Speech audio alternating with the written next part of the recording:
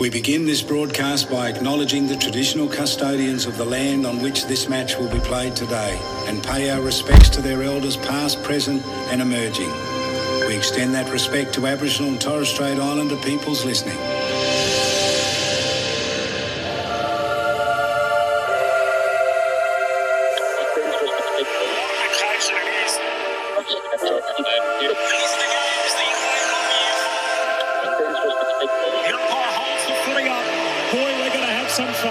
The AFL in 2026 on ABC Sport.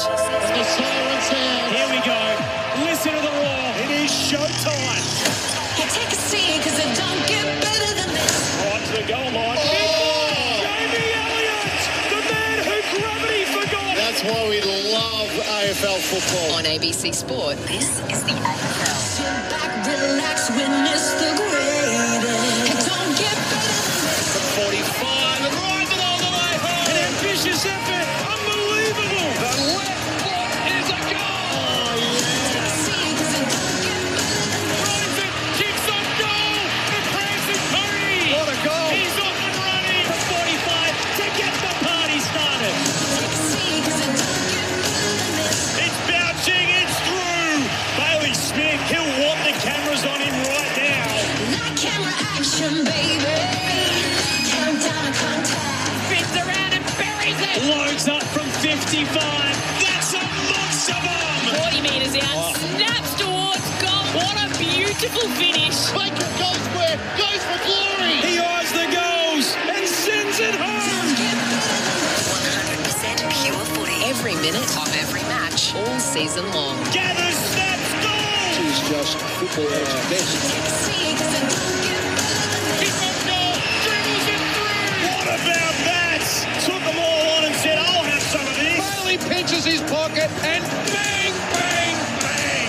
That's the price you pay against the Premier. Watson snaps. Oh, Watson puts it through. And the Wizard arrives precisely on time. He's built for the big stage. On his left boot, his kick is good. Inside 50, off the step, turns and goes bang. And snap. And goal. There's some bravery through the middle of the ground. How good is that? What a goal. He wastes no time. He whacks it through for another. It doesn't have to be your night, but it can be your moment. Hands it to Charlie Cameron. He can walk it in. Show him your tail lights, Charlie. Welcome to ABC Sports coverage of the 2026 AFL Premiership season. Runs the 50 out. What a way to finish. On radio ABC Sport Digital Radio. and ABC Listen. You take a seat because it don't get better than this. The King's birthday weekend has become a staple of the football calendar as the AFL community comes together to aid the fight against motor neuron disease.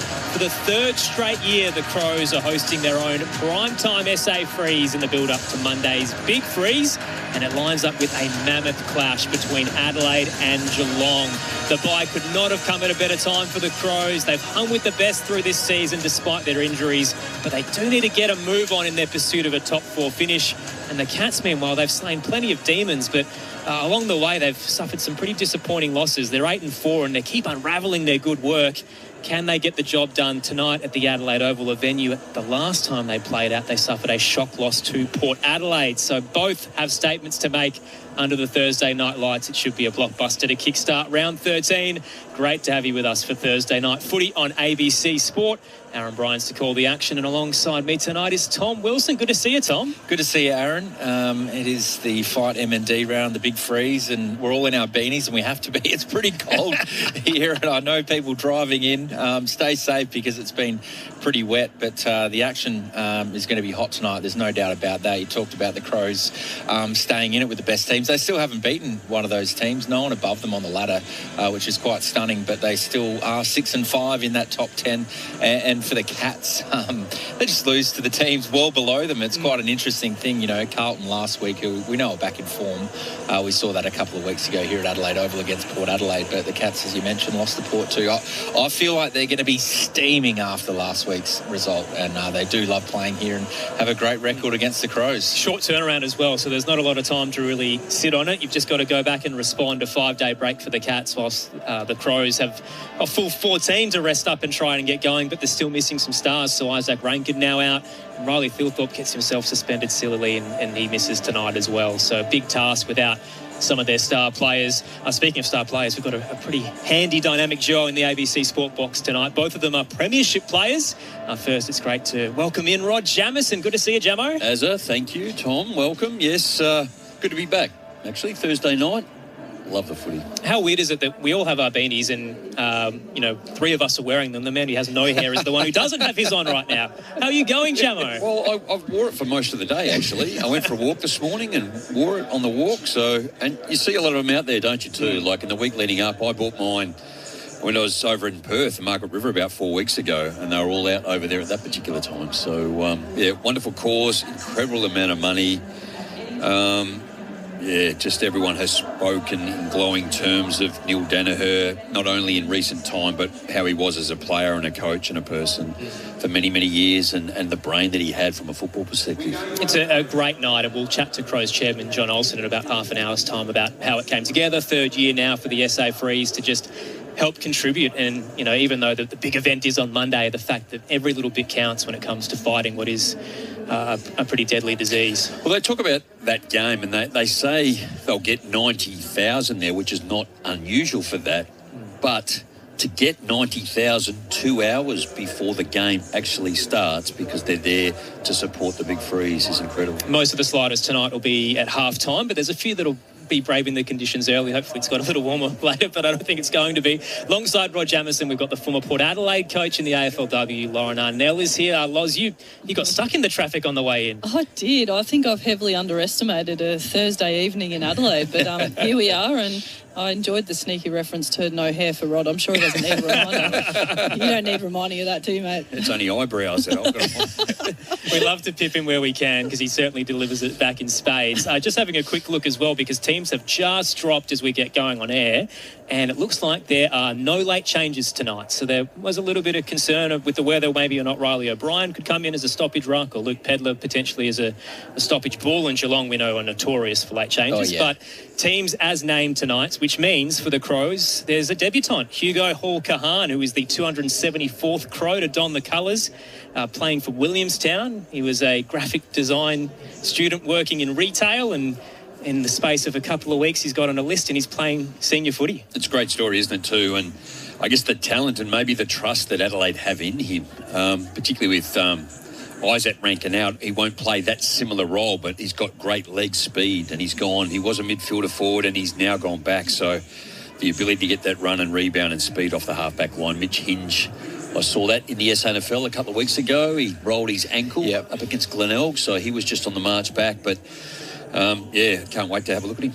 It's going to be exciting to see what he can deliver, given he found the footy pretty well at VFL level, and you put him at half-back, he's probably going to get a lot of chances. An exciting time for him too, to be playing on Adelaide Oval in your debut is awesome. But I've noticed the Crows have been quite bullish in what they've talked about during the week. They've been really open about their desire to create more run and offence off half-back, and notice I think they're 17th ranked team in the competition for defensive half chains to score, and so that's a pretty shrewd appointment, and certainly rush him in and help out Miller in the back line there. It's just quickly, Aaron, it's an interesting one with mid-season draft. Teams are clearly picking players that they can use immediately. It's not one of these, we'll grab them for 18 months and we'll have a bit of a look and see what happens. So they grab him and put him in. What about a few of the guys like Chase Jones and Billy Dowling and Oscar Ryan, who's yet to make his debut as a former first-round pick? As a coach, Lauren, do you have to talk to them about that? Yeah, I think you'd certainly be expecting those types of guys to be turning their head around the locker room, that's for sure. And you'd expect them to be, as a coach, you'd certainly expect all the players to welcome these guys in and make them feel a part of the group as soon as you possibly can. But you also expect the level of humanity of going, well, boy, there's another one on the list that's a similar type to me. And so, yeah, you'd be, if you're Matthew Dix and certainly the line coaches in those, particularly that back line, you're going to be having to have a few conversations and trying to set those types of guys up for success in their SANFL. It's been great to see, though, as you said, the rebranding of the mid-season draft. Yep. Well, when it started, we were getting a couple of superstars out of maybe 30, and a lot of them were going there for 6 months and then immediately being axed, and it hurt the state league clubs. It didn't help their career trajectories. And now we've gotten to a point now where most of the players that are getting picked up are at least getting the opportunity to do so. Most of them are signing 18-month contracts, so they're not immediately facing the bin.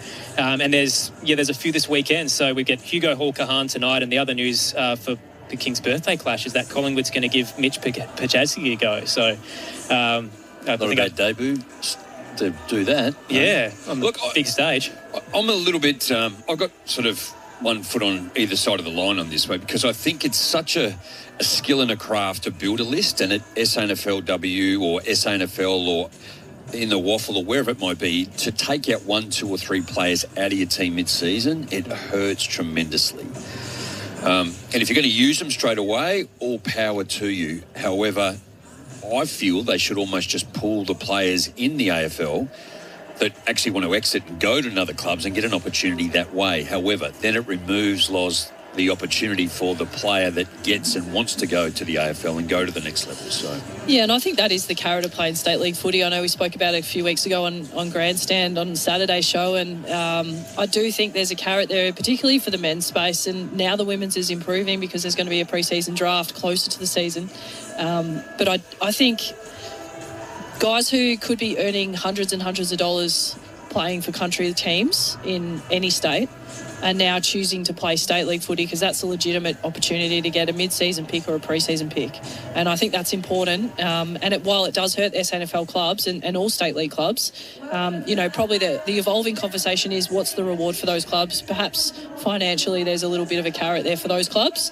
But there has to be incentive for the North Adelaides and particularly Woodville, West Torrens of the world this year, where guys are certainly going to want to play for them next year off the back of this year's mid-season draft. Well, Glenelg lost 2, Harry Ram to Port Adelaide 2 and Oscar Adams to the Gold Coast. And Oscar was almost ready to play that following week, but played 2 weeks later. And then Harry got his opportunity late in the season. Then you follow Glenelg. They went into the finals and lost their Max Proud in the first week, so that 3 of their key defenders had gone in the middle of the year. So it made it a little bit hard, but that's sort of in your own backyard. But you do feel, as you just touched on, like the Eagles, they were flying at this time of the year, and now they've lost 3 players. Yeah, it'll definitely square up the state league competitions for the back end of the season. There's no doubt about that. But, the reverse of that, like I said, is there's an absolute carrot there for clubs who are finding that their players are getting opportunities. Surely that's a recruiting, that's going to be an absolute recruiting boom for them in the following year. It's finding the balance in compensation because they're getting $10,000 for a player that gets picked up at the moment, and maybe you double that, and that might be enough for clubs to say, look, because what you lose out of it's a never-ending sponsors, amount, isn't it? If you don't play finals, you lose a lot of money out of that. But I don't think it's that. I don't think that's the same rule anymore. So because clubs like the Eagles were, I think they're number 1 SNFL team, they do get players drafted. I think Glenelg's number 2. And all those clubs were getting that type of, remuneration. But now I think they've actually split it, so everyone gets it from the SNFL and they get split evenly across the rest of the league. Yeah, which Woodville wouldn't be happy about at all. You wouldn't blame them based on that. We had the awkward moment last week, which was Josh Franco's son, Ollie, getting picked up with the Eagles. And he's elated that his son is finally playing senior footy, and it's, by all reports, West Coast have treated him very well in the first few weeks. But the downside is he lost his star midfielder as the North Adelaide coach. So, and a ruck too. And he has to play against his former ruckman in a few weeks' time. So it's a brutal industry. But you're right, it's all about opportunity at the end of the day, isn't it, Loz? So that's where we find ourselves, and we get two mid-season debutants this weekend. We actually have 4 debutants overall. So Jai Murray for the Gold Coast Suns is going to get a crack. He was a first-round pick for them. And also Luca Kentfield is getting a go on King's birthday for Melbourne. So he's a key forward. So getting a few fresh faces on a very big stage in a few days' time. Did you see the social media grab of Damien Hardwick going to the Suns player's house? I didn't actually. If you're listening and you're obviously not driving, jump on your phone when you're not driving. There's a really cool grab. So Hardwick, it looks like he's a Gold Coast kid, rolled into the family home, and the kid's sitting in his bedroom on the end of his bed gaming. And he's got his senior coach rolling in with a Suns jumper. It's good content. I didn't mind it. I'm glad, it could have been worse. I'd be knocked.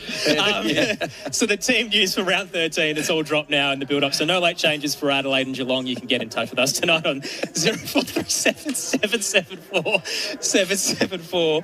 Hawks and the Bulldogs tomorrow night's going to be a big one. We've got 2 finals contenders head-to-head at the G. Jack Gunston will not be playing for Hawthorn, so that foot injury keeping him out for at least this week. So Bodie Ryan back in. Cody Waitman's going to play his first game in close to 2 years.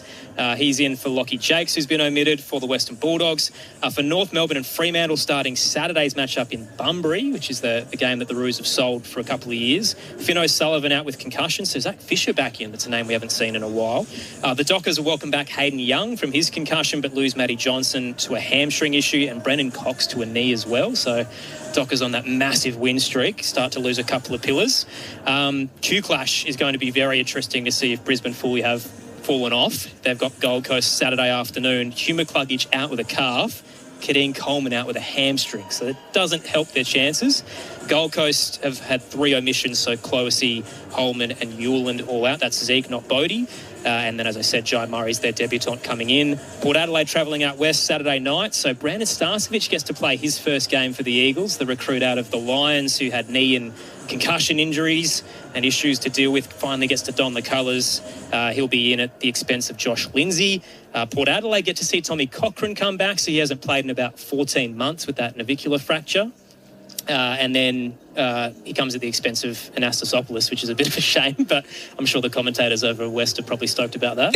No doubt about that. And you know, probably people across the nation will know him as Dougie's brother, considering there's so much talk about, you know, Dougie next draft. But Tom, as you know, we mentioned pre-game, Lauren, he's been in some great form in the sample, and I know Josh Carr really likes the way he goes about it. Yeah, I think Tommy's, while Port Adelaide, in my belief, I think there's far too many of the same player on the list. There's so many small forward types who can get up on a wing.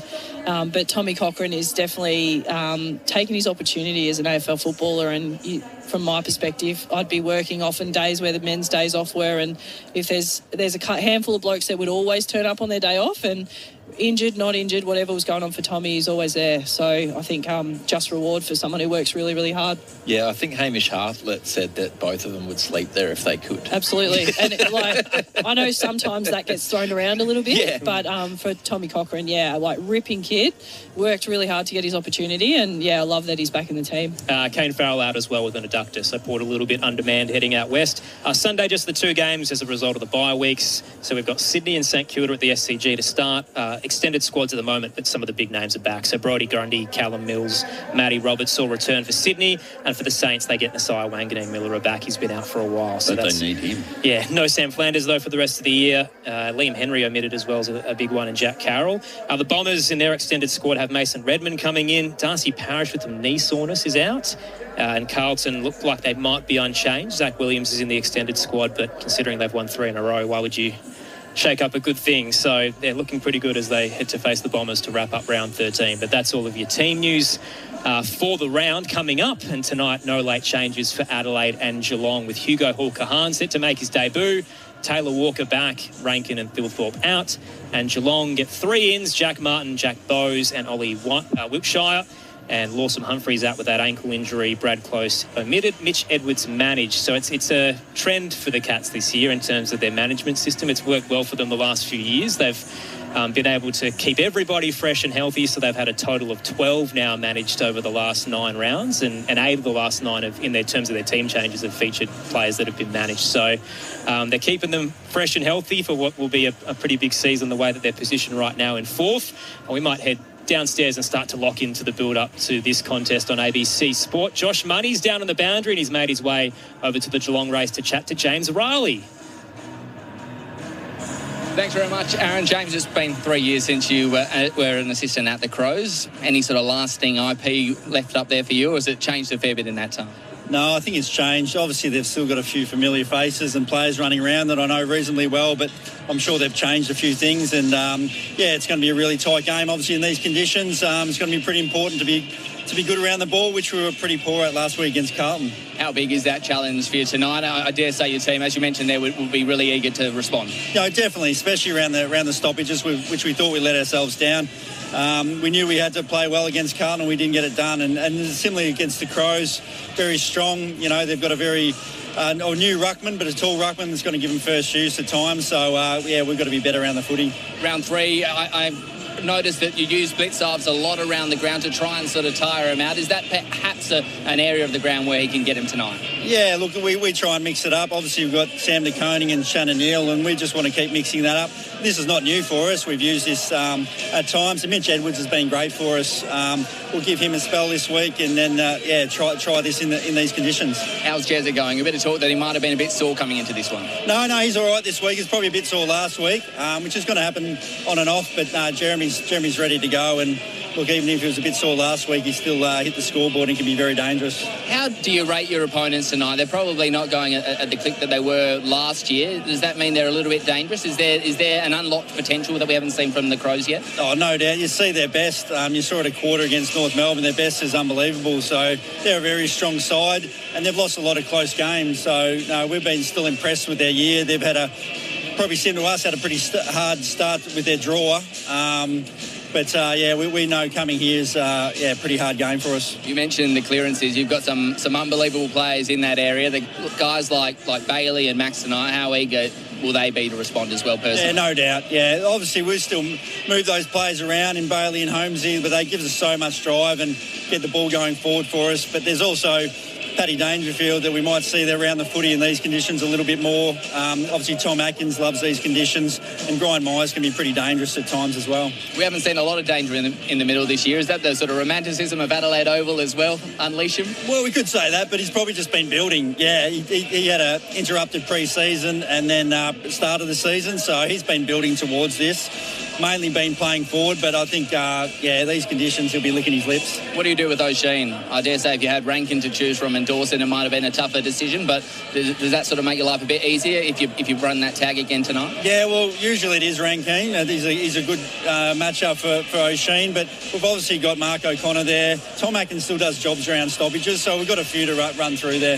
If you're coming up against a player who was playing VFL footy only 8 days ago, can you ruffle his feathers a little bit with the Crows debut on tonight? Yeah, it's interesting. Obviously, he's had a crack at it before, but it's great to see him get his opportunity.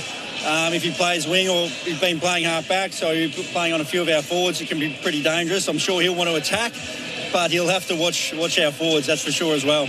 And what about their forwards as well? I mean, you know Tex very well. He looked pretty fired up in the Sandfield, didn't he? Yeah, I actually spoke to him after that game, so I know he'll be keen to play. Obviously, he's still a great player, and he's been in good form, so we'll be keeping an eye on him and Fogg and Toby Murray and the like, and they've got obviously some dangerous smalls as well, so yeah, we know what we're up against. Where's Brad Close at the moment? Oh, look, Brad, for detail, he had a very uninterrupted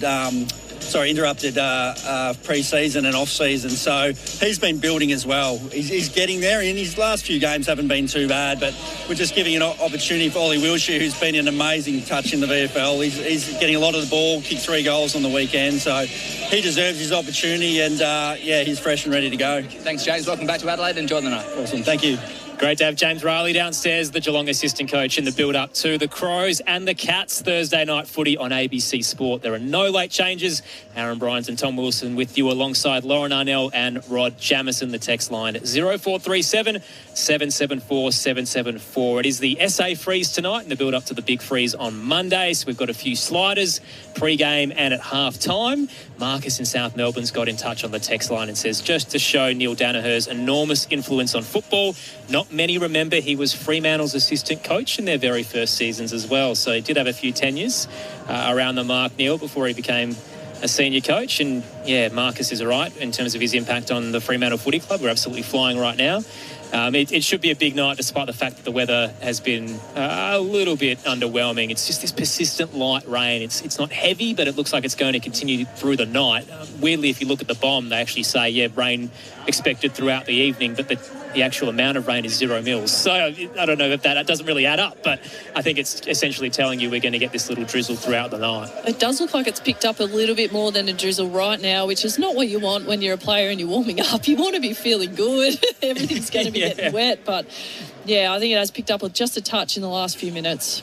And Phil in Victoria on the text lines also said, I don't want to take away from the game, but would love to hear your opinions on the coaching situation at both clubs at some point. Tell you what, Phil, we'll park that and we'll definitely get into it because John Olsen, the Crows chairman, is going to join us. And as many would know if you've looked online on social media at any point, the Crows fans are a fickle bunch at times. They can be pretty aggressive towards Matty Nicks, despite the fact they were minor premiers last year. And some do feel like maybe not tonight, but certainly the next month is a fork in the road moment for where the Crows currently sit, and the fact that they need to make some hard calls now about their future because they're right in the window, and if you were going to make any change, it would be now. But they've signed Matthew Nicks till the end of next year, and from all reports, the club's pretty happy with how it's progressing. But the follow-up question, Lauren, I guess, and we were chatting about this before we threw to James O'Reilly, was the game plan. And Matthew Nicks was asked about it across the bye period, and particularly this week, that statistically everybody who is successful right now is a strong handball team, and they are a better kicking team.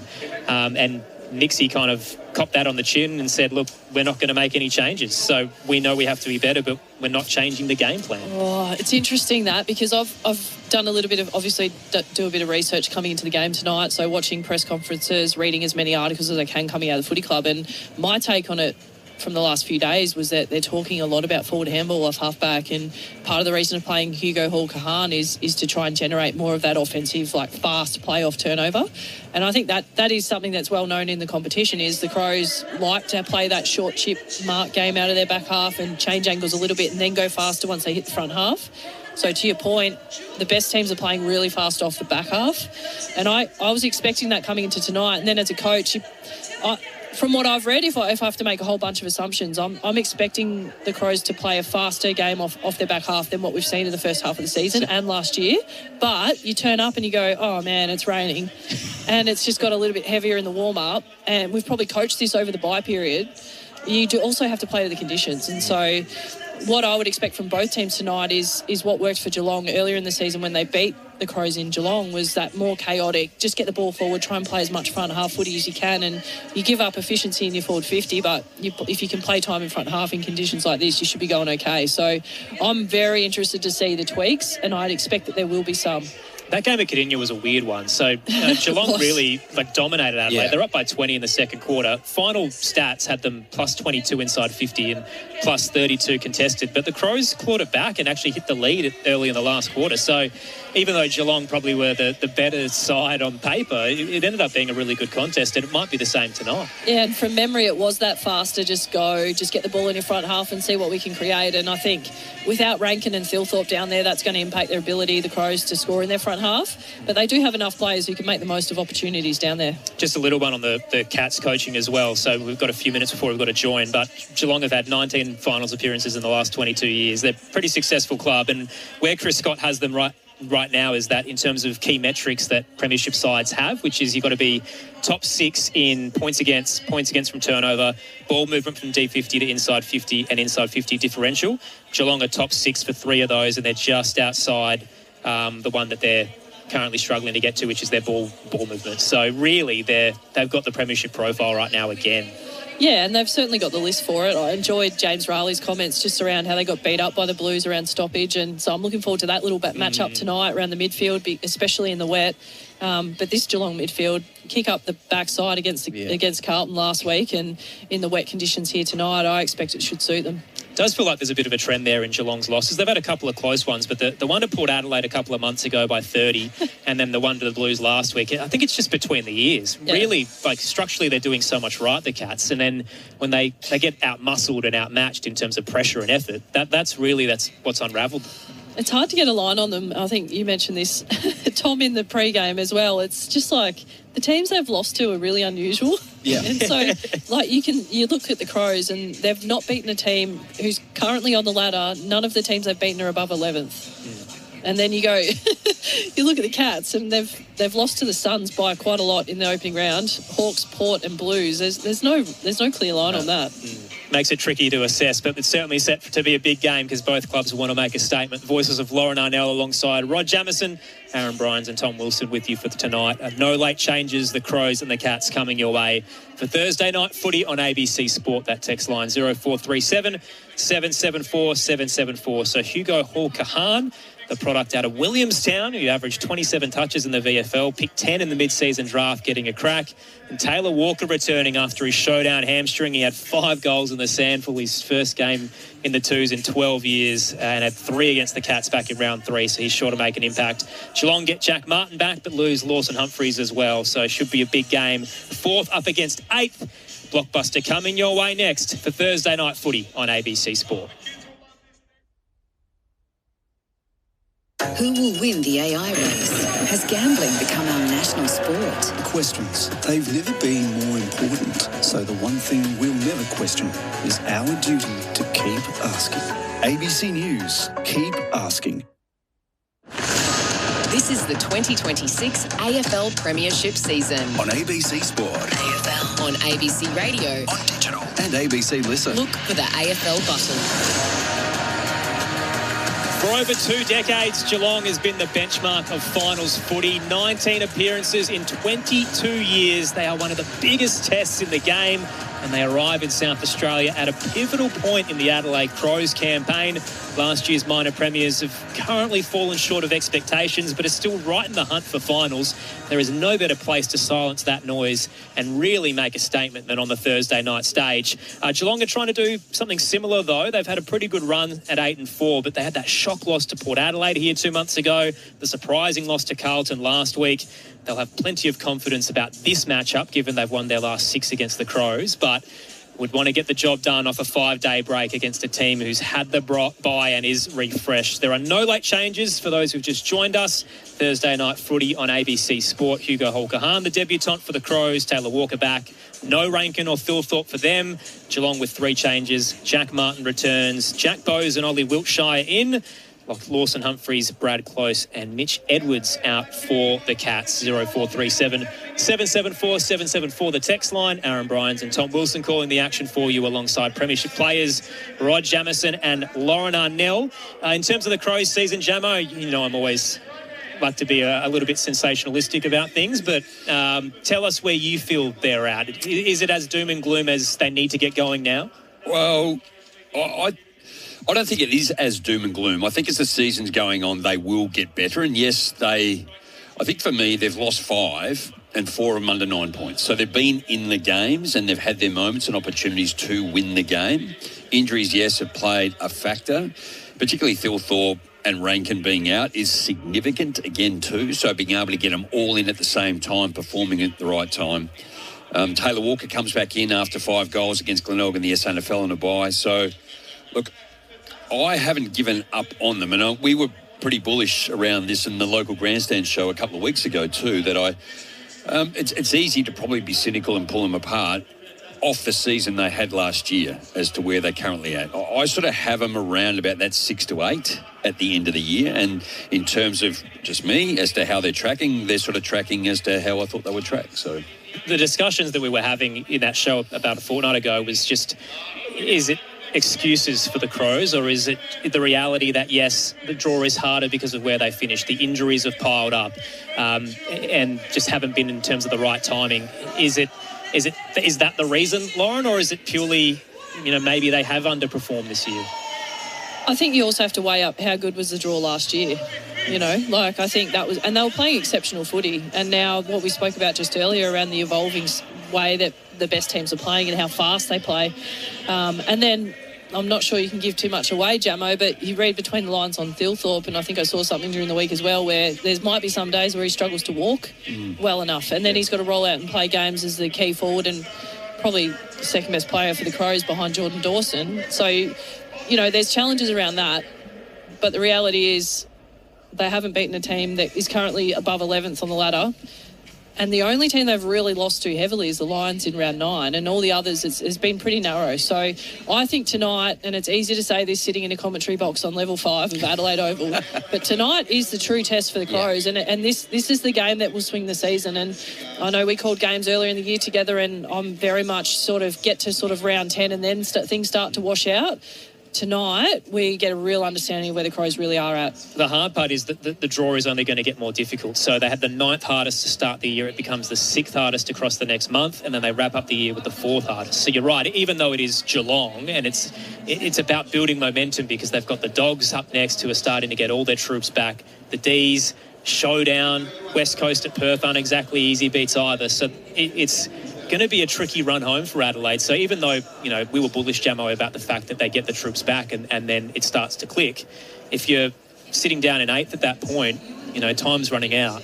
Yeah, no, look, I'm not going to defend them because of my background at all. I think, again, last year, they kicked 207 goals amongst their top 5. And that's the most they've kicked in nearly 5 or 6 years. Like the scoring power they had last year, the way they navigated through a game, again, when things came at them or it got hard, they were able to slow it down, go fast, or just work it out. And the last 2 games at home and locally, we sat back and said, they could not have set it up any better last year. Absolutely. They finished top, 2 home finals and then an opportunity to play in a granny, and they lose both those games. And the way they played in those 2 games, Loz, was the worst 2 games for their entire season. And that's why tonight is the test, because you're playing what should be a top 4 team. You're at home. It's round 13. Yes, you're missing a few troops. Everybody is. I think tonight, if you can navigate the same scenarios that you've mentioned, that we know this team can navigate like they did last year, let's see it again tonight in the middle of the season when it really, really matters to set the rest of the season up. Yeah. So, look, I'm keen. And conversely, too, when you have a look at Geelong, I mean, yes, they've only lost the 4, but 2 of them against Carlton and Port Adelaide, which you'd probably say that they're well out of the 8, So, again, it's sometimes the opposition can get a hold of you and you have bad nights and, again, form, injury, whatever the case may be. But I think Geelong are a seriously good side. Voices of Rod Jameson and Lauren Arnell with you as part of Thursday Night Footy on ABC Sport, the build-up to Adelaide and Geelong. If we're talking about mid-season reviews when it comes to the Crows, there's probably no one better to ask than their chairman, who's been good enough to jump into the box tonight in the build-up to game time, set to be a big one here in South Australia. John Olsen, welcome to ABC Sport. Good to be with you guys. We'll get into the nitty-gritty in a moment. I want to talk about the SA Freeze. So 3rd year in a row. You can see the beanies everywhere. We're getting some big-name sliders heading down pre-game, half-time. Just talk to us about how it came together a few years ago and why it's so important that even though we've got the King's Birthday Clash, that South Australia jumps in and does this as well. Well, as Neil Danaher did, he took the challenge across Australia. Became Australian of the Year because of the endeavours that he put in place. And so we wanted to be part of that, and Tim Silvers drove that, to be part of MND and participate in some way. And so over the journey we have, obviously, and my understanding is outside Victoria, we are the biggest contributor to the endeavour. And there's, sometimes things are better and bigger than football. And when you talk about MND and how it impacts people, and I had a personal friend who contracted MND, and I saw what it did to him. And I have been absolutely amazed how Neil Danaher, with that disease, over years pursued the agenda on it, raised its profile across this country, that moving towards finding a cure, how great a legacy has he left as a result of that? Did you get a chance to chat to Neil before his recent passing, just obviously with what you've been able to accomplish? No, I didn't. I previously had talked to his daughter when she was over here last year, and Matt, the CEO, also. I've had discussions with them, but not, unfortunately, with Neil. I imagine they're over the moon with what you've been able to accomplish, though. Well, it's asthma. Well, you sort of beat the chill on the hill. Well, tonight you're not going to beat the chill on the hill. Doesn't matter what you do. However, it's our small contribution to what is an outstanding program by an outstanding man. It's a big night for your footy club, Geelong in town. They're a bit of a perennial bully sometimes in terms of their record. So a big test for you guys, but you've had 14 days to stew on the year. How are you feeling like you're progressing? The break came at a good time for us. It enabled us to stop, assess the season so far. But I put this to you: we are 6-5. We were 7-4 at the same time last year, and ended up being minor premiers. We've had key players of our injured squad, key players part of that, whereas a lot of clubs has been spread across the squad. So my argument would be that it's impacted us, some of those injuries in a more substantial way. And when you lose games by 8 points, 6 points and a miserable 2 points, then you sort of focus, our best is good enough. We've got to have consistency, quarter by quarter, game by game, and that's what we're focusing on now, and I think the break will have assisted us in that process. And that's what I was keen to clarify with you is, when you have 2 weeks on your hands, a lot of people start to unpack all the numbers and how it's all sitting. And Nixie came out this week and was pretty strong that we are not going to change the game plan. We think this is a winning formula. So do you feel the same as a board that where you're going to right now is going to win you a flag? Well,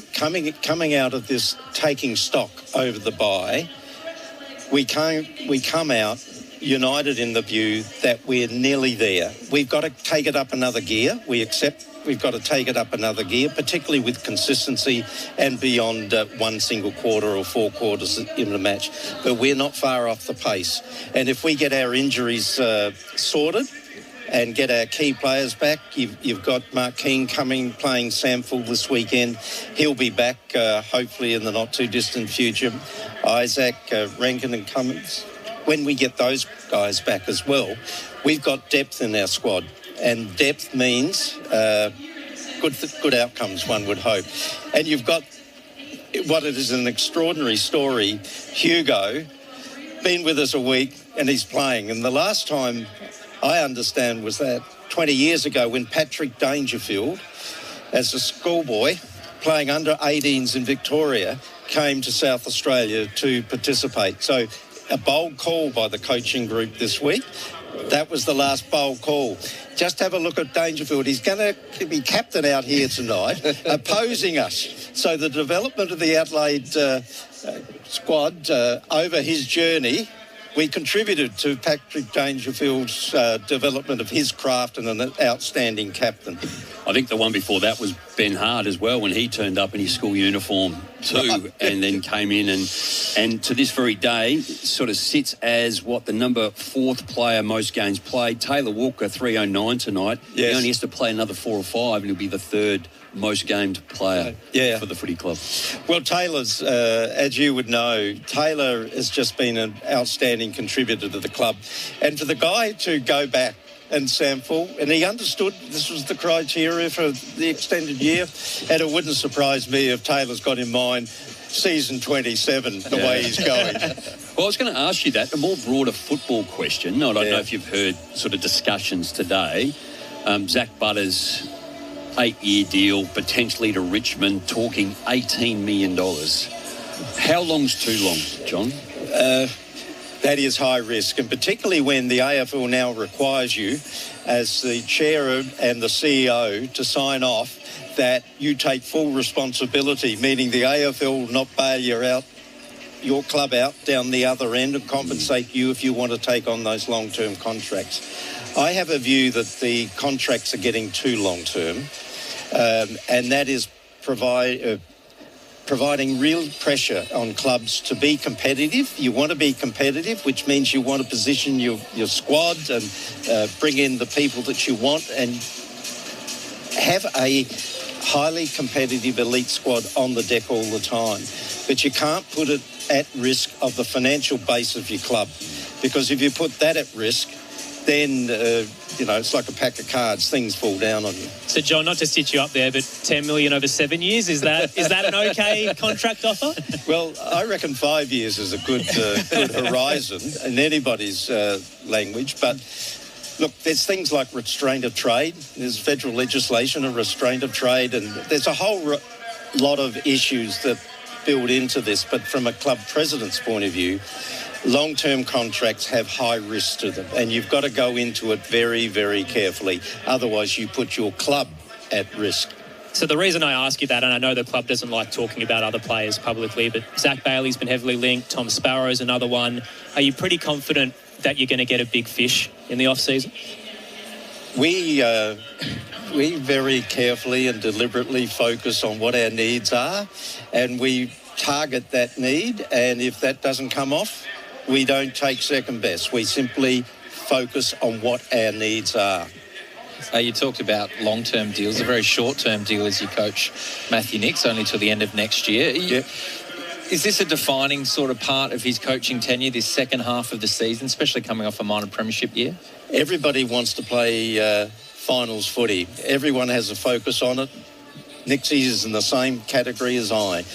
That is, and it's the whole board and the club and our supporter base. We want to play finals. That's our focus. And we learnt the year before last not to get ahead of yourself. So we look at each game, week at a time, build it up, position ourselves, get into the finals and address it then. You think the fans might start to get a bit impatient, though? Well, over my 6 years at the club, I've seen impatient fans. When you go through a rebuild, rebuilds are really difficult. They are time-consuming, and you can't accelerate them and fast-pace them. You've got to do it deliberately, so you're in it for the long haul. So you don't just have a blip today and get a bit of success today and then you drop off. Sustained success is what every club wants to achieve. That means you've got to be quite deliberate and focused and disciplined in how you go about attracting talent to the club. And I'd argue in the last few years, the club has done a really good job in bringing in key talent to supplement our squad. John, a couple before we let you go.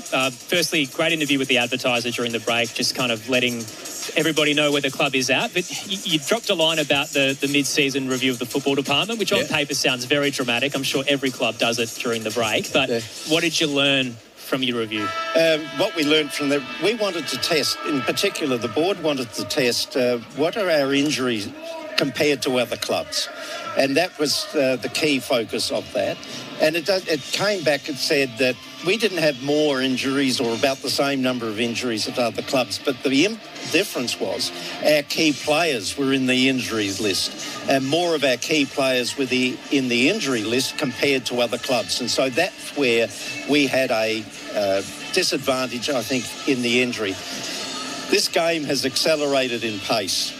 And that's why you're getting hamstrings and soft tissues during the course of the game. It's more entertaining for spectators.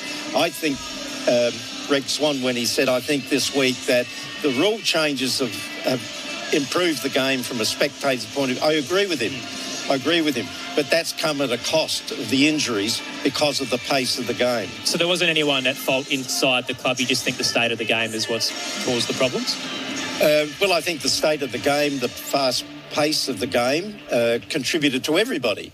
But for us, we had some of our key players had niggling injuries during the course of the last 7 or 8 games, and that's impacted disproportionately for us.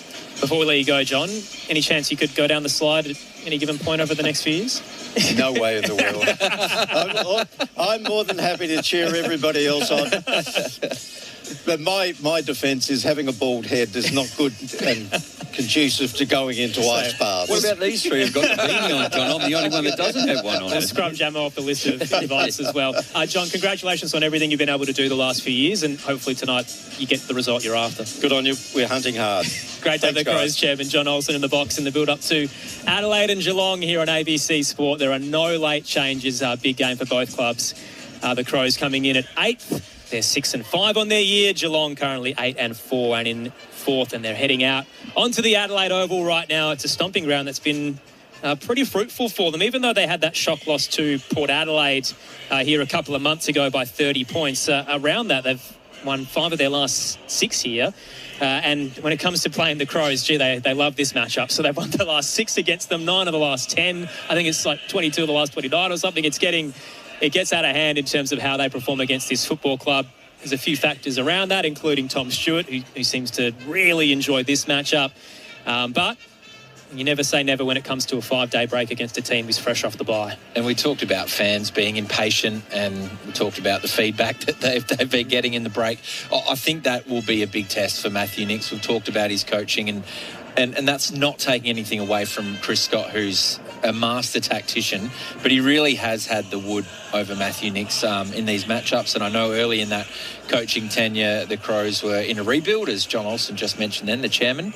But I'm interested to see some of the tactical moves tonight, whether could the Cats send someone back to Wayne Miller? Is that the role that, Oisin Mullen gets tonight to stop his run-off halfback, which is something that Crows have talked about that they're really trying to generate. And that will be the challenge, I think, for Matthew Nicks in this second half of the season. I have to concur with John Olsen in terms of the Crows have lacked continuity this year with injuries, but what you said before, Lauren, is like, how long do we have to wait? We get to round 10, we're now at round 13, we're sort of waiting for it to click.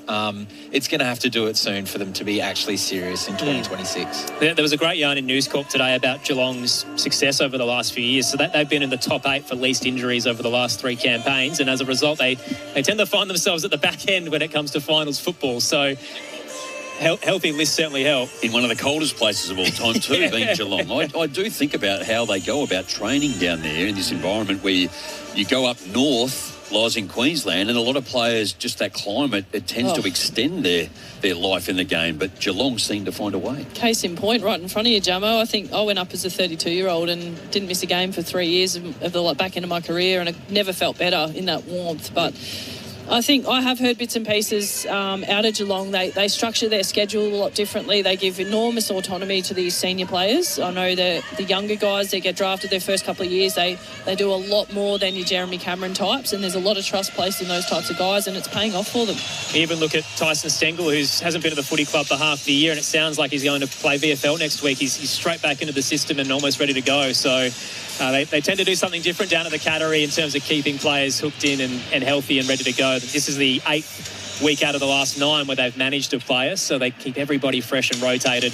The Adelaide Crows heading out onto the Adelaide Oval. Crowd slowly building, and the rain seems to have subsided for now. It was a little wet this afternoon, especially in the drive-in, but the hill's starting to fill out for what is the SA freeze as part of the King's birthday weekend. So the Crows, with their 14-day break, had the loss to the Hawks at Launceston by 9 before it, and come in tonight 6-5, trying to claim their first big scalp of the season, but have to do so without Isaac Rankin and Riley Thilthorpe and Jamo and Loz. I guess the exciting part about that is it's very likely Josh Rochelle heads back on ball, and the last time he did so against Geelong earlier this year, he had a career-high 31 touches. Well, he didn't attend a centre bounce in last week's game, or against Hawthorn, which was surprising too. So I guess his game is evolving, but listening to James Riley as well, when you have a look at Geelong against Carlton, their clearance, they got smashed in that area. The centre stuff was okay, but around the ground, and when you have a look at Bailey Smith, Max Holmes and Tom Atkins, they are the 3 best at it, and they're in the top 10 in the AFL as well too. So it's going to be a big test for Barry Peatling, Saligo and Dawson in the middle of the ground. Blitzad's being the only ruckman. Do you get a read, Jamo, at all out of the Crows on why Rochelle hasn't been to more CBs? No, I haven't actually too. Other than maybe they feel he's more dangerous up forward. Yeah. I mean, that's the hard bit, is choosing, where do you put him, because he's so damaging, particularly in that forward 50. And I heard, Chris Scott talk about Jordan Dawson, didn't he? And he spoke about, he's great back, he's a great midfield, he's a great forward. The challenge for coaches is, where do we actually play him? The interesting one with Rochelle is that, defensive side of game, it's an easy thing to pull out.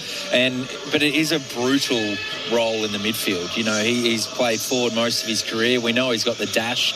We know he's got the skills, but those hard, mature bodies, clashing in contests around the ground certainly wears you down. And particularly the pace of someone like a Bailey Smith, one of the best players in the competition this year. He's got to be right up there in the Brownlow. His work rate around the ground, asking a guy like Josh Rochelle, who hasn't spent anywhere near that amount of time on ball, if he's got to run the other way and play defensively against a Bailey Smith tonight, he's probably going to find himself in a bit of strife. Averages 32 touches. He's the league leader for disposals and had 40 against the Crows back in round 3 at Cardinia. So it is a big matchup tonight, whoever goes to Bailey Smith. The Josh Rochelle one, so if the numbers compared to when he was on ball to when he wasn't are kind of pretty stark in terms of the difference in terms of his impact. So when he started the season, first 6 games in the midfield without Isaac Rankin, averaging 23 touches, 5 clearances and nearly 2 goals per game. It's 1.8. Then in the last couple of weeks, so the last 5 where they flipped the role, he dropped down to 15 touches, 1 clearance and 1.6 goals. So, look, Rankin is very damaging, and that's probably the argument, is maybe he's more damaging than what Rochelle does. But his numbers have essentially halved by moving back into that half forward role. Well, I'm getting older and my eyesight's slowly getting worse, but from what I can see right now, Rochelle's warming up with the forwards. Well, the fact he's kicked 18 goal 8 too. So, mate, that's, that's why I guess the opportunity and his touch and his skill, I guess over the time, the expectation of what they wanted from him. And he's learnt the defensive side of the game now, but I guess to put him in and have a go in the centre from time to time, but I guess the speed and the way he reads the football and the quality of player he takes back, just leave him. You almost want to just put him in the square and push everyone out 30 or 40 metres. I think if we're going to talk about Crows centre bounce, we should be talking about Sam Berry in the season that he's had. He leads the competition in tackles. He was showdown medalist. I think he's been exceptional and taken every opportunity that's been put in front of him. So you balance that out, and if you're Matthew Nicks, you go, well, you've got to give a guy like Sam Berry an opportunity to continue to thrive in that space. Excellent scouting from Loz as well in terms of who's out there at the moment. So the midfield mix, you've got Berry, Peatling, Saligo's out there, Dawson, Dan Curtin and Braden Cook in there as well, maybe more of wing roles, but Cookie saw a little bit on ball against Hawthorn, as did Curtin, and one probably could perform better than the other. But, yeah, that looks like it's going to be the six they'll be working with tonight in terms of their midfielders. Well, it just goes back to them backing themselves, doesn't it? You know, backing what they know, backing what they're doing, playing their players in their usual positions. We've seen other clubs throw it around a bit this year, but, you know, they're certainly backing themselves in, at the halfway point of the season. 6 minutes till the game gets underway here, Adelaide and Geelong to kickstart round 13 for Thursday night footy on ABC Sports. I might hand it over to Rod Jameson and Lauren Arnell. Who's winning and why tonight, team? Well, I actually don't know. I've come here sort of optimistic, but I think Geelong are gettable. I really do. And I guess off their last visit here to Port Adelaide, they didn't perform well. The pressure applied.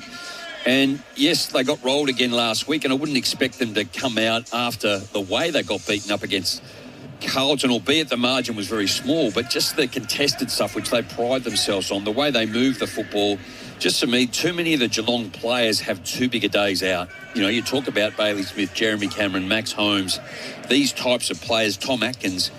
When it comes to Adelaide Oval and up against Adelaide particularly, they actually just smash them. So they tend to have bogey sides, Adelaide, and Geelong is one of them. Head-to-head, 53, 32 wins to Geelong, 21 to Adelaide, and yet here 14 wins, and predominantly Loz, most of them against Adelaide. Yeah, I agree with you. I think it's going to be a close game. I think there'll be a couple of goals in it, but I do think it'll go Geelong's way. I think Jack Martin coming into the team is a good one for the Cats. He was one of their best players last time they played in Geelong. He kicked 3 goals, and that dynamic forward line that they've got is important, but the midfield, there's not many better in the AFL, and I think tonight I expect Geelong to bounce back. They got tidied up by the Blues around stoppage last week.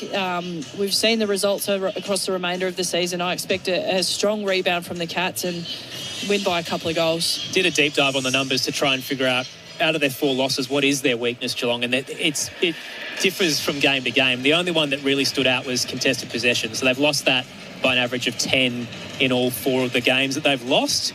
So maybe it just comes down to effort tonight for the Crows. Outwork them like Carlton did last week, and that might be enough. Well, I think the Geelong defence are miserly too, and they will give you a bit of space. And again, the intercept stuff is of concern, but their firepower, when you got Jeremy Cameron 34, Sean Manor 20, Jack Martin, Loz touched on, Oliver Dempsey, but then you have a look at Oliver Henry, he's kicked 20, and Patrick Dangerfield up there for 10, and we're sitting here watching Shannon Neal bomb screw punts like post high in the warm-up. So their ability to be able to score through multiple options, this is what we were sitting here talking about Adelaide last year about.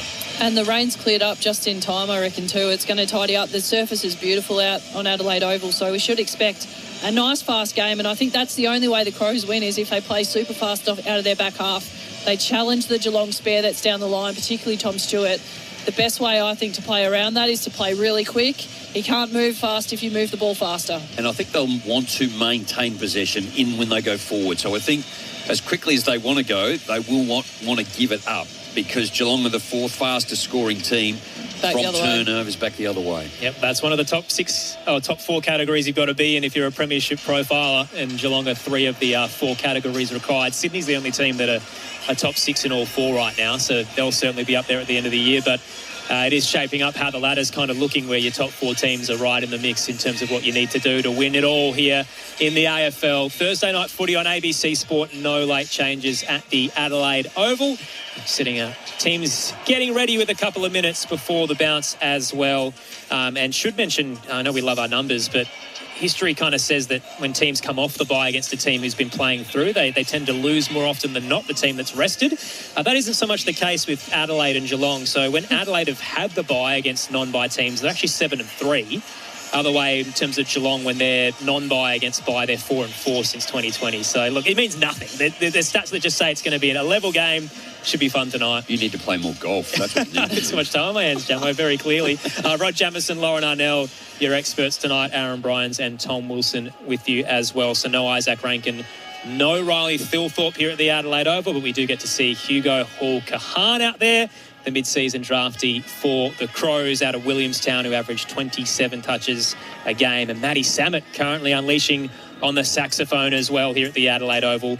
A warm welcome to everyone joining us from WA for the Crows and the Cats. No late changes. We're about to get underway for Thursday night footy on ABC Sport. All right, Jamie, you kind of talked around it, but give us your tip. I'm going to go Adelaide. Loz? Oh, Cats by 2 goals. I think, they'll play a super fast brand of footy. It's going to be a good game. Tommy?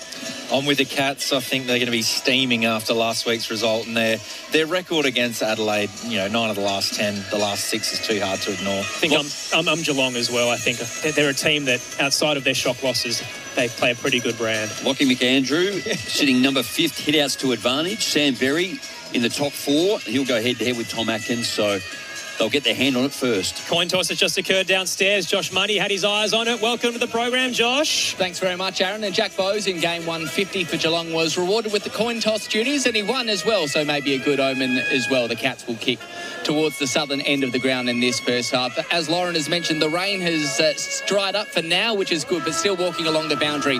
Really slippery conditions, as slippery as I've felt my time walking around Adelaide Oval. So let's hope out in the centre it's not quite as bad. Matty Nix has spoken pre-game. Some interesting matchup news ahead of this one. So Callum Archie, who of course hurt his thumb against the Hawks, was maybe touch and go to play tonight. Well, he's got the job on Tom Stewart, so that is a huge task. He's tormented the Crows in recent times, and Max Michaelani will get the huge job as well on Jeremy Cameron. So some interesting honesty from the coach early days, and we're really well set for this one. Just having a look at the bench, Jack Bowes, that man there's won the toss, but he'll start on the bench for the Cats. Tanner Bruin, O'Shane Mullen, Big Tagger, Mark Blitzarves and Sean Manor start there for the Cats. Keys, Toby Murray, Saligo and Nane Curvis are on the bench for the Crows, alongside the man who was working in retail just 8 days ago in Hugo Hall-Kahan. Can't wait. Here we go. It's Adelaide and Geelong for round 13 action. Lauren Arnell, Rod Jameson, your experts. Aaron Bryans to call the action and get us underway. Here is Tom Wilson for Thursday night footy on ABC Sport. Huge clash. So much on the line for the Crows. Not quite now or never. And McAndrew wins the knockdown straight down towards Peatling in the wrong direction.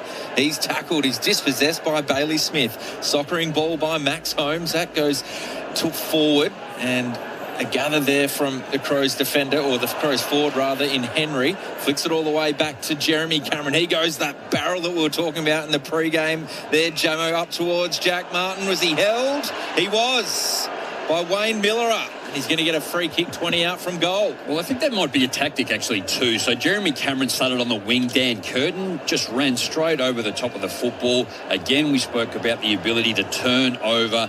The Cats will kill you. Jeremy Cameron's just bombed a 50-metre screw punt to the top of the square. Jack Martin hurt them last time with a defining goal, and he's pushed it right. That's a shocker. For such an elite player. Big let-off for the Crows. Minor score for the Cats. The first of the night, 1 minute in. Wayne Miller to bring it back out of the defensive goal square. He was the man the Crows got with the pick. They traded for Patrick Dangerfield, and he's kicked it straight down his throat. Danger left half forward, gets the turnover and wants to play on. He balks past Dawson, drives it from 65 to the goal square. Flying and marking is Martin. Right back where we came from. Geelong get a set shot, top of the goal square. That was actually really disappointing from Wayne Miller. Looking here at the replay, he actually went to try and mark. Plays on, hooks it around the body, and Jack Martin does get the first for the Cats on his second bite. It is Geelong 1-1-7. The Crows yet to score. 90 seconds into the opening turn. A solid start from Patrick Dangerfield. I cannot believe he's still getting booed here at Adelaide Oval. That blows my mind. But the first hands sent a bounce, and then The rebound back inside 50. What a mark from Jack Martin. We know he kicked 3 goals, as you said, last time they played, but electric start from the Cats and just as fast as we expected. 2 turnovers, hey, in the first couple of minutes. Yeah, big concern. And just the one touch really officially there for the Crows, Jamo. I haven't done my footy tipping. You get the away team. Well, it might work out all right. Back in the middle of the ground, Crows need a response. Knocked down by De Koning, gathered by Berry for Adelaide. Handballs to the captain in Dawson. He goes with that long left foot up towards left half forward. Ball comes to ground between Zach Taylor and Zach Guthrie. Taylor gathers, gets it on the handball. He's snapping for goal! Straight through the middle. The response Adelaide needed within 30 seconds. Great stuff, Zach Taylor. They're on the board, 1 straight 6, Geelong 1-1-7. Really like the little handball from Alex Neil-Bullen to release Taylor. Very team-oriented and disciplined play, and it's been an interesting matchup to start the game. Neil-Bullen has Max Holmes. Holmes spat through that first centre bounce, and Neil-Bullen had to go all the way through the other end with him, and to come back the other way, Holmes has made a bit of an error defensively there, and Neil-Bullen's burned him to release Taylor. I love that from a high half forward. Really unselfish and clean play, and the rain has just arrived again. Sometimes the game just slows down for some players too, and I think it does for Alex Neil-Bullen. So this thick blanket now across the Adelaide Oval. Had this little bit of drizzle for persisting for a few hours, but this is pretty heavy here. Tap down the middle by McAndrew, but Dangerfield's there for the Cats. Hands it to Smith. Now Jeremy Cameron. Cross on the left off half-back. Hits Jack Martin flush. True centre half forward, too far out to score. Wanted the runner. The Crows had it scouted. Martin will lean back and place it towards Dempsey. He's one out in the cage. Butts comes late with a double fist. Knocks it over the boundary line. 25 out, left forward pocket. It's the Cats by a point. Crowd sticking around for now as well, despite the conditions. It could be a chilly night. Emblematic of the SA freeze. Feel for the sliders who might be warmer in the ice. Tossed in, McAndrew taps it down. Martin, though, sharks it, juggling under a bit of pressure, can't control it. Worrell puts his head over the footy, shoots a handball back to Braden Cook, who thumps it low and hard out of there, slips through the mitts of Neil-Bullen. Out the back door was O'Sullivan. He hacked it in. It would have landed in the lap of Myers, but he turned his body away from the footy. Missed the mark, gets another crack. Handball out to Neil. Dangerfield, 45 out. This will really get the crowd frustrated. He curls it through. Patrick Dangerfield against his old mob. The pantomime villain tonight. It is Geelong back up by 7. 2-1-13 to the Crows. 1 straight 6. 4 played on ABC Sport. It was just over 4 minutes played. Paddy Dangerfield's had 112 metres gained, 3 kicks and a goal now. I love that he started on ball. We've seen him play a lot of time forward, and Holmes has been one of Geelong's best players this year. Started at half back. I just love the ability for Geelong to throw players around and move them and still be able to play a role wherever you are. But what a start from Dangerfield. Yeah, Wayne Miller was on Jack Martin, had a couple of touches and now gone over to Wiltshire. I just think Geelong always find a way to make you panic as well, and particularly that Sandberry handball inside the defensive 50 wasn't required, put Dawson under pressure, and again, another turnover. Well called, Jamo. Back in the middle of the ground. Dangerfield, the goal kicker, steps inside. High ball forward up to the point off the centre square. Very aggressive one-handed attempt there from Wiltshire. Didn't get the free kick. Probably deserved one. But the Crows are going to win it now. And Saligo's got the footy in the centre square. Rain is tumbling down pretty heavily here at Adelaide Oval, making conditions very difficult. So Saligo just pumps it down the pipe to centre half forward. Ball in dispute when Taylor Walker brought it to ground. Colin Jasny gathered the footy, turned it over. Walker gathers now, handballs towards Dawson, misses the target. Atkins also couldn't grab the slippery footy. It'd be a cake of soap out there. It's socked out over the boundary line. We'll have a throw in left forward pocket, Adelaide's end. They trail by 7 points. We've had 6.5 minutes gone in this first term. Now, I have to give a cheerio to the ABC Roger Wills. It was his birthday the other week, and he's a mad Geelong man, and I said I'd say hello. He's sitting in front of the fire listening to the wireless, as he refers to it, Aaron. One of the greats of the public broadcaster, tossed in. De Koning tapped it down, but Dan Curtin zigs and zags through traffic. His check side from 30, no good. Wide right and into the scoreboard. It's a blemish for the Crows. 1-1-7. Geelong 2-1-13. Dan Curtin showing a bit of explosiveness there. 6 minutes in. Very classy in these conditions. Tom Stewart brings it out for Geelong. Up long towards De Koning. McAndrew dropped the mark. Michael Annie puts his head over the ball. But too strong were the Cats midfielders. Dangerfield to Cameron. That was clever. A banana kick inside. Ollie Henry dropped the mark. Got in the back of his Crows opponent. Ball in dispute inside the forward 50. Handball was farmed out towards Wilshire. He snaps on the right. Can't quite get the journey. Miller on the last line of defence. Punches it through. Minus score. 2-2-14 are the Cats. Adelaide 1-1-7, 7.5 gone. Put themselves under a bit of pressure with the play on out of the defensive goal square. Led to Miller, bangs it long, juggling mark in front by McAndrew in the heavy rain. This young ruckman really coming together. Her 6 hit outs to 0, Lockie McAndrew. Up to left half forward. Archie uses the body and the ball trickles out the back door. Rochelle toes it to Walker. Feigns one handball, then pushes off O'Connor. Tries to curl it. It's too low and Holmes has got back. Cuts it off for the Cats. Quickly moves it up to left half back. Finds Atkins. Shoots the handball wide to Zach Guthrie. Out towards the eastern wing. Mark taken by Jack Henry near the Odie stand. Cats are up by 7. Jack Henry on the 45 instep. Uses O'Sullivan, who run through the logo. This is a penetrating kick into the 50. Miller read it best, but put it down in the wet. Bounced off his chest. The Cats swarm. Blitzarves gives it wide to Manor. 35 out. Tries to curl it through, but misses to the left. Geelong by 8. And peppering the Crows early on ABC Sport. And they just go from one end of the ground to the other. Hugo Hall-Khan on the boundary, ready for his first run. Dawson from left half back, too much on it for Fogarty. Waiting at the back was Holmes for the Cats. Handballs to Kolajasny. He's got 2 Crows as company. Back to Broon. Up towards right half forward. The numbers favour the Crows and the skipper. Dawson flies over the top for a strong mark, especially in these conditions. Short ball to Peatling. Just had enough weight on it. He quickly handballs to Saligo, who runs through the logo, kicks up towards centre half forward. Ball in dispute. Crows have the numbers. Walker was clean. What a brilliant handball to Alex Neilborn. He can run all the way into an open goal. The class in the conditions from Adelaide's superstars results in a goal there. 2-1-13, Geelong 2-3-15. 9 minutes gone first term. We've seen the experienced players really step to the fore already in this game. We've mentioned Dangerfield with the 5 touches and super clean in wet conditions, as has Jeremy Cameron. And add to the mix Jordan Dawson in that play. A really nice overhead mark and direct footy for the Crows. And Geelong have had Mark O'Connor spare during just play-by-play and turnover play. And because Dawson went quick, it allowed them to force him into a 1v1, and Taylor Walker nice and clean up to Neil Bullen. It's good footy, and that's the way the Crows have to challenge this Cats back line. Really smart kick by Saligo too. Walker came to the flank, open 50, went over the head into that space to Josh Rochelle.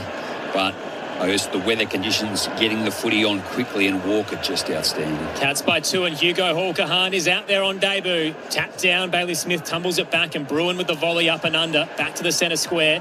Neil at his bootlaces couldn't gather. Mullen could. Gets it to Bruin, kick smothered, but it keeps rolling forward for the Cats. Tumbles inside 50 and racing out to meet it. Hard charge by Michael Annie. He'll hand it wide. McAndrew on the logo, heads up to left half forward. He's looking for Murray. The deck coming through Saligo. Toes it up towards Fogarty. Tried to shoot the handball central to Saligo. Well scouted by Guthrie. Got it out to Kolajasny. Tackle, dropped it. No free kick. Toby Murray goes again and is set upon. And we'll get a ball up. 35 out. Oof. Gee, that was tight. Pretty unlucky, I reckon, Toby Murray. Incredibly unlucky. That is absolutely stone cold holding the ball. Quick ball up. Tapped down by McAndrew, was looking for Dawson, little fumble, and has towed it towards the boundary line. And the little roar you heard from Max Michaelani's run is because he looks very similar to Hugo Hall-Khan. So we might get a bit of that tonight, but the debutant still doesn't have a touch. You did very well, Aaron. I did hesitate for a second. I was like, wait a minute. So boundary throw in. Crows fans certainly reeling after the non-holding the ball call as well. McAndrew knocks it down. Well done, Peatling was quick there. His snap around the body lands in the lap of Kolajasny for Geelong. Deep in defence. Asked to play on. It was very short to Bruin, right half back. If Adelaide are going to go to the contest, they have to be aware that Geelong are going to drop one back every time, and we've seen it on 2 occasions already. 2 kicks inside 50, and it's gone straight to the Geelong defence. Kick down the line, ball ace in front, gets 2 hands to it, and Curvis was being held by his opponent in Mullen, but goes out over the boundary line. We'll have a throw in. It's about 80 metres from Adelaide's goal. Members' side of the ground, left half forward. They're trailing it by 2 points. Brett in Canberra very bullish on the text line about the Crows. Said Dawson's incident and inability to play has cost them, and they'll bounce back in the back half of the year. Tossed in, McAndrew down, finds Nankervis as a whistle off the ball. Streamlining by was Peatling into goal. Instead, it's going to be a free kick for a hold to the Cats. Atkins to receive it. Such a good player. Right half back, short pass to Manor. He's got like a Tom Selleck moustache too. That's big. He's got the voice. I love that Barry and Atkins are in the same midfield mix tonight because you've got 2 of the best tacklers in the league. Manor sends it high and hard through the broadcast wing. Couple of fists come in, but clean at ground level. Gets the handball back to Laird for the Crows, but he hacked it around the body. And Jeremy Cameron's been paid the mark. He fumbled it. Not sure he really had enough as it hit the deck, but gets some relief.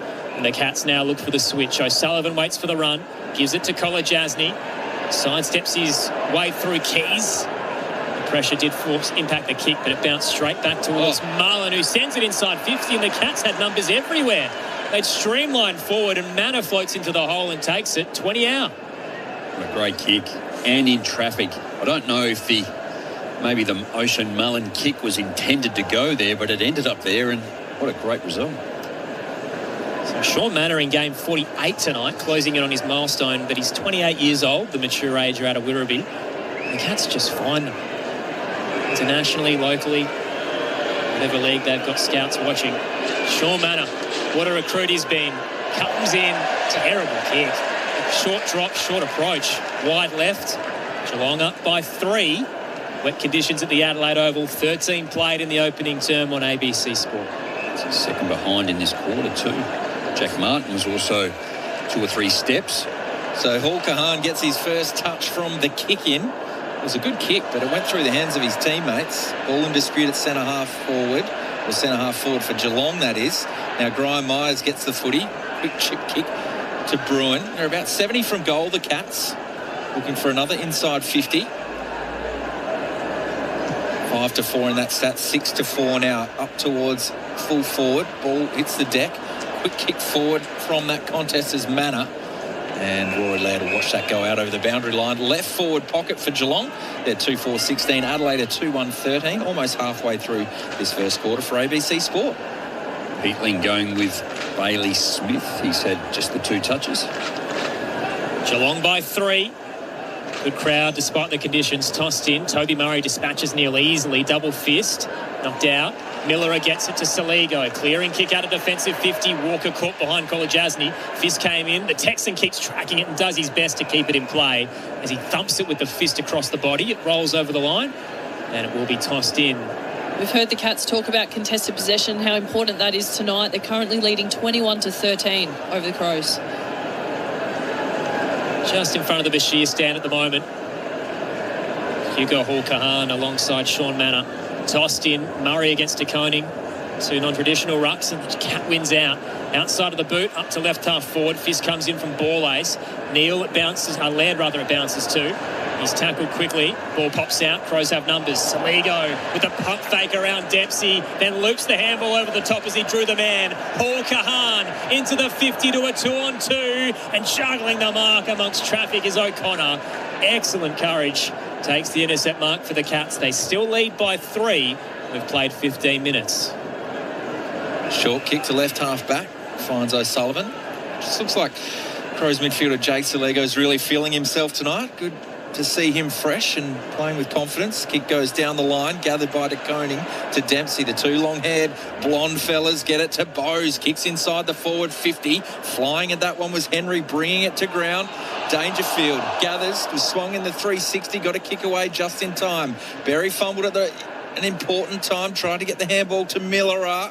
And Jordan Butts is wrapped up by Neil, came out at the last moment. Handball for the Crows, goes back to Rory Laird, gets a quick kick out of defence. Toby Murray amongst 3 Cats takes an important mark at right half back. Great contested mark. Just the 2 touches in their last game. He needed some confidence boosts, but he's just thrown it away immediately. His kick not weighted well, too heavy and over the boundary line. You feel for him. His eyes lit up. Fogarty had a heap of space just down the line and missed kick in the wet. Geelong by 3. Pounding it hard is O'Sullivan towards left half forward. Ball comes out to meet it with Jack Henry. Knocks it over the boundary line. Robin Greensborough is not happy with the umpiring early. Says there's been a crow throw and a marathon run. Pretty experienced quartet. So 3 of our 4 are veterans. Brent Roseberry, Brendan Hosking, Andre G and Fagner. Peter Bales in his 60th tonight. I don't think Alex Neil-Bullen needed to go another metre or two. He might have needed some strife. Tossed in whistle before the ball drop, going Geelong's way. Toby Murray had too much of Sam De Koning. Quickly he'll move the footy. Short pass to Dempsey. Just behind the Rashudo stand, left half forward. Dempsey arcs inboard, sets it up 20 from home. Couple of flyers, no one can take it. Set upon, Curtin gets a handball out. Ball gives it to Saligo, who's happy to walk it over. 25 out, it's Geelong by 3. They're approaching time on in the opening term on ABC Sport. As the conditions are heavy and wet, just both teams, 5 tackles apiece. So boundary throw in. Geelong with another opportunity. Neil in front of Murray. Gets the hit out, down. Peatling gathers. Quick kick on his left foot. Blocked by Bowes just outside the 50. Bailey Smith goes long to the goal square. Flying was Blitzarves. Rove was Jack Henry. Handballs to his brother Ollie, who puts it on his left boot and puts it away to the left. Minus score, so that's 4 straight behinds for Geelong, who have been dominating play at the moment. They're 2-5-17, Adelaide 2-1-13. Pat's tall forwards have been doing a really good job of creating aerial contest and bringing it to ground. Just the Smalls not making the most of their opportunities just yet. Voice of Lauren Arnell alongside Rod Jameson, your experts tonight on ABC Sport.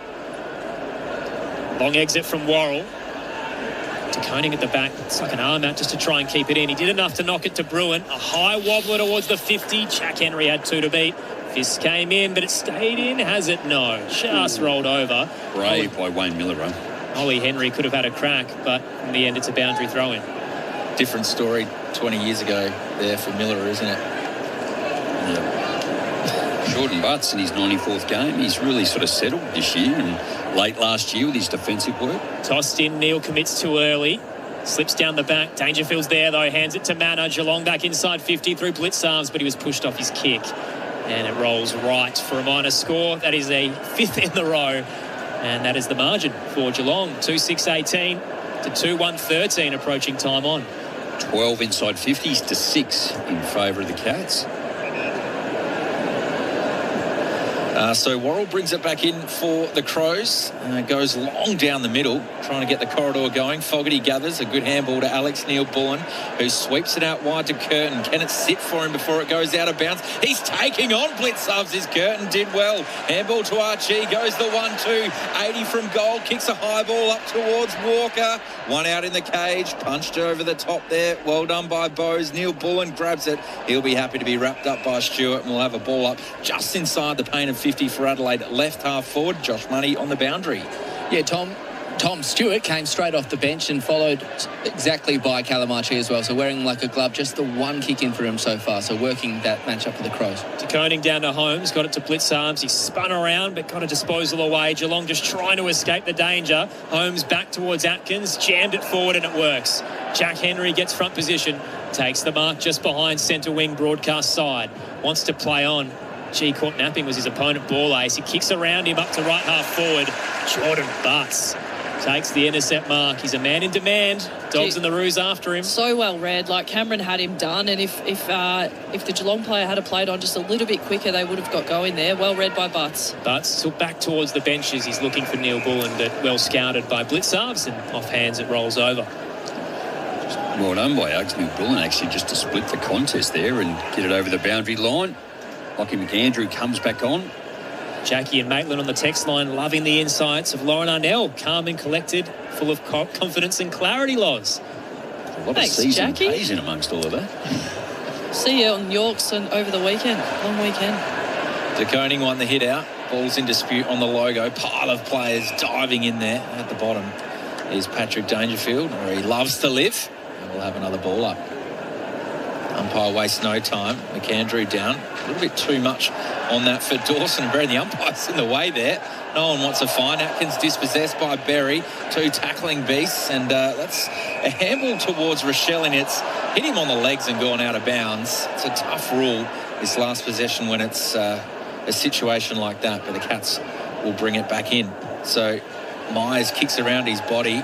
We know he likes to kick like that, but that was really off the side of his boot and a turnover. So Dawson brings it in. He puts way too much height on that and put Rochelle in a tough spot, front on contact, free against Myers. So the crowd getting a bit frustrated, but probably just a poor kick there from Dawson forced Rochelle to give away a free kick. Geelong lead by 5 points. O'Sullivan's got it on centre wing. And 12 marks last week. A couple already tonight. Gets it from Myers, then gives it to Bruin. They're moving it through the half-back line, the Cats, pretty methodically. Tom Atkins is going to direct traffic. He's at the defensive edge. Eventually plays on, sends it down the line. Broadcast wing. Cats currently up by 5. Hits the deck, coming through. Dangerfield back towards the 50. Crows are set up, had the outnumber. Jordan Butts gets the intercept. Short pass back. Gets the crowd a little restless. Worrell takes the mark defensive goal square, then gives it to Rochelle. He'll head to right half back, tracking it well. Bowes cutting across, but good mark taken. Strong at right half back by Taylor. He looks to the centre square, and Adelaide do have the numbers in the corridor. He's hit it pinpoint. Dawson takes the mark, turns on a dime, up towards the 50. Walker's on the march, nearly had it knocked away late by O'Sullivan. The crowd is incensed. Whistle has not gone their way in the opening term. Geelong pounce. Ollie Henry gets it to Myers and he bangs it forward. There's a mongrel ball gathered by Worrell. Crows have the numbers again. Butts gathers, gets it to the skipper in Jordan Dawson. Defensive side of centre wing. That 45 ball to Hall Kahan. He's directing traffic in game number 1. Both sides are actually looking straight into the middle of the ground to try and test each other rather than go down the line. He goes long, waiting at the back of the Crows' numbers. Ben Keys could have run that in. He's kicked it off his ankle. Right across the face of goal, out of bounds in front of the scoreboard. Oh, he had so much more time. It's easy from up here, and I know the conditions are tough, Josh Money. You might not actually be able to tell from up there, but it is raining down here. And it is absolutely streaming. It's been consistent. Not a good night to be a boundary rider at all. And Jammer mentions those lack of tackles. It probably because there's lack of possessions as well. Tossed in McAndrew with a double tap down, head over the footy, extracting it as Keys gets it to Berry, and he snaps truly. Goal umpire signals at the northern end it's a major, and Sam Berry on the board early. But what about Ben Keys to win the hard footy at ground level? And the Crows hit the front for the first time tonight.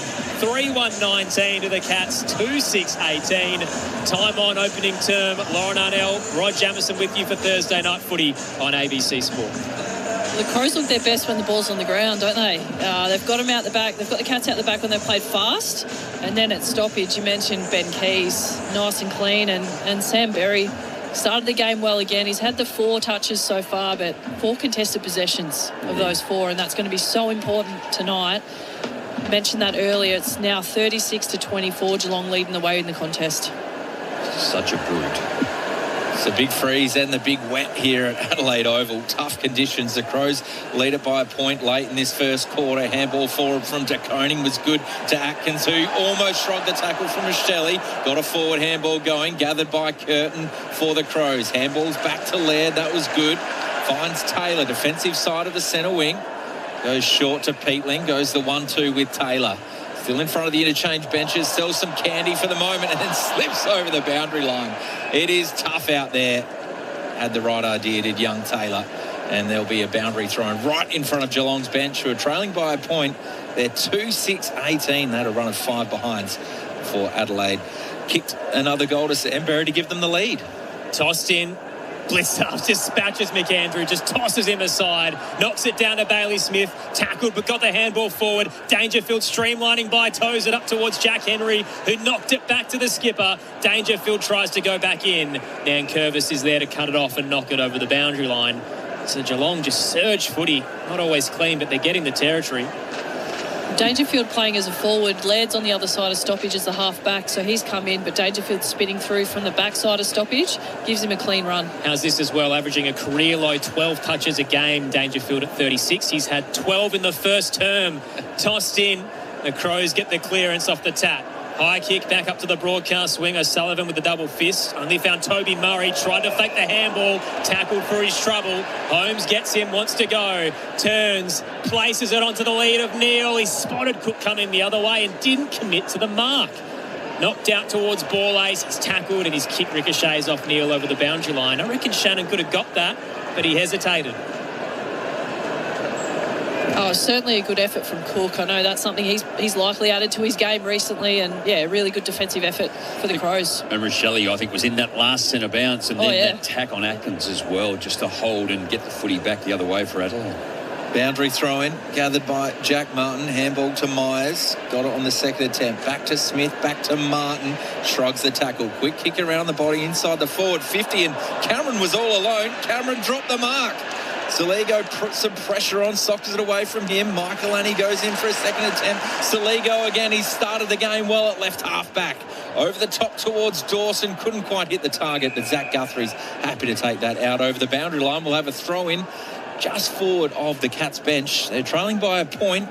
27.5 minutes gone in this first term for ABC Sport. Richard from Geelong enjoying the call. Seeing some of the footage of the late great Neil Danaher reminds me about how much better the playing surfaces are these days. Imagine if tonight's rain was falling in 1990. Tossed in on hands and knees. Dangerfield gets the handball out to Atkins, but did sell him into trouble. He's pancaked by two Crows. Ball up to come near the logo. I played at Princess Park once, where the oval was like the middle of the MCG. The entire oval was like that. Tap down Cats way. Rolling footy forward from O'Sullivan. Miller is there to cut it off. Comes it back, looking for a Shelley. Couldn't control it. Zach Guthrie left it behind. Holmes gets it out wide. Trying to flirt with the boundary line is Mullen. Did well to keep it in play down at right half forward. Fist comes in from ball ace on Jack Henry. It is a arm wrestle in the wet. Geelong down a point. Albeit have had a handy 4 more scoring shots than the Crows. Just haven't converted. Boundary throw in. Neil worked McKendry onto the footy, but Curtin was waiting at the back, so he just pumps it down the line. Walker launches at that one and is able to control that one on the chest. We know he's such a great user. Kicks it inside the forward 50, looking for Keys. He was pushed straight under the ball. Bowes, no free kick. Takes the mark. Switches it out wide to Stewart in the left back pocket. He's got Kalachi for company all night. And he goes the 1-2 with Bowes, and you might be able to hear that rain coming through your radios. It is tumbling down at Adelaide Oval. Crowd just saw the replay as well. Free kick count is 5-1 Geelong's way. They're pretty restless right now. Well, I think the rule is if you have two hands in your back. Is that the rule, is it? I think that's the rule. Kick across defensive 50 to Holmes, who marked and then wanted to play on. Taylor Walker gets across, smothers. Holmes asked the question, or maybe he ran in instead of standing the mark, but he played on. So it's a boundary throw-in. 30 out, left forward pocket. Left-hand side of your radio dial. Crows looking for a late one. McAndrew battling with Blitzarves, who won it down for the Cats. Dangerfield tackle, dropped it. Dawson's there, shot a handball back, looking for Curtin. He's wrestling with Blitzarves, manages to tow it to 40 out. Bailey Smith's waiting. Gets a handball out to Manor, tried to loop one out to Dangerfield, spun in the washing machine. Dawson on top of him. Umpire circles, ball shoots out like a bar of soap. Bailey Smith misses the handball. Rochelle buffered it off it. He goes again, tried to get a kick. What is that ricocheted off? Either a hand or his shin, but it's gone backwards and it will be a boundary throw-in. Might have been Dan Curtin's back, wasn't it? Yeah, I think it was. So enough time for another entry. It's the Crows by a point. Late stages of the first term. Good pressure, Adelaide, keeping in their forward half. 16-9 inside 50s. McAndrew knocks it down, then lays the tackle onto Koning. Dropped it in the contest. Play on, says the umpire. Atkins bursts through, gets the handball back to Holmes. That was smothered, that kick towards Walker. Cleverly knocked it down towards Dawson. Rochelle in the pocket. He can smell a goal. He centres the ball instead towards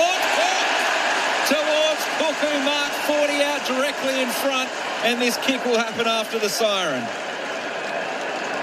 We talk about the value of Josh Rochelle. Do you want him in the middle? Do you want him up forward? But just his ability to be able to win the football, get himself in the right spot. And probably a year or 18 months ago, he would have snapped that over his left shoulder and had a shot on goal. Much better decision. Great call, Jamo. So Cook's kicked 6 goals this season, including the match winner in the showdown. That was just before the final siren. This is an opportunity before the final siren in the first term, but he's just pushed it to the left. So quarter time here at Adelaide Oval. A blockbuster clash between the Cats and the Crows. The Crows, the home side, lead at 3-2-20. Geelong 2-6-18. Goal scorers all individual. So for the Crows, Berry, Taylor and Neil Bullen. For the Cats, Jack Martin on return. And Patrick Dangerfield, who against his old side that he played 154 games for at the age of 36. 13 touches in the first term to Patrick Dangerfield. 10 of them contested, 5 clearances and nearly 200 metres gained to go with his goal. It's been a pretty prolific performance from the veteran. Will it last, though, is the question, as Geelong just wasteful in front of goal. 2-6-18 to the Crows, 3-2-20. Shout out to Fran on the text line on 0437 774 774, who says the Crows are like the Pies. Plenty of injuries. Surprised to hear that fans are questioning Matthew Nix's coaching. Sounds like John Olsen was all aboard him in the pre-game. It's great to have him as part of our coverage as well. And Rob says Ben Keys felt contact, but there were no hands in the replay. He went down faster than a Brisbane Lion. So the umpiring questionable at the moment. Lauren Arnell does agree with you though, Rob. The free kick count heavily in Geelong's way, but hasn't quite swayed the match just yet. It is the Crows by 2 at the first change on ABC Local Radio, Sport Digital and ABC Listen. This is Thursday Night Footy on ABC Sport. Adventure awaits little ears with free audiobooks. Most intriguing. Like the 13-story Treehouse. How do you turn this thing off? And The Wind in the Willows. The best stories in the world. Find free audiobooks for little ears on the ABC Listen app. This is the 2026 AFL Premiership season with ABC Sport. Ball comes to ground between Zach Taylor and Zach Guthrie. Taylor gathers, gets it on the handball. He's snapping for goal!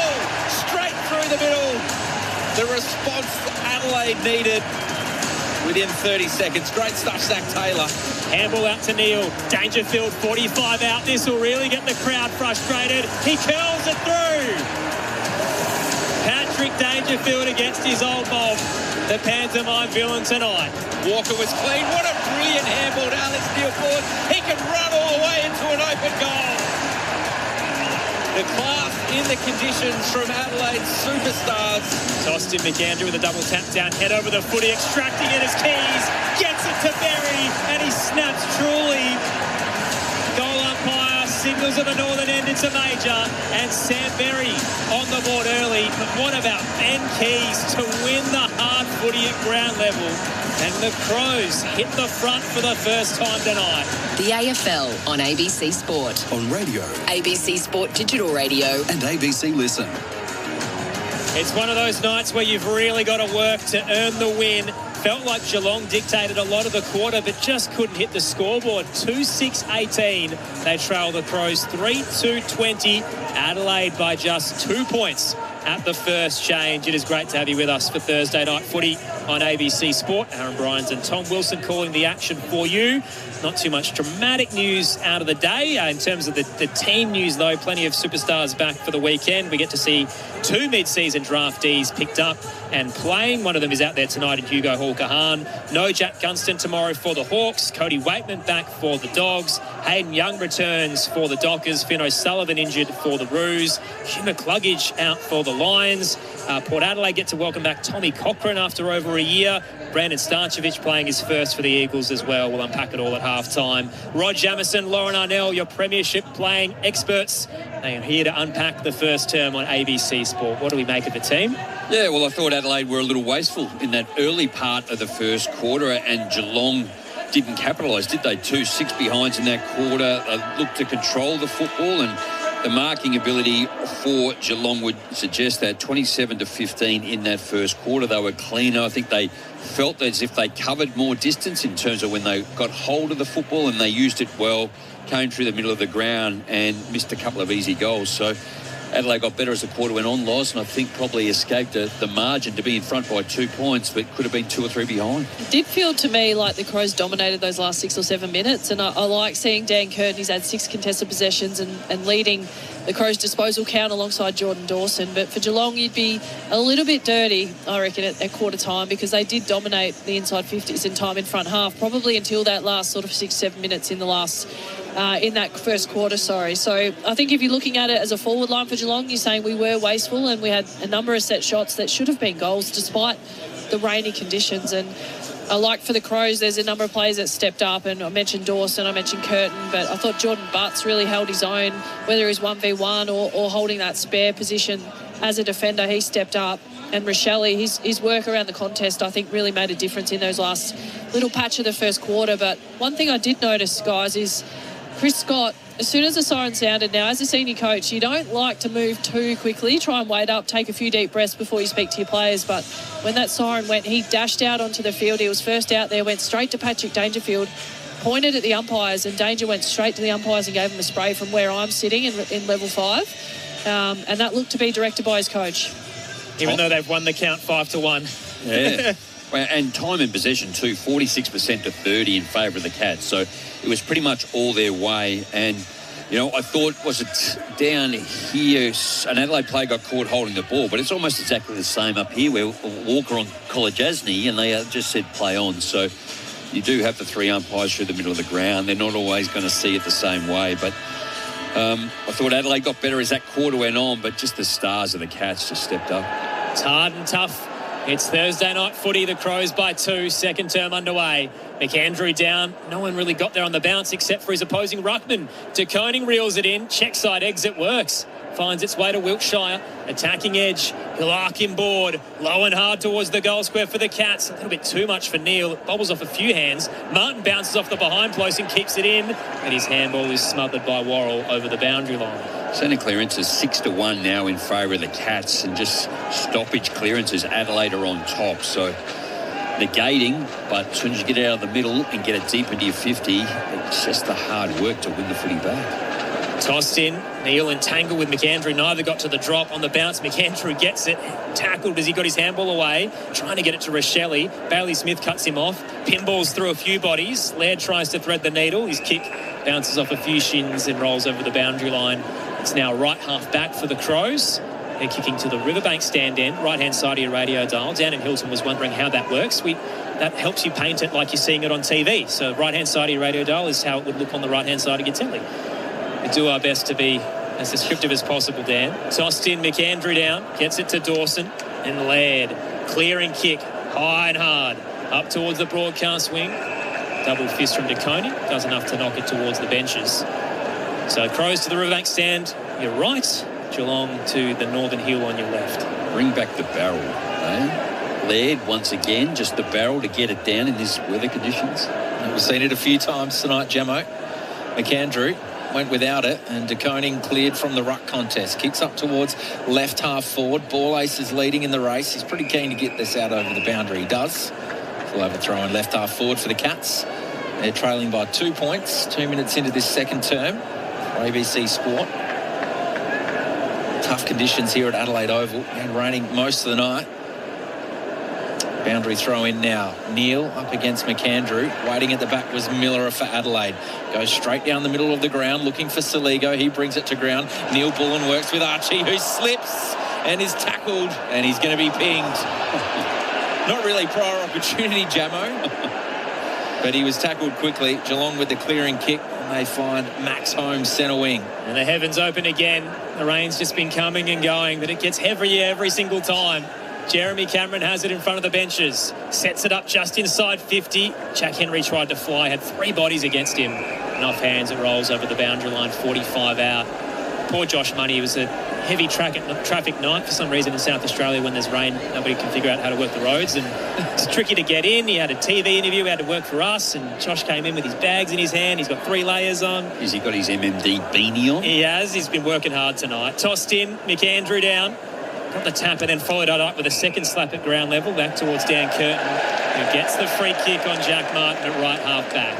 Bronx cheer from the crowd. I like the matchup. He's actually on Jeremy Cameron too on the wing again in this second quarter. So disposal number 10 for Dan Curtin as they move it through defensive 50. Butts to Michael Lanny. Now looking for an exit, but the Cats have zoned off the corridor. Michael Lanny will have to go to the broadcast wing.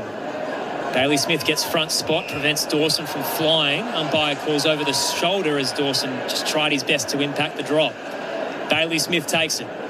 Back inside 50 for the Cats. Miller entangled there with Wiltshire. Bobbles off both of them. Cook just can't control it. Eventually thumps it towards the scoreboard in panic. Dempsey's on the chase. Laird's right with him. They try to keep it in.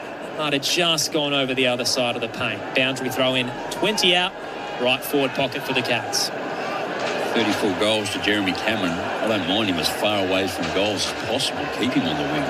As a Crows person, Jamo, I'm assuming that is. Boundary throw in. No goals yet in this second term. McAndrew knocked it down towards Saligo, who socketed it out. Gained some territory out of defence. Walker playing behind Colin Jasny, who tries to keep it in down the line to Wilshere. And that goes out over the boundary line. We'll have a throw in at right half forward for the Cats. 4.5 minutes gone so far in this second term. Dan Curtin been busy tonight, and he's probably part of that group of players that they want to get some continuity, some time and some improvement in this second half of the season. McAndrew keeps winning the hit-outs, knocks it forward, gathered by Dempsey. Saligo knocked it out of his hands, tries to soccer it forward. Holmes will see that out over the boundary line, and may have come off the boot of a Geelong player. It did. So the umpires are conferring here, just working this one out. Saligo into Holmes, potentially. Yeah, I think so. Now, we know this is very controversial because this happened in the matchup down in Geelong, remember, and it went the way of Geelong. It was into Tom Stewart. He's kicked it into Tom Stewart's legs, and then it's gone out of bounds. I'm so glad they're throwing this in. That's happened twice in these matchups. It cost the Crows last time. Tossed him. McAndrew just bullies Neil as he shoves him aside, wins the footy and gets it to Laird. He turns into trouble from Dangerfield. Got a handball out. High tackle. They'll take the advantage. Miller sends it out to the broadcast wing. Needed a kind bounce to tumble its way to Curtin. It wasn't generous. Had to do the hard yards against Cameron. Wins the footy and hands it to Michael Lanny. Adelaide up to right half forward. Dawson in front. Copped to late nudges. The pack collapsed. Hits the deck wide left. Neil Bullen knocks it forward. Myers puts his head over it. Got a handball out. Adelaide's hungry though. It's a tough footy for Atkins. Ball up to come. 45 out. Dan Curtin getting around Jeremy Cameron. He actually went to his right, which then confused him a little. McAndrew knocks it down, but Smith read it best for the Cats. Quick kick around the body towards Dangerfield. Free kick against Miller for a hold. He loves playing his old team. Patrick Dangerfield loves the Bronx cheers. Kicks it down the line, but Butts, who's having quite the game, marks behind Neil, was asked to play on. He's going to turn it over. Ollie Henry put the pressure on. Fell in the lap of Neil, but his quick kick went straight to Sam Berry for Adelaide. Peatling decides to just get it out of the danger zone. Kicks it up high. Curtin from behind. Punching. Gathering. They've got numbers here, Adelaide. He kicks to a target of Fogarty. Creates the contest. The numbers in favour of the Cats. Colin Jasny out towards Dempsey. Rode the tackle. Ball in dispute left half forward. On his hands and knees is Taylor. Handballs to Cook. He's kicked a great goal from here already this season. Knocks it towards Rochelle. Snapping around the body. That would have been a great team goal, but a man on the line knocked it through. Tommy Stewart with the goal saver. Gee, it just lingered for eternity. Thought it might get there. How good has Zach Taylor's quarter and a bit been? So Geelong with the exiting kick. Josh Worrell with a Superman dive to impact the disposal. Knocks it over the boundary line near the benches as the ball was making its way to Jeremy Cameron. Toss back into play. And also that Braden Cook tackle as he committed to Dempsey coming the other way. That is the pinpoint example as to how you should not bump players and how you should commit to the tackle. He just navigated it so well. Tossed in. Curtin picks it up. Spun in the tackle by Atkins. Just couldn't get boot to ball. Free kick to Geelong. Atkins holds the league record for tackles. Want to be good. Gets it central. Kick. Well delivered from Mullen. Gets it up towards the attacking edge. Blitzarves marks and skies it. She's got right under it. This is a high footy. Off hands. Jack Henry fortuitously landed in his lap. Gives it to Jack Martin from 30. And he curls it through for an instant response. Martin's got two. And Geelong snatch back the lead. 3-6-24 to the Crows, 3-3-21. 8 played in the second term. Thursday night footy on ABC Sport. Well, it's what we spoke about a little bit in that first quarter. Geelong very happy to pump the ball in long and high, and that's what they did in round 3 when they beat the Crows. Repeat entries, not pretty, just ugly. Let your talls compete, which they are doing really well. And Jack Henry, such a nice crumb off hands and very, very unselfish to Jack Martin. I reckon Martin might owe him something during the week because there's no reason why he had to give that handball, and he could have finished it himself. So I think great job from Henry and another nice finish from Jack Martin. Stan Curtin would have that time back again. Just get rid of it the first time. Atkins goes into the middle of the ground and Blitzars runs off the boundary. Back in the middle, McAndrew knocks it down. Gathering with Saligo. That's a forward handball if I've ever seen one through centre half forward. Stewart gathered, but he was tackled by Archie in the back, says the umpire. Ooh. Stewart plays on quickly out towards the wing. O'Connor dropped the mark. Keys for company. Did well. Handballs over the top. Finds Mullen to Broon. Running through centre wing, outer side of the ground. He's kicked it over the boundary line. And that's a poor kick. That'll be a turnover. The Crows will get the footy at left half back. And Hall Kahan will take a mark. He was a little dicey though, and Worrell, geez, been silly there. So he kicked it to Hall Kahan, who thankfully took the mark because he had an opponent coming the other way. And then he's bowled over, just walked straight through Mullen, rather. Very lucky he didn't get it reversed. Josh Worrell just didn't need to do that. Hall Kahan through defensive 50. Gets it to Michael Lanny. Now to right half back. Worrell makes amends with a nice fly as he marks over the top of Jack Henry. Back up towards the broadcast wing. He spots Murray on the march just a little early. May have copped a shove from O'Sullivan. And a very late whistle to pay it. Yeah. Non-controlling umpire saw it, but it was definitely there. Freeze 10-4 now in favour of the Cats. There's a bit of self-umpiring there. I think everyone stopped and Murray's like, give me the footy. How did you miss that? Toby Murray takes it just behind centre wing. Sends Adelaide back towards the arc. Stewart commits the body. Fogarty flies in front. Knocked away from him. Unable to be picked up by Mullen. We'll get a boundary throw in. 48 outs. It is Geelong by 3. We've had 2 lead changes across the night. Dewey affair. Rain's come and gone. It's going to be a classic, you feel like, between these 2 finals contenders. Toss back in. McAndrew front spot. Nearly knocked it to Jeremy Cameron, pulled away by Saligo. He keeps fighting for it, the Crow. Ends up shepherding towards Archie. Berry squeezes a kick out central. A little bit too much for Keys, who lost it on the drop. Dempsey for the Cats, gets it out towards Kolajasny. Little fumble right back pocket by O'Sullivan. Decides to hack it across the body. Bounces awkwardly. There's a holding free kick. Pulled out of the drop was Hugo Hall Kahan by Sean Manor, the debutant. Spears a bullet pass back into the 50. Excellent vision. Neil Bullen caught them napping, and everyone gets around young Hugo Hall Kahan as he sets up a shot at goal. It's just really smart, wasn't it? And composed for Hugo Hall Kahan. Again, all the Cats just went back towards the goal square and the boundary to set up for the long ball in.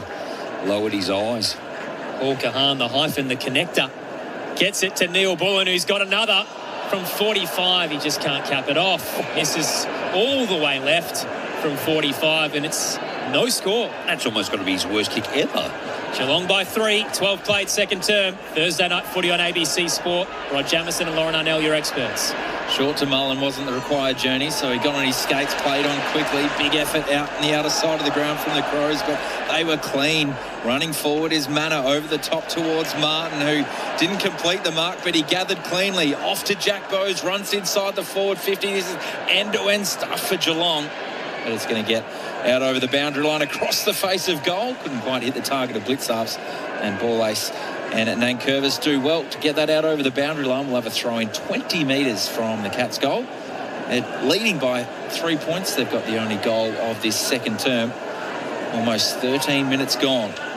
Wet conditions here at Adelaide Oval. Murray in the ruck contest, down to Saligo, to Laird. Hall Kahan snaps around the body, up towards Fogarty. Flying over the top was Guthrie. Couldn't complete the mark. Clever from Neil Bullen, gets it up towards Archie, who shrugs a tackle. Handball to Fogarty, who was running in the direction, and he socketed it off the ground. It was out of bounds on the full. Direct turnover to Max Holmes and Geelong in front of the interchange gates. It's coming through like a steam train. He said, have a crack at the brick wall in front of you. Holmes inboard, kicked it towards Guthrie, trying to get it to Martin. A rare fumble. He's been so clean tonight. Gets it back to Stewart. The Cats recover. Kolajasny out to the eastern side where the Cats have some space. Mullen for Geelong.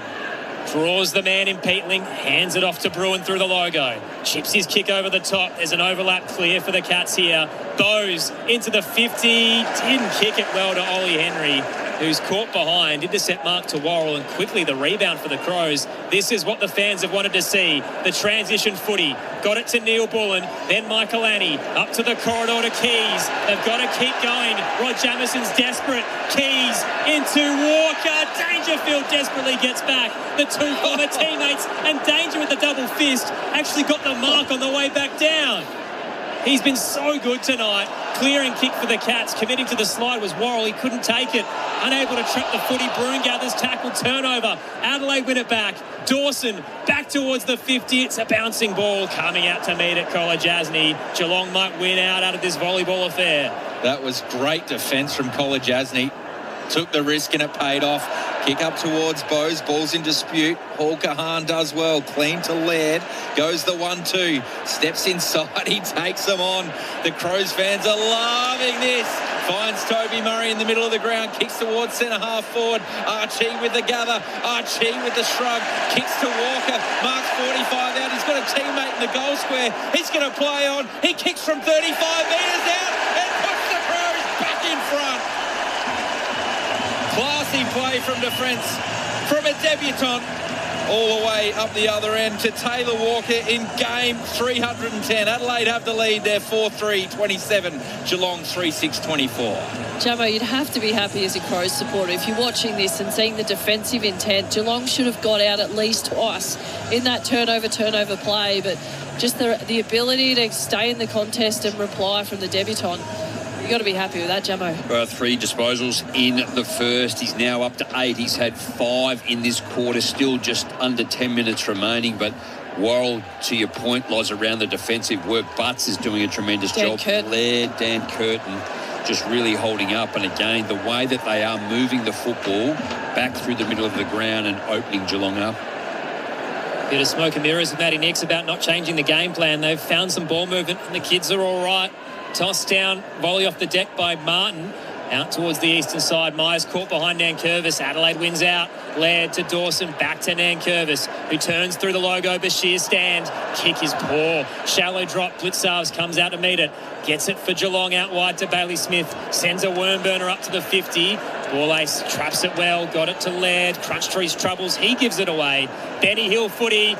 Can Geelong finally break through? Myers to Manor. Inside 50. Cameron pushes off Michael Annie, but dropped it late. Mark not paid. He's clattered into. Play continues. Jack Henry gets the turnover as he picks the pocket and kicks truly from 5. Jack Henry gets one as he snatches it from Josh Worrell and puts Geelong back in front.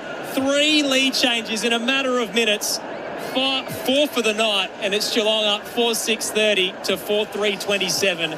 14 played, second term. Catch your breath. Got to love the quick reply from the Cats. And Brian Myers is probably a bit of an unsung hero so far. He's doing a lot of work really high up the ground as a half forward and super clean in that passage of play again, just to get the ball out to the runners. And we have mentioned Dan Curtin and his impact on the game so far. He's the leading disposal winner for the Crows. He's been on a wing against Jeremy Cameron. Cameron's now gone forward. That's clearly not working for Geelong. But the move forward, Tom, for Jeremy Cameron, he should have been paid a mark in that situation. I think it will benefit them now that he's gone deeper. Time in possession, 44% this quarter, Adelaide to 32. But the turnovers is what's killing Adelaide. You can hear the crowd. Dangerfield drop the footy. The Crows turn it over. Get it to Cook, running it right half forward, looking for Fogarty, your target. Oh, somehow got all the way through to his opponent. That is magic. It somehow beat him and got between to Guthrie. Really don't know how that happened, but Guthrie's going to want that back again. He was probably in as much shock as us because he's kicked it straight to Jordan Dawson. It's centre half forward. He'll kick from 50. For the instant reply. It's a good read from Dawson. Dangerfield standing still at the top of 50, demanding the footy. If you're going to get it through there, you actually have to be on the move. And Dawson Very intelligent play. Good kick. Expect him to finish this one. Such a booming kick, Jordan Dawson. Kicked some great goals this season. Captain v captain here at the top of the 50. In comes Jordan on that left boot. He smashed it.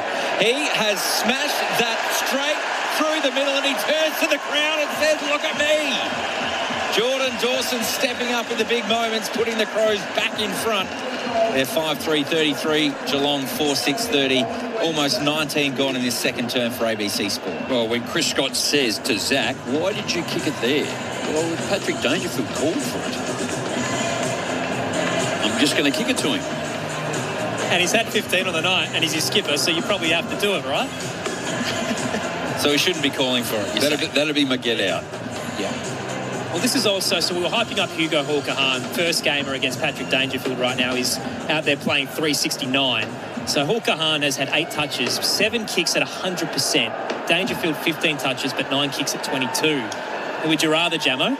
Well, I think that's always been a bit of his knock-on with Patrick Dangerfield, like his kicking. I mean, his ball-winning ability is just insane. Crows by 3, tapped down Bailey Smith, clearing kick. Flying out of the 50 was Ollie Henry, and he's actually got it on landing. Just fell on top of his chest. Pops up, bit surprised. Kicks towards the scoreboard. Cameron's got 2 to beat. Dawson gets across to knock it over the boundary line. Gee, it is blow for blow right now. An absolute shootout at the Adelaide Oval. Leads changed hands 4 times in this term alone.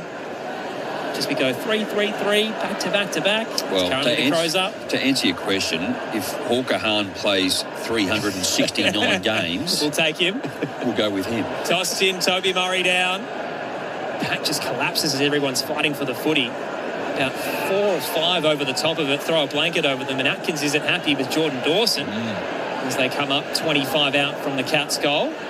Dangerfield will hand it to the official. We go again. Jack Henry flies, taps it down to his skipper, tackled, but got boot to ball. Across the body, he rolls it. Can't quite work the angle, and it will be tossed in right next to the right hand behind post. So Dawson, as Chris Scott mentioned earlier in the week, he's doing it up forward. He's doing it in the middle. Now he's worked his way down back. He is a superstar of the competition. In the ruck contest, Jack Henry grabbed it out, gathered by Hawker-Hahn. Just a clearing kick out of defence.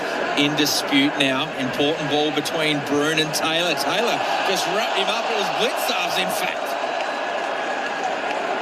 He takes him to ground. We'll have a ball up left half forward for the Cats. Rain still tumbling down here at Adelaide Oval. No respite.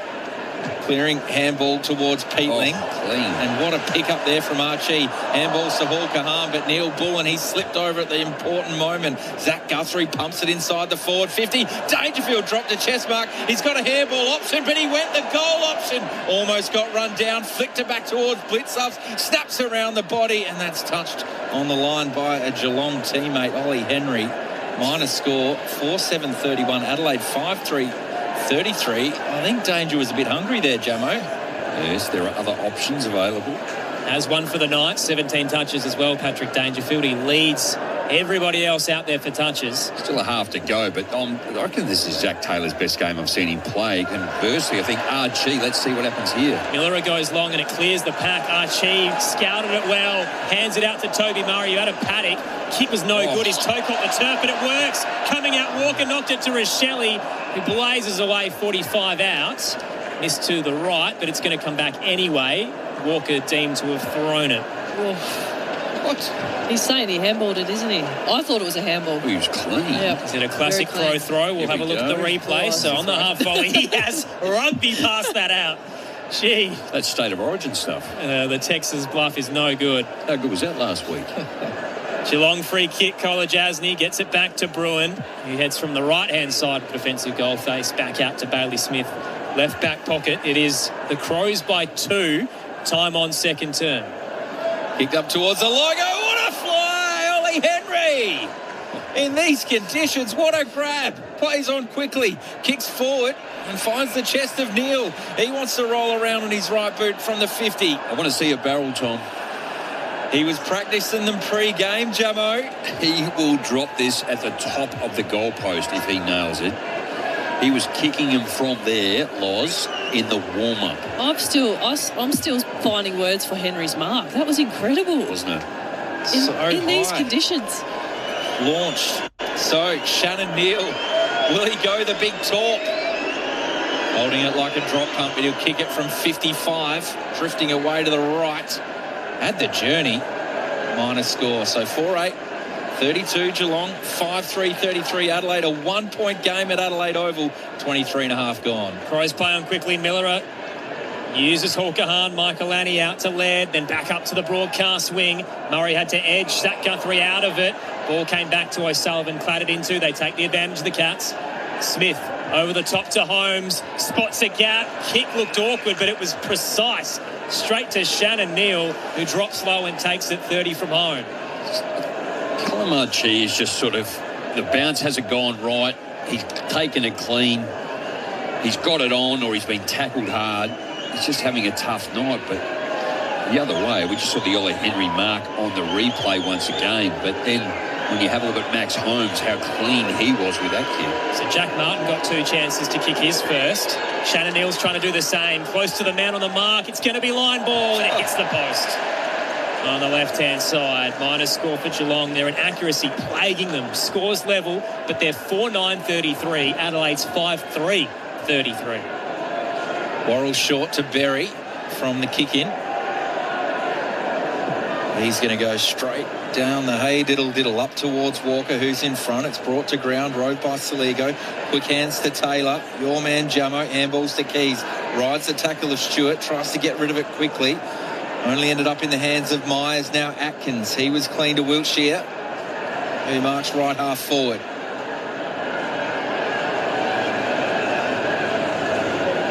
So game number 7, kicks inside the forward 50. Flying at that was Neal. Brought it to ground though, and Berry rose for Adelaide. Kicks out of defence and is perfect to Miller at left half back. Trying to move it quickly as they have all night. Goes to Keys now, centre wing. He starts the run, goes on the left boot, down the line, and he's kicked it out of bounds on the full. Hasn't been his best kicking night, has it, for Ben Keys? They are tough conditions though. Scores are level. 33 apiece, 25.5 gone in this second term. How good was Dan Curtin in that last contest too? There were 2 Geelong players ready to take a mark, and he just came around the back and was able to get a fist to him. Rod Jameson there with Lauren Arnell tonight. Down the line go the Cats. Dempsey was the target, knocked away. And Curvis clean in traffic. Just swept through 4, got it back towards Saligo. And Curvis retreats to Laird, who kicks down the line. Early fly from Keys, knocked away by O'Sullivan, who follows up with a thumping kick forward. Atkins commits the body on Laird, keeps tracking the footy, trying to reel it in on hands and knees was Nankervis. He powdered it forward and it might just work. Saligo gets there and is collared. Umpire sees it this time. Free kick to the Crows, left half back. Bit of afters as well. Myers and Dawson. Atkins and Saligo. He's looking back to his best, Jake Saligo, recently. The heart surgery in the pre-season, the rolled ankle, but last couple of weeks have been solid, averaging 18. He kicks down the line. Berry brings it to ground. Big 6 on 6 there. Bailey Smith toes it out. Nankervis is there, though. Hands it to Laird for the Crows. Running out of room, but Cook tight walks the boundary line, sends it towards the 50, and Murray would have taken it, but Taylor came the other way and clattered into him. Ball shoots out. Holmes says thank you very much and gets the Cats out of dodge. Bailey Smith down the line. Atkins forced to spoil from behind. Gee, there's an apology as Zach Taylor turns to Toby Murray and says, my bad. Cannot be getting in the way of a leading tall forward. They've actually been their own worst enemy on occasions when they have gone forward. You know, like Toby Murray with his kick to Taylor Walker. Just needed to lace him out. The simple things that have allowed Geelong to win the footy in the back half. Blitzov won the hit out, but Cook wins the clearance. Kicks it up towards centre half forward. A high ball. Rochelle's in there. Another 1%er from Taylor. Knocks it forward, but Martin did well to bump Rochelle off it. Handballing forward now, the Cats. A soccering ball from Holmes. Tries to gather in front of the interchange gates. Shrug the tackle of Curtin. Handball towards Wiltshire. Curtin in his back. Play on, says the umpire. Berry did well to Nankervis. There's a lot of Cats players here, but the Crows win out. Curtin kicks forward. Crows have the number. numbers, but Stewart did great 1-on-3. Handballs to O'Sullivan, to Holmes on the logo, to O'Connor. He's mowed down by Peatling with a spear tackle. Nankervis wins it back for the Crows. Miller at Curtin, centre wing. We can't take a breath here. Kicks forward. Walker gets the spoil. Archie knocks it forward to Rochelle. Rides the tackle. Handballs over the top to Peatling. He's at the 50. The Crows can ruffle this. McAndrew. Handball's a tough one to Keys. He rushed it, but he kicked it, and the Crows reclaim the lead. What a big effort from both teams, but the Crows win out. Keys on the end of it. 6-3-39. Geelong 4-9-33 late in the second term. You've got to give credit to the Crows. They've stood up in the contest tonight, and Geelong again, you watch them most weeks, they should have been out on the wing there, and the Crows stand up. Dan Curtin involved again in the scoring chain, and just interesting with Geelong, like in these conditions, their backs really leverage up high, Jamo. Yeah. Like they really roll the dice to force numbers to the contest. They've allowed forwards, especially Taylor Walker, out the back too many times tonight, and the Crows know they've just got to get it forward, and just love the contest that the Crows are bringing to stay in this. Yeah, just 1 minute remaining in this second quarter. But just, you're right, Miller off the half-back line clean. Spoke about Archie, Curtin being able to do it. Worrell with that led in this second quarter. Zach Taylor has gone to the bench with a bit of a concern. Out of the middle to Koning, tumbles it towards the Geelong 50. Myers was looking at Miller. I couldn't get the footy. Peatling gets it out of there, knocked it towards Keys, the desperate dive as he tries to slap it to an advantage. Dangerfield cuts it off, dunked for his troubles, drops the footy. Cook sends it forward. Strong mark from O'Sullivan. This kid can really play. Was in the mix for the Rising Star last year. Murphy Reid too hard to top. Down the line he goes. Neil flies. Did enough to knock it down to Martin, who tries to brush off Nankervis, but he would not relent. Just held on for all eternity and forces the free kick. These are the types of moments, if you're a Crows supporter in the crowd or listening in, you just got to be really pleased with what they're bringing, particularly that one from Nankervis. Nankervis up to left half forward looking for Walker. Did he get a fingertip to it? Yes, as it rolls over the boundary line. Josh Money downstairs. Just looks like a small knock to the inside of the right knee for Zach Taylor, quite possibly from when he collided with Toby Murray, but has just given the physio the thumbs up after a quick run through. So an enthralling quarter of footy. Crows 3-2, and that's the margin. One solitary goal. Boundary throw in. McAndrew and Blitz ups, and you can hear the siren there. A tough contest at Adelaide Oval. It's tough conditions for the Big Freeze. It's been tumbling down all night, but the Crows, the home side, who desperately need a top 8 scalp, they lead at half-time. They're 6-3-39. Geelong have been a bit wasteful, 4-9-33. Goal scorers all individual for the night, or at least for the Crows. So Keys, Berry, Dawson, Walker, Taylor and Neil Bullen. There is 2 to Martin for the Cats on return, and that is a clear-cut example of why the Geelong's management plan is so good. So 12 players they've rested through the year so far out of the last 9 weeks, and Jack Martin looks absolutely fresh tonight. Singles to Dangerfield and Jack Henry as well. As Tom said, it is the Crows by 6 at the major break. A little fun task on the text line tonight as well, because we share our text line with Melbourne Local Radio, who are currently on digital tonight, and whatever they're talking about must be related to your favourite cat, because we're getting a lot of Cats texts that aren't about the Geelong Cats, but we've sifted our way through. Richard from Geelong is loving how his team is playing. Thinks that Geelong are missing Lawson Humphries, though. Rolled ankle, was a chance to play but didn't train during the week, so I don't think you'll miss him too long, Richard, but you're right, he's so silky off half-back. And Rob is loving Lauren Arnell's insights, says it's about time that Brian Myers was recognised for his work. Hasn't been caught, his disposal's been excellent. It's amazing he's playing on a partially torn ACL, Brian Myers. Hasn't kicked a goal this year, but is averaging 22 touches, a career high. So he's almost, role has changed. He's doing it hampered, and he's still finding a way to be damaging. So he's doing a terrific job out there tonight. I might segue that over to you, Lauren Arnell, and what you thought about the first half and Brian Myers as well. Yeah, he's got to do the little things well, and that's why, particularly in these conditions, being clean is so important. And we saw, I thought, for most of the first quarter, Geelong was far cleaner, and then now we've seen the Crows just really front up for the contest, and it's making such a difference for them. And I think when you want to just compete and stay in the contest, that little one, I probably didn't explain it as well as I would have liked. The last little contest there from Nankervis, like Jack Martin has been one of the more impactful players on the ground so far, and he looks like he was out on a wing, and there was probably 6 or 7 players hit the deck, and Nankervis just hung on by his fingernails. And it's those little moments that make a difference when you want to win a game of footy, and playing like a team who know that it's do or die tonight and it's season defining. But for Myers, I'm glad someone's appreciating what we're seeing. But yeah, I mean, it's a tough role. He's got to work really high up the ground. He's got to be clean when he gets anywhere near it. And yeah, for a guy who's got a partially ruptured ACL, it's wild to me that he can perform at this level. It's incredible. Gemma, what did you take away from that first half? Oh, I thought Adelaide's efficiency with the football was probably better. Well, and the numbers do suggest that in that second quarter, 62% to 57% in terms of kicking, but the overall disposal efficiency is 71% to 64% in favour of Adelaide. So whilst a couple of the Geelong players have been really clean off the halfback line, Loz highlighted too just how much room they do come forward, and they can allow you to get over the back at times. And if they don't win the footy, it really opens up. So I guess the ability to be able to move the football forward, and if you can get it over the top of that.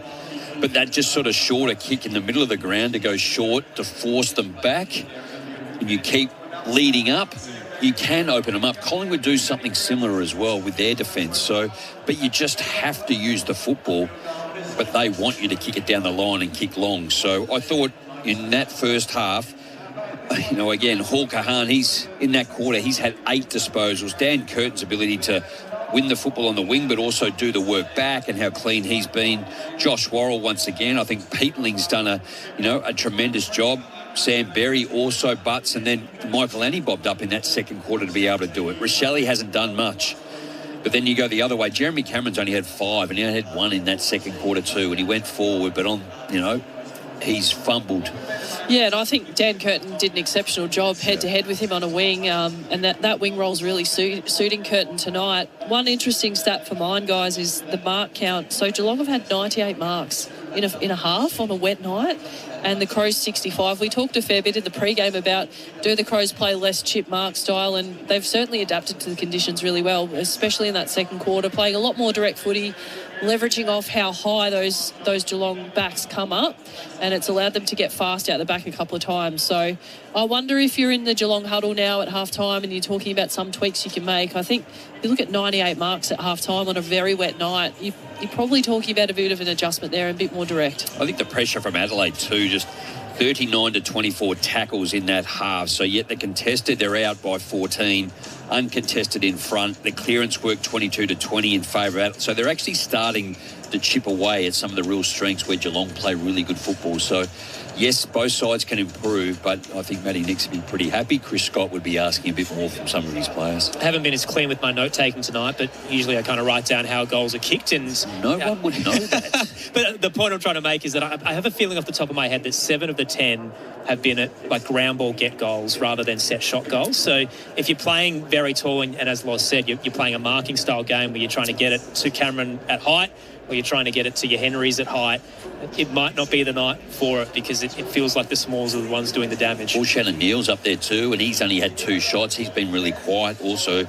But they chose to leave Brad Close out. So that option, and you have the ability with the emergencies, and the weather conditions. It's been raining since 4 o'clock here, and bucketing down the last 3 days. So I'm unsure as to that decision. I think the other side to the coin for the Cats as well is they've had 4 more scoring shots than the Crows, and have definitely been inefficient and just missed opportunities that you'd expect them to kick. So there's probably an element also at halftime of let's trust the process. We're getting reasonable looks. We just haven't converted just yet. Still anyone's ball game as well. It's a 1-goal margin. Adelaide by 6 after leading by 2 at quarter time, 6-3-39 to 4-9-33. We're about to take a quick break, and we'll give you all the team news, some big ins and outs, most recently in the round 13 sides. And I've got a big question for Lauren Arnell, who we'll touch base with after the ABC News, because we've got a fun text in from Pete as well. You can get in touch, 0437 774 774. It's great to have your company for Thursday night footy on ABC Sport. We'll see you in 5. It's time for the latest from the ABC Newsroom.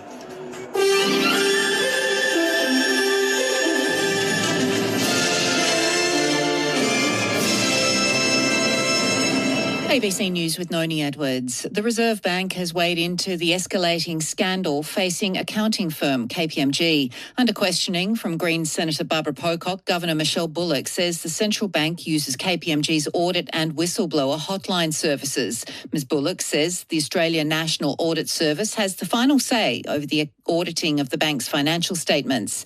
But given the consulting company's reported mistreatment of a whistleblower, Ms Bullock says she doesn't expect that contract to be continued. A federal police officer has told a Melbourne court that a woman facing slavery charges would pose an unacceptable risk if she was released on bail. James Oaten reports from the Melbourne Magistrates Court. The court heard Zainab Ahmed moved to Syria in 2015 with her family to support Islamic State. It heard her father, Mohammed Ahmed, purchased a Yazidi slave for $10,000 to be raped and do house duties. Federal police officer Mark Clendenning told the court Zainab Ahmed mistreated the teenager very badly but didn't hurt her. Under questioning from defence, Mark Clendenning admitted all women, including the accused, had severe restrictions on them while living under ISIS. The bail hearing continues tomorrow. New South Wales Premier Chris Minns says the cannabis driving reforms are a common sense approach that balances safety concerns. Today, the state government is introducing laws that would allow prescribed cannabis users to drive with a small amount of the drug in their system without being impaired. Mr Minns says drivers will have to register their cannabis prescription and also complete an online educational course. Medicinal cannabis users in New South Wales are not criminals. This is a legal substance. They've gone to a doctor to get a prescription because they've got an ailment or a pain that they need help with. And we don't think the legal system's kept pace with that change in New South Wales. It's understood Bondi hero Ahmed Al-Ahmed has been charged with allegedly assaulting and stalking his father in Sydney's West. Police say the alleged incident happened in a Bankstown home in March. The 44-year-old was charged yesterday with domestic violence-related assault and stalking. Two of Mr Al-Ahmed's brothers have previously been ordered to stay away from him after they were charged with threatening him over the phone.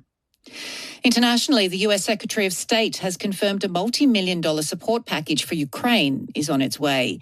Marco Rubio has been answering questions about the $560 million in Congress-approved funding in front of a Senate subcommittee.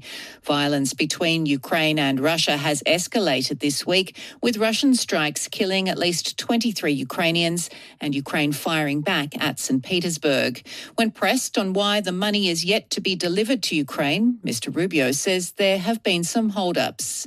It's just going through the interagency process, and there were a couple of stops along the way that unfortunately got tied up a little bit. But I've seen it not as Secretary of State. I've seen the interagency as National Security Advisor, and it's something that I think we'll have news on fairly soon.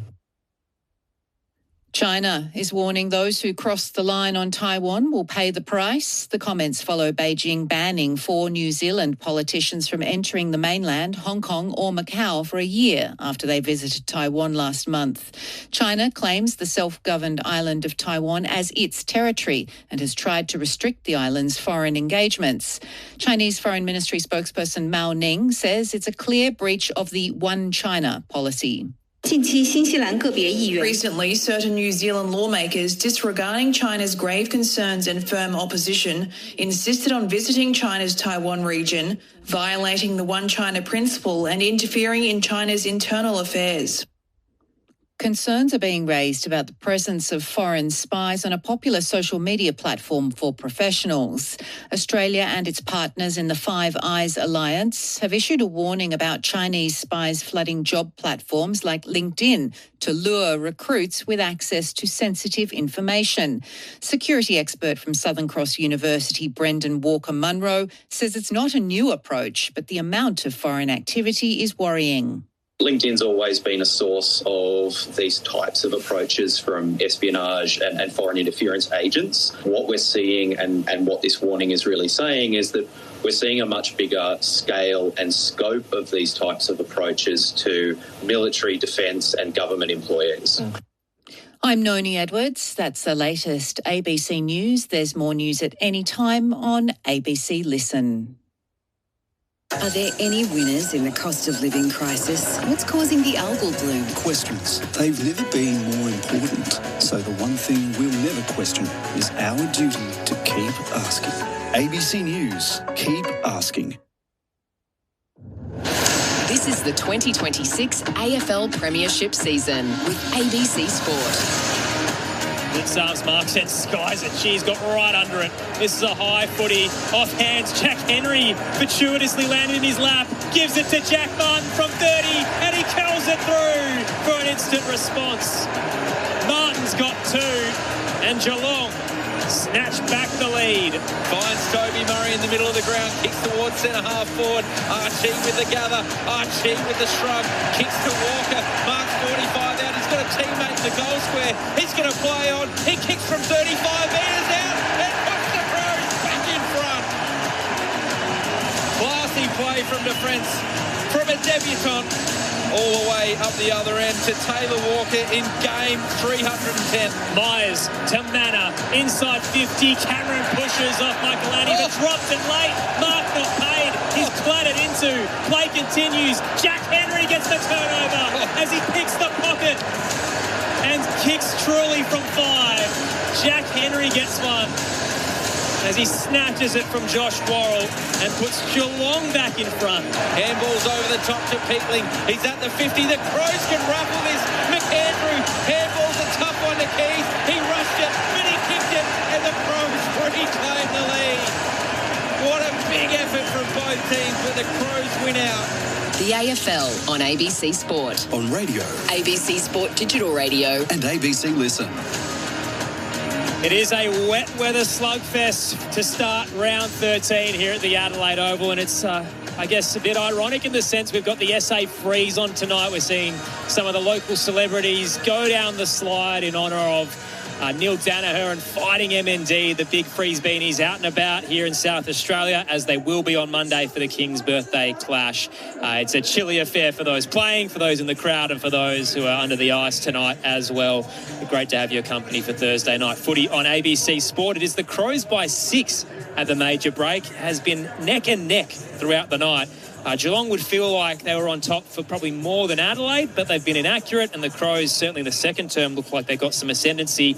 Lead changed hands 4 times in the space of 10 minutes, but Adelaide's up 6-3-39 to the Cats 4-9-33. Aaron Bryans and Tom Wilson calling the action for you tonight alongside premiership players Rod Jameson and Lauren Arnell.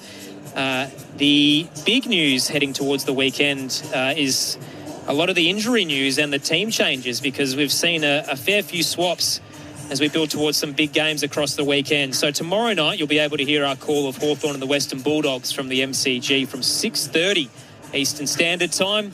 No Jack Gunston for the Hawks. That foot injury lingering a little too long, so he is out.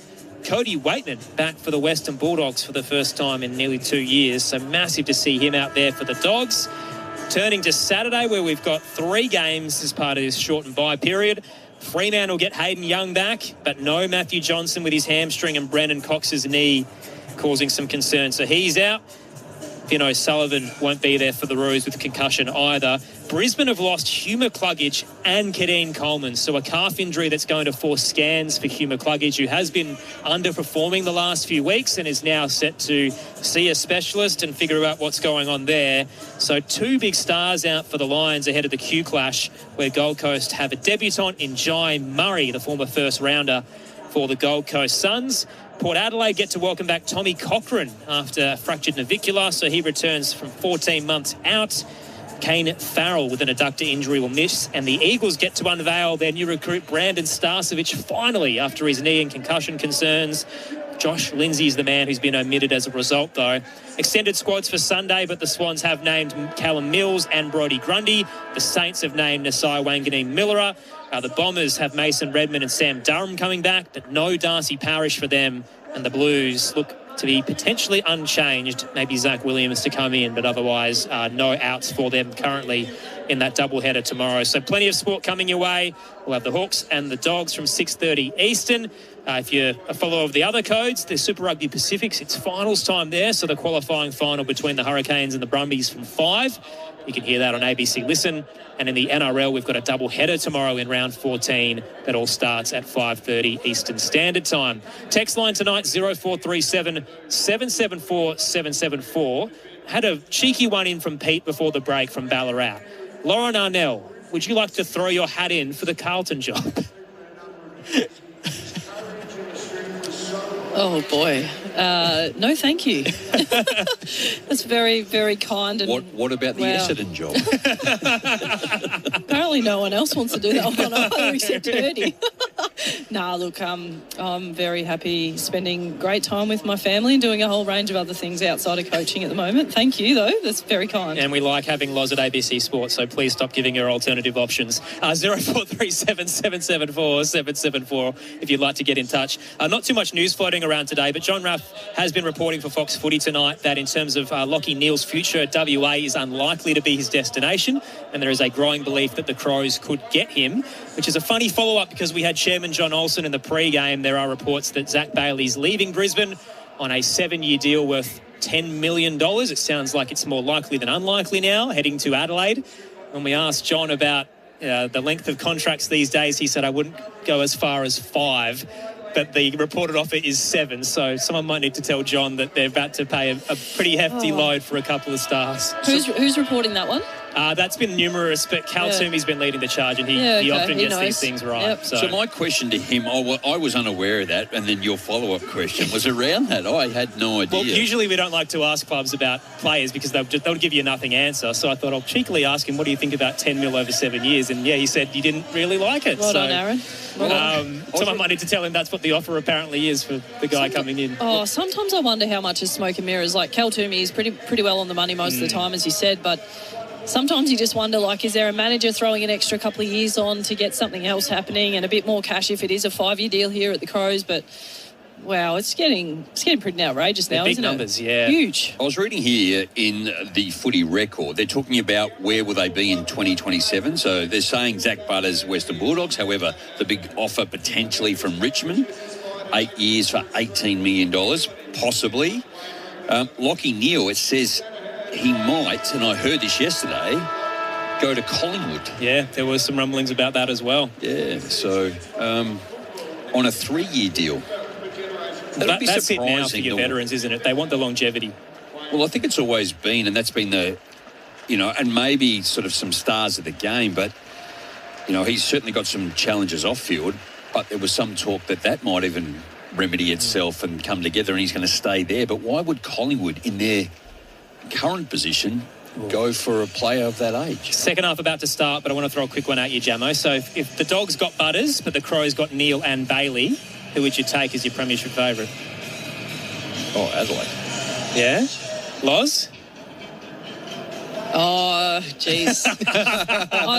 I think the Crows are down a tall or two, to be fair. So I think adding to the midfield's going to be important. But yeah, I'd be on the Doggies on the back of that. I like Butters and Sam Darcy back at the Dogs. But I mean, the Crows have been looking for a midfield void, and maybe this is the solution. Again, Sid Draper, Rankin, speed. Get Bailey in the middle. Crows by 6. Second half underway at the Adelaide Oval. Here we go. Dangerfield, handballs to Smith for the Cats. They trail by 6 points going inside the forward 50. Brought to ground. Going with the second effort there is Cameron against Curtin. Sockers it off the deck, gathered by Worrell. Almost intercepted by Holmes. He blocks the handball from Miller. Miller goes again. Clearing kick out in front of his teammate in Laird. Got time to raffle it with Cook. He sells the handball once and then handballs the next time to Laird. Goes over the top to Michael and he heard a voice. That was clever. Cook kicks down the wing. Up the line towards Dawson. Up against O'Connor. Trying to get inside that forward 50. Guthrie tackled by Neil Bullen. We'll have a ball up right half forward for the Crows. Who lead by 6 points. That was the voice of Tom Wilson. If you just joined us, Aaron Bryans with you as well. Lauren Arnell, Rod Jameson here. McAndrew down, looking for Peatling. Berry almost grabbed it. Bailey Smith wins out with a Hollywood handball. Just a hit and hope overhead. Coming the other way. Butts couldn't trap it. Ricochets off his bootlaces out. Dempsey's there for the Cats. He uses Myers. He curls it well. Low and hard. Just the required 15. Here's Patrick Dangerfield.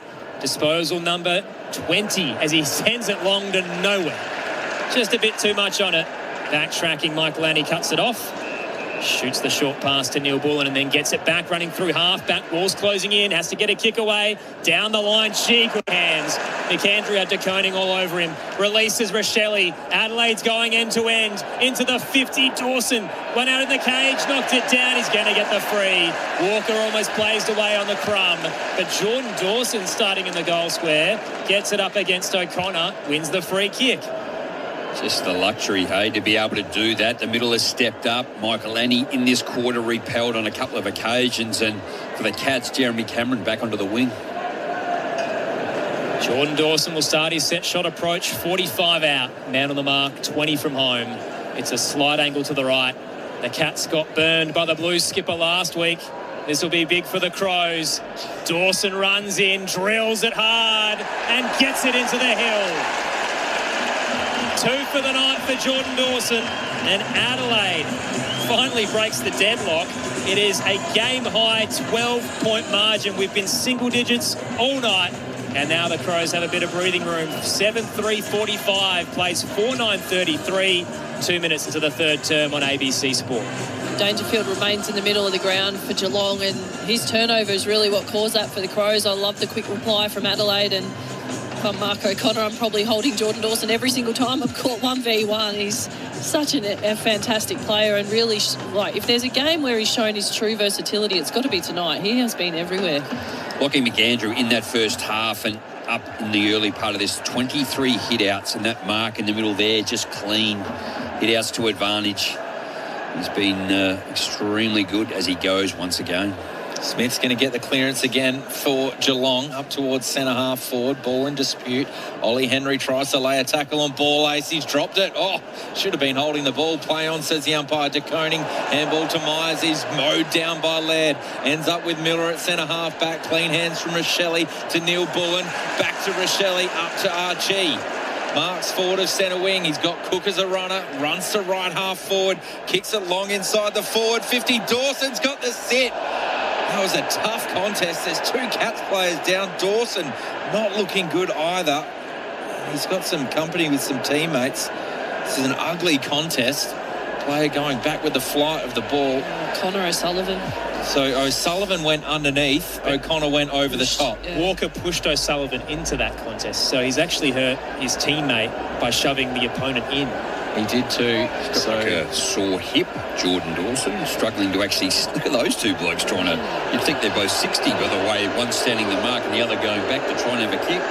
The crowd's not happy, but the call is right. The push was there from Walker into O'Sullivan. So O'Sullivan gets the free kick and just quickly releases a long ball out to left half back. I reckon it's off hands. There was 4 players on the boundary line trying to keep it in. Crowd's getting a little bit frustrated again. First quarter wasn't exactly going their way. O'Sullivan is going to have to come for a head injury assessment here. He's had a doctor go out to him, waved him off, but I'll be surprised if he doesn't have to come to the bench here. Tossed in McAndrew straight down the throat of Cook, who kicks inside 50 for the Crows. Again, Dawson battling with O'Connor, who gets the fist in. The Cat hits the deck. Dawson trying to follow up. It's knocked over by O'Sullivan. Boundary throw in. Crowd's riding the momentum right now. When they're up, they're pretty quiet. When they're down, they're certainly a bit more vocal, but it's a pretty close game at the moment. Crows by 12. Tossed in left forward pocket. Adelaide's 50. Bit shallow for both rucks. De Koning gets a little underarm tap, trying to get it to Guthrie. Bailey Smith got it out. Handball was a bit errant. Holmes becomes the tackler on Neil Bullen. We're 30 from home. Ball up to come. McAndrew knocks it down. Neil Bullen gathers with the one hand, kicks towards goal. Oh, it hit the base of the post. That would have been something from nothing. Lucky for the Cats. Adelaide 7-4-46, Geelong 4-9-33. 5 minutes 40 gone in this third term. And they bring it out of defence. Looking up towards the logo, outer side. Martin flies Worrell fists out over the boundary line. We'll have a throw in. Defensive side of centre wing for the Cats, who are now trailing by 13 points in this third quarter. Margin was 6 points at half-time in favour of the home side, Adelaide. They're desperate to get a scout this season. They haven't got one. Haven't beaten a team above them on the ladder, leading by 13 points. De Koning knocks it down. Miller gathers, takes on the tackle of Smith, got away from him.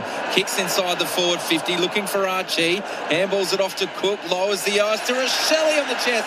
Not 15. Handballs to Fogarty in the goal square, and he dribbles it through. Goal umpire unsure. Did look like it could have dribbled into a Geelong leg on the way through. I think that's what they'll check. Crows players are going back to set up. Might have been the post too, is he asking? Soft call to check if it's hitting the post. Just see, yeah, it's hit the post. Just touching there. Just sometimes wonder, Loz, like, why as players do we 5 metres out? Like, you've actually taken a mark and you've then played on. Michelle. Yeah. So minus score in the end. It's gone against the post. Josh Money on the boundary. Yeah, the Geelong doctors have just been reviewing that vision with Connor O'Sullivan. They are parading the boundary now. You get the feeling he'll be coming off for a head assessment. Holmes plays on, blazes away. Got a rush of blood, just kicked it straight towards ball ace. Back into the 50 for the Crows. Pack collapses with a couple of fists. Holmes tries to keep it in, and Archie will walk him over. And we get a boundary thrown in the same spot we were 5 minutes ago. That'll be significant for the Cats. If O'Sullivan has to come off, he's taken Walker so far all night, and obviously losing Humphreys off the back of last week. If they're missing both of those players for the second half, it's going to be significant. Crows by 14. Inside 50, it's tossed in. McAndrew, beautiful tap to Peatling rather, who put his head over it but didn't come away with the footy. Atkins dives in, he's spun in the tackle, ball up. We are 25 out. Inside 50s already in this quarter, 5-1, and it's staying in the forward area as the Cats now clear it. McAndrew looked for Peatling again, but again he just ran too wide of the footy. So Geelong, as Jamo said, get the exit. Ollie Henry trying to gather the footy, too much momentum, fell into it. Cook's kick smothered. Atkins can't control it. Diving in. Peatling again, trying to win the footy. Can't extract it cleanly. Bailey Smith's got to deal with Cook. Ball shoots out to Berry. The Crows might get a chance here. Dawson tried to tow it, but was pulled away. Jasny puts his head over it, flung the ball out in the tackle. Wasn't really more of a throw, but just kind of hooked it and then shot out. And the ball ends up shooting back out towards the benches, and it will be last touch to the Crows. Wayne Miller wants to go back towards the direction of Walker. Didn't quite get the angle on the run, and O'Sullivan with some fly takes the mark, cuts it off through defensive 50 and looks to switch towards the light tower rather. Clearing kick comes from O'Connor. Kicks down the line. A contest there between Butts and Mullen. And Mullen really didn't have his eyes on the footy, so Butts wins the free kick on the logo, out of sight of the ground. It's been really good, Jordan Butts, just really playing a role. Stats might not match it, but the key defender just showing up in the aerial contest. Having a great year, Lauren. Kicks down the line towards Walker, goes out over the boundary line. Right half forward for the Crows, Josh Money. Yeah, interestingly, O'Sullivan's still out on the ground. The doctors were walking up the boundary line to try get his attention, but still out there and taking marks. So that's one to watch. Boundary throw in. De Koning works McAndrew under the footy, takes it out himself, handballs towards Smith, who tried to soccer it forward. Salego gathers and pushed out over the boundary line by Atkins, and we'll have another throw in a little bit further away from Adelaide's goal, about 80 metres. They're up 14 points. Saw this in Adelaide's last game against the Hawks with Nick Watson, who was a bit hesitant to come off, eventually did and was finally cleared at half time, but took a bit of time. Tossed in, De Koning tried to take it out of the ruck, couldn't control the footy. McAndrew grabs it, thumps it, spirals it, and O'Connor takes the intercept mark off the bodywork of Stewart and kept Rochelle out of it. Geelong switch to the broadcast side. Martin's the target, front on with Miller. Fist comes in, knocked out towards Wiltshire though. Neil gets it with the link up, 1-2. Geelong inside 50. Flying is Ollie Henry. Coming late was Ball Ace. Knocks it down. Cameron wants to keep it in. Shot the handball across. Couldn't quite get to Ollie Henry, and Ball Ace will walk it over. So the push in. So Walker's pushed O'Sullivan in and clattered into Dawson. Dylan Shield got a one-match suspension last year for doing so against Geelong, but he pushed Mark O'Connor into his teammate, which caused Aluamun Nawal to land on his head. So he got a concussion for hurting an opposition player. Could Walker potentially face at least some look from the MRO? Tossed in, Neil couldn't take it. Cleared quickly by the Crows. Big hit on the drop as Walker charges into Jasny. Pops up okay. Out the back, O'Sullivan. Buffeted off his kick, but it's headed the right way. Dawson, out the back of the pack, has managed to intercept it. Big grab too. O'Shea Mullen's now gone to Dawson around stoppage. So to take that mark as knowing he's got a tag, really important for him. So his kick towards Miller was just touched by Holmes, but Miller did well, gets it back to Worrell, goes short to McAndrew, the ruckman, left half back. Working hard is Dawson, and it's a perfectly placed kick from the ruck to his skipper. So he's got a defensive side of centre wing. Having quite the game is Jordan Dawson. So he plays on now, long towards Walker. Fisted away. Wiltshire with the handball. Straight to Nankervis. Turnover. Peatling. Archie. 2-on-2 up forward. Going deep inside the forward 50. Rochelle works hard. Tries to soccer it off the deck. Taking on the tackler. No Pryor. Good strong tackle there from Keys on O'Connor. We'll have a ball up. 35 from Adelaide's goal. Just going to say that kick to Taylor Walker, Tom, was actually pretty good. Rather than going long and high, he actually put it out in front to Walker's advantage. Crows by 14. The Cats haven't scored in this term. Tap down Bailey Smith, gets the exit, bounces its way towards Myers. He's spun the full 360 by Laird. Ball up to come, attacking edge for the Crows. You mentioned Butt's dominance in that back half. Jeremy Cameron's now gone forward again off a wing.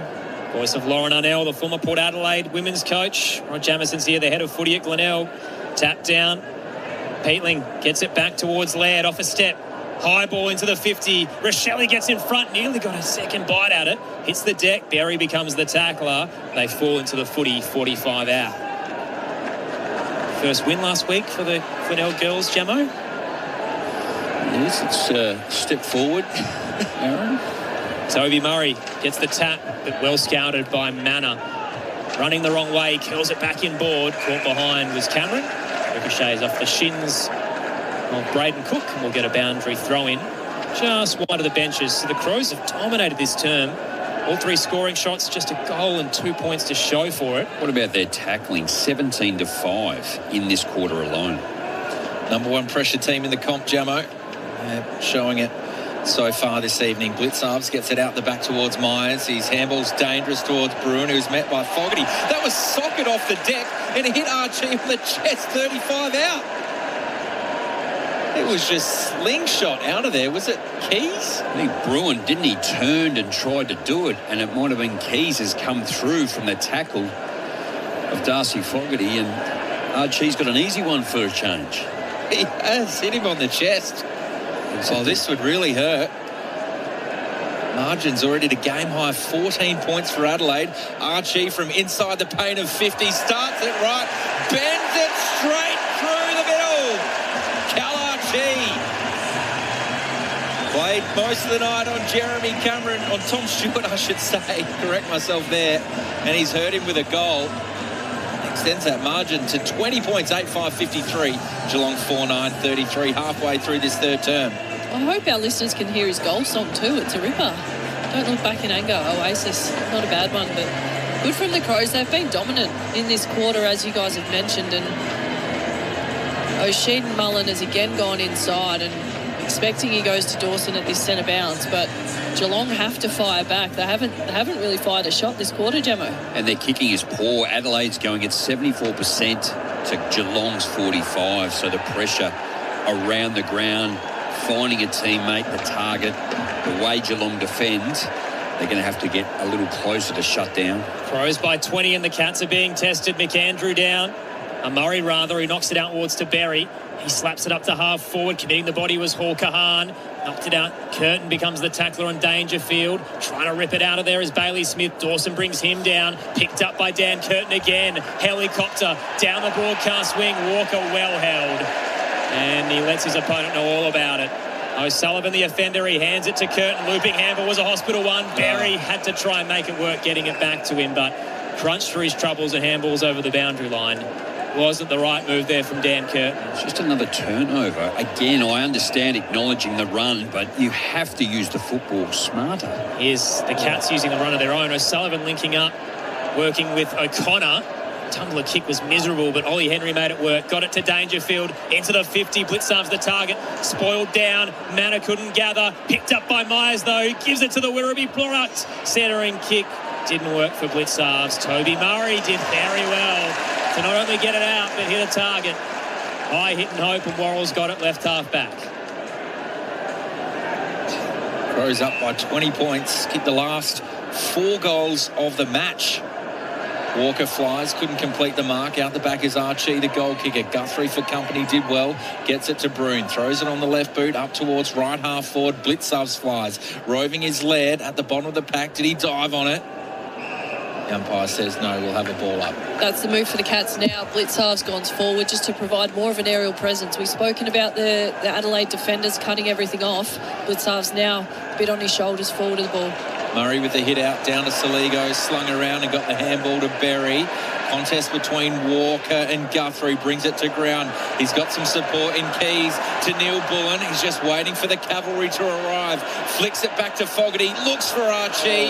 Got the fist in there when it looked like Stewart would take the mark. He's got time to pick it up before the boundary line to Kolajasny to Bowes. Underground ball down the line towards Holmes. Cook can keep it in. Goes back to Hall Kahan. Steps one and he's mowed down from behind by Wiltshire. Free kick Geelong. Defensive side, centre wing, members side of the ground. Just a little lesson for the debutant there. Won't hurt. He'll learn from it. Down the line go the Cats. Looking for a score this term, and Neil clunks a good contested grab. That'll give them a chance, and this will certainly give them an even better one. Toby Murray, committed to the marking contest, hits the deck, comes up, and running by Braden Cook has got into the protected area because Murray hadn't really stood yet. Just a little bit lazy, lost focus there, Cook. He's not really that close either. This is one of those that makes the rule look so pathetic because there's not really any threat to a handball received there, but rule's the rule, 15 metres. I don't know if he could have gone that much further right. You have to run outside the boundary line. Correct. The Cats need it though, and they'll take it. Shannon Neal kicks from 30 and smashes it through the big sticks into the Riverbank stands. He roars towards his teammates who almost settle him down. Hey, mate, this is our first one and we've still got a while to go. It is Adelaide by 14 points, but Geelong get a gift to re-enter the contest. 5-9-39. They trail the Crows 8-5-53. 18 minutes played. Third term on ABC Sport with Lauren Arnell and Rod Jameson. Well, it was a super mark from Shannon Neal. It set them up for that easy goal after the 50-metre penalty, and Neal's gone to the bench now, and De Koning back in the ruck after Neal had taken a couple of centre bounces for them. Could be a tide turner here, guys. I think the Crows have just dominated this third quarter so far, and crucial for Adelaide to respond now. I just think regardless of what team you follow, the umpiring impacting and making a decision like that. Not good. Back in the middle of the ground, McAndrew down towards Dawson on his hands and knees. The handball went backwards and was gathered by Holmes. Blitzarves did well, gets it to Myers. Goes to De Koning. Dangerfield kicks inside the 50. Dempsey, one-hander. Snatched it and then pulled it into his chest, 40 out in a 45-degree angle. That is almost rude. Wow. What a mark. That's just talent. I think the Adelaide fans think it might have been a significant push in the back to Cook as well, who has been on the wrong end of a couple umpire calls in the last 30 seconds. Get him off. He's cost Adelaide 2 goals. So Dempsey's still got to kick it. What a talent he is. Absolute talent. Goal a game this season. Kicks from 45. The silence is deafening. Dempsey makes it back-to-back goals for the Cats. They're back within 8 points just like that. 6-9-45. The Crows 8-5-53. We're into time on third term. He kicked the goal like a little chip shot onto the green, didn't he? He just popped it up and floated through just over the goal line, and no one actually competed for it. It's almost the perfect kick. But such an important stage of the game now, guys. I think the Crows fans know it. You can just sense the nervous anticipation about what's going to happen. Adelaide have had a few close losses this year, and it's a funny old stat. Like, to be a Crows fan would be one of the worst things in the world, because when it comes to close games, they're always in them. 31% of their last 125 games decided by 10 or less. Can you not, Jamo? That was so quick. He's just bloody... And you're wondering why I give him grief for his bald head. De Koning out of the middle, hands it to Atkins. Geelong regrouping. Dempsey. Has anyone got HR's number? Sure. 25 years, you get a bit of leeway. Atkins up to left half forward. Jack Henry forced to spoil as he's battling with ball ace, and it rolls over the boundary line. So my point was, Crows fans are so used to close games. It's just, this is just a repeat deja vu. Oh, look, I think against Geelong, you just can't. It doesn't matter. Like 3 or 4 goals is not enough anyway to sort of sit on your laurels and work the way forward. But they just find ways. They will themselves, and they've got the players that are capable of turning a game. Atkins wheeled himself into the contest and kicked inside the forward 50. Dribbles out over the boundary line. We'll have a throw in 35 from goal. I think HR actually calling us. The good thing is, hey, Tom, we probably all Yeah, Fletcher's got it all.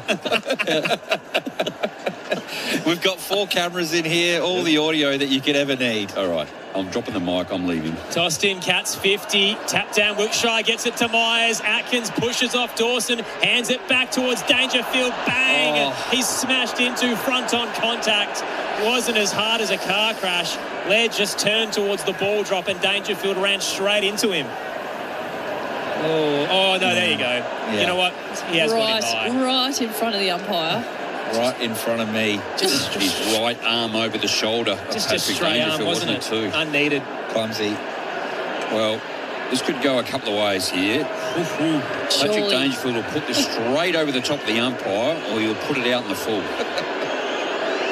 Public enemy number 1. Patrick Dangerfield in his old state misses to the left. The crowd will love that. It is the Crows by 7. 22 played, third term on ABC Sport. Looked good most of the way. It's a tough angle. So Miller brings it back in. Goes to Michael and he puts Miller under huge pressure. Bryans says the umpire. No, there was an umpire right along the boundary line. The fence that's calling that holding the ball. Josh Money in the boundary. Yeah, Tom, O'Sullivan has come off the ground and spent some time on the Cats bench. Just quick word with the doctor, but they seem satisfied at least that his head is okay, which is good news for him and Taylor Walker as well. So Bowes wins the free kick. Strong tackle right up against the boundary line. Right half forward. The spot you practice when you're going off the ground.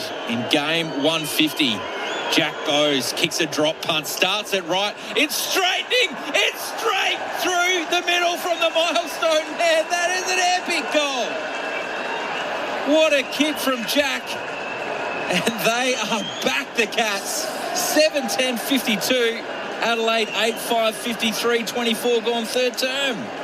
Wowee. The Cats, some very strong responses, and if you do your scouting report against the Crows, you know the man they want with the footy in his hands in their D50, and that's Wayne Miller. And 2 Geelong players corralling him. Bo's the beneficiary, and what a finish from the boundary. We have a ripping angle of that, don't we? Right behind it. It was a beautiful kick. It's a great kick there up that end. But again, it's just the inability of Adelaide to sort of assess the situation too. It's the balance of go fast when you need to, but Geelong anticipated that. They had 3 players shut down on him, and they knew he was going to handball. They didn't need to try and get the footy on that quick. 3 unanswered for the Cats, 1 point game. McAndrew out of the middle, hands it to Berry, shoots it to the eastern side. Cook fumbled and he's set upon. There are 5 Cats around him and he's got the footy out of there. Neil Bullen had a fresh airy. Bruin gathers, had an arm pinned but gets a kick straight up and down. McAndrew commits, towed forward by the Cats. Picked it up his butts and put his head through the tackle. Gets the handball out. Paul Kahan trying to get it to Neil Bullen. Blitzarms with a fist towards De Koning. Got a handball out. Myers gave it away though. Back to Laird. The Crows have some time. Right half back. Ball ace. Up towards Archie. Entangled with Zach Guthrie. Coming the other way. Tom Stewart tackled. Shot the handball out. Jameson doesn't think he did so cleanly. It'll work for the Crows anyway. Archie tried to scrub a kick forward. Little wide for Dawson. Rochelle keeps going though. 3 behind him. He knocked it to Fogarty. He gave it back to Dawson. Tumbling kick. Just couldn't get the angle under pressure. And it rolls over the boundary line near the scoreboard. It is a cracking contest. Adelaide by a point, close to 3/4 time. It's just more so if you get tackled and you don't dispose of the football, it's holding the ball. McAndrew knocks it forward into a dangerous spot, but De Koning did well to gather. Not sure how that was got rid of by Holmes, but he got it to Bruin. Quick kick out of defence over the top of his manner, wrapped up by Butts. Ball ace has the footy. It was sharked though by Myers. He steps inside to the running man of Blitzarves. He is the running man. Good pressure from behind Neil Bullen. Put a lot of pressure on that kick. Oh, Martin fumbles. Falls in the lap of Zach Taylor, who kicks the centre half forward, and Fogarty marks just outside the paint of 50. We know he's got this in him. Oh boy, Jack Martin. The easiest of ground balls. Although it's wet conditions, he's been clean in the first half and relatively uncontested, and really, really poor fumble has cost this one for Geelong. He was looking to handball it before he had it in his hands, didn't he? Yeah, the official stat says no pressure error.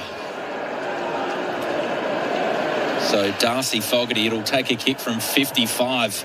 Unloads, probably just got a little bit underneath that one and away to the right. So a minus score for Fogarty, second of this term.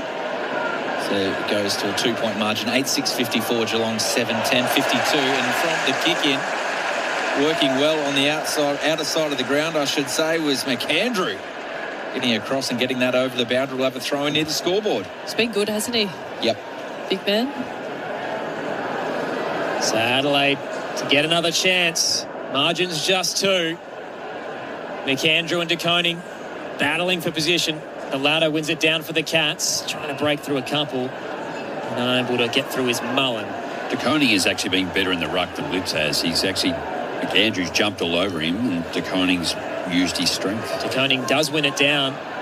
Holmes gets it to Bailey Smith. Tackled as he kicked it off balance. It works. Up to Jack Henry, but not a lot ahead. Has to slow things down at the Odie stand.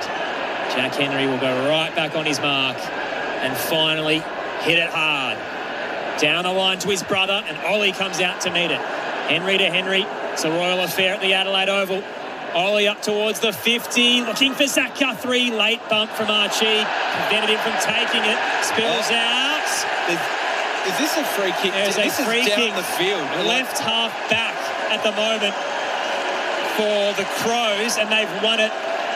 Right half forward for the Crows. Yeah. 100 metres away. So wrestling on the ground, James Peatling and Bailey Smith. That was off the kick that Smith sent down the eastern wing. So that was a minute ago. They stayed wrestling on the deck, and finally the umpires pinged Bailey. So what would have been a Geelong entry, and it looked like a dangerous one, was headed straight back the other way. Man on the mark, 51 out. Peatling will set it up top of the goal square. Couple of flyers. Dawson nearly clunked it. Tackles late on the ball drop. It'll be tossed up, 15 out straight in front. Chris Scott will be ropeable. So Stewart and Fogarty were wrestling. Smith and Peatling.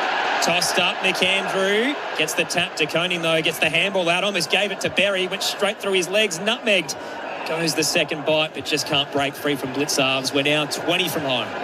2 minutes remaining. Throws in front. McAndrew knocks it towards the goal square. Martin's there, clean this time. Gets it onto the left boot and finds Ollie Henry on the lead. Bailout kick hits the chest of a teammate, and they're going to take it on. Up towards Mullen, turns around, Cook for company on the logo outer side. Fakes the handball to Bowes, goes inside to Myers.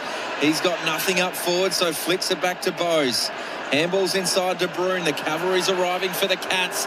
He looks forward, up towards Dangerfield. It's the advantage of Hawker-Hahn, who gets the spoil. Down at Ankervis, the Crows can run through Curtin. Left half back, he's got a chaser in Wiltshire. Kicks longer towards Dawson, who flies, couldn't mark. At the back, O'Sullivan for the Cats. Handballs to Smith, centre wing. Gets his kick under the tackle, but turned it over. The pressure too much, and Dan Curtin gets across. They've got enough time here, minute on the clock. Curtin plays on and breaks the ankles as he darts his way around Wiltshire. Kicks down the line, couple of flyers, and Walker slides in to score it over. Gee, Hawker-Hahn has slotted right into this mix. Well, just his composure, picking the right option at the right time. Timed his run then to smother. 2-point game, three-quarter time, a moment away. Tossed in left half forward for the Crows. Murray tries to win it down. Blitzarves gets the better. Peatling collapses into the footy with Bailey Smith behind him. Crowd wanted to push in the back. He was pretty generous as he escorted him down. We go again. Toby Murray knocks it forward, keeps following. Martin gets there first. He bowls him over. Toby gets the footy. He wins it hard. Hands it to Berry. Kick was about 2 metres, but it's knocked back to Peatling. His kick smothered. Curtin got it out. Shoots the handball. Hawker-Hahn back to Peatling. Tackled as he kicked it. Put too much on it. It rolls towards the scoreboard. Still 30 seconds on the clock. Adelaide with one last stoppage, perhaps. Dangerfield's rolling from deepest forward for the Cats, just inside this stoppage, try and congest the numbers. Zach Taylor just come through the contest, or Berry, an Adelaide player, just needs to hit it hard. Murray and Blitzarves. There's Taylor. Handballs to the big ruckman in Murray. Gets it to Berry. Tackled immediately. Bowes works his way through traffic for the Cats. Kicks up towards the wing. Ball in dispute. Nankervis got past one tackle. Handball towards Cook. There's still time. Great effort. Myers got the smother in. Bowes is running forward. Sweeping handball to a contest. 2-on-1. Favouring the Crows. But the Geelong Cats win out towards Ollie Henry. Siren sounds. What a game of footy we've got here at Adelaide Oval. It was a 6-point margin at half-time. The Crows kicked the first 2 of the quarter, but the Cats responded with the next 3, bringing it back to a 2-point margin. They trail their 7-10-52. Adelaide 8-6-54. It's had a bit of everything, and it feels like it's going to have the thrilling finish as the cherry on top. Goal scorers at the final change. 2 to Dawson, singles to Keys, Berry, Archie, Walker, Taylor and Neil Bullen. For the Cats, Dangerfield, Henry, Neil, Dempsey and Jack Martin has 2 to his name.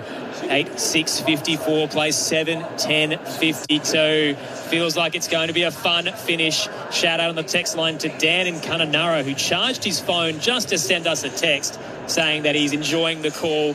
Bloody ripper, go Crows. Thank you, Dan, because, this has been a fun one. Make sure you keep your phone charged for the fallout as well. And Beansy in Victoria, wondering what Josh Money's nickname is.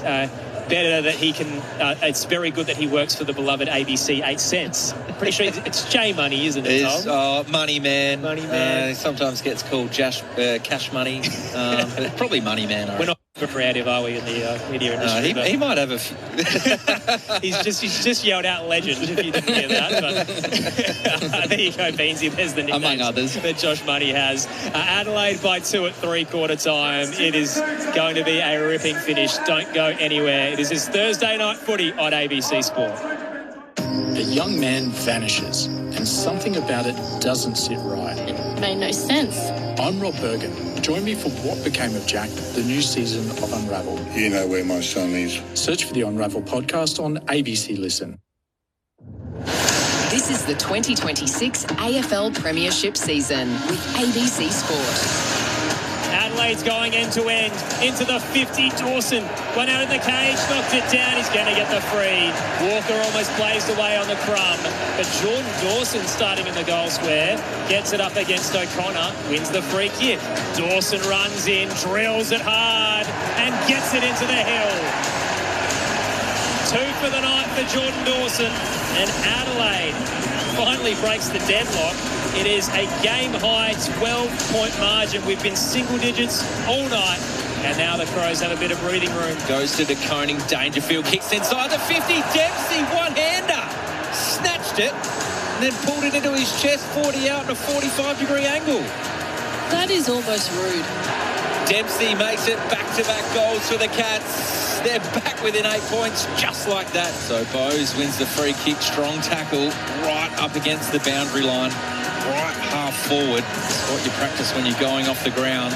In game 150, Jack Bowes kicks a drop punt, starts it right. It's straightening. It's straight through the middle from the milestone man. That is an epic goal. What a kick from Jack. And they are back, the Cats. The AFL on ABC Sport. On radio. ABC Sport Digital Radio. And ABC Listen.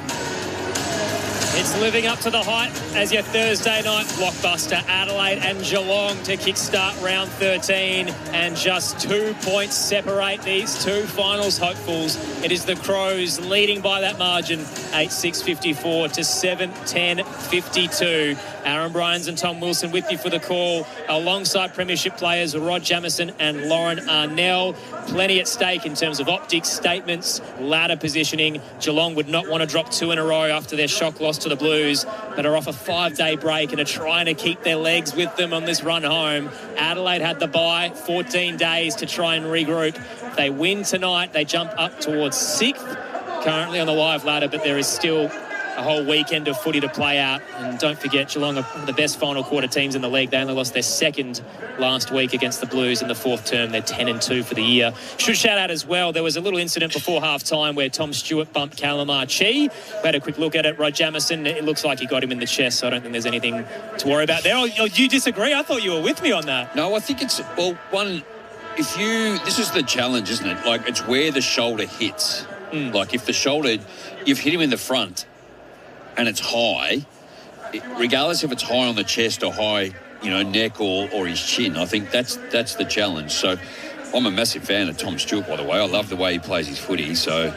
But things have changed and things are a bit different. So they'll certainly have a look at it. Yeah, the other one to keep an eye out for the MRO tomorrow, Taylor Walker pushing Connor O'Sullivan into a marking contest. He clattered into Jordan Dawson. O'Sullivan needed a HIA, but is okay.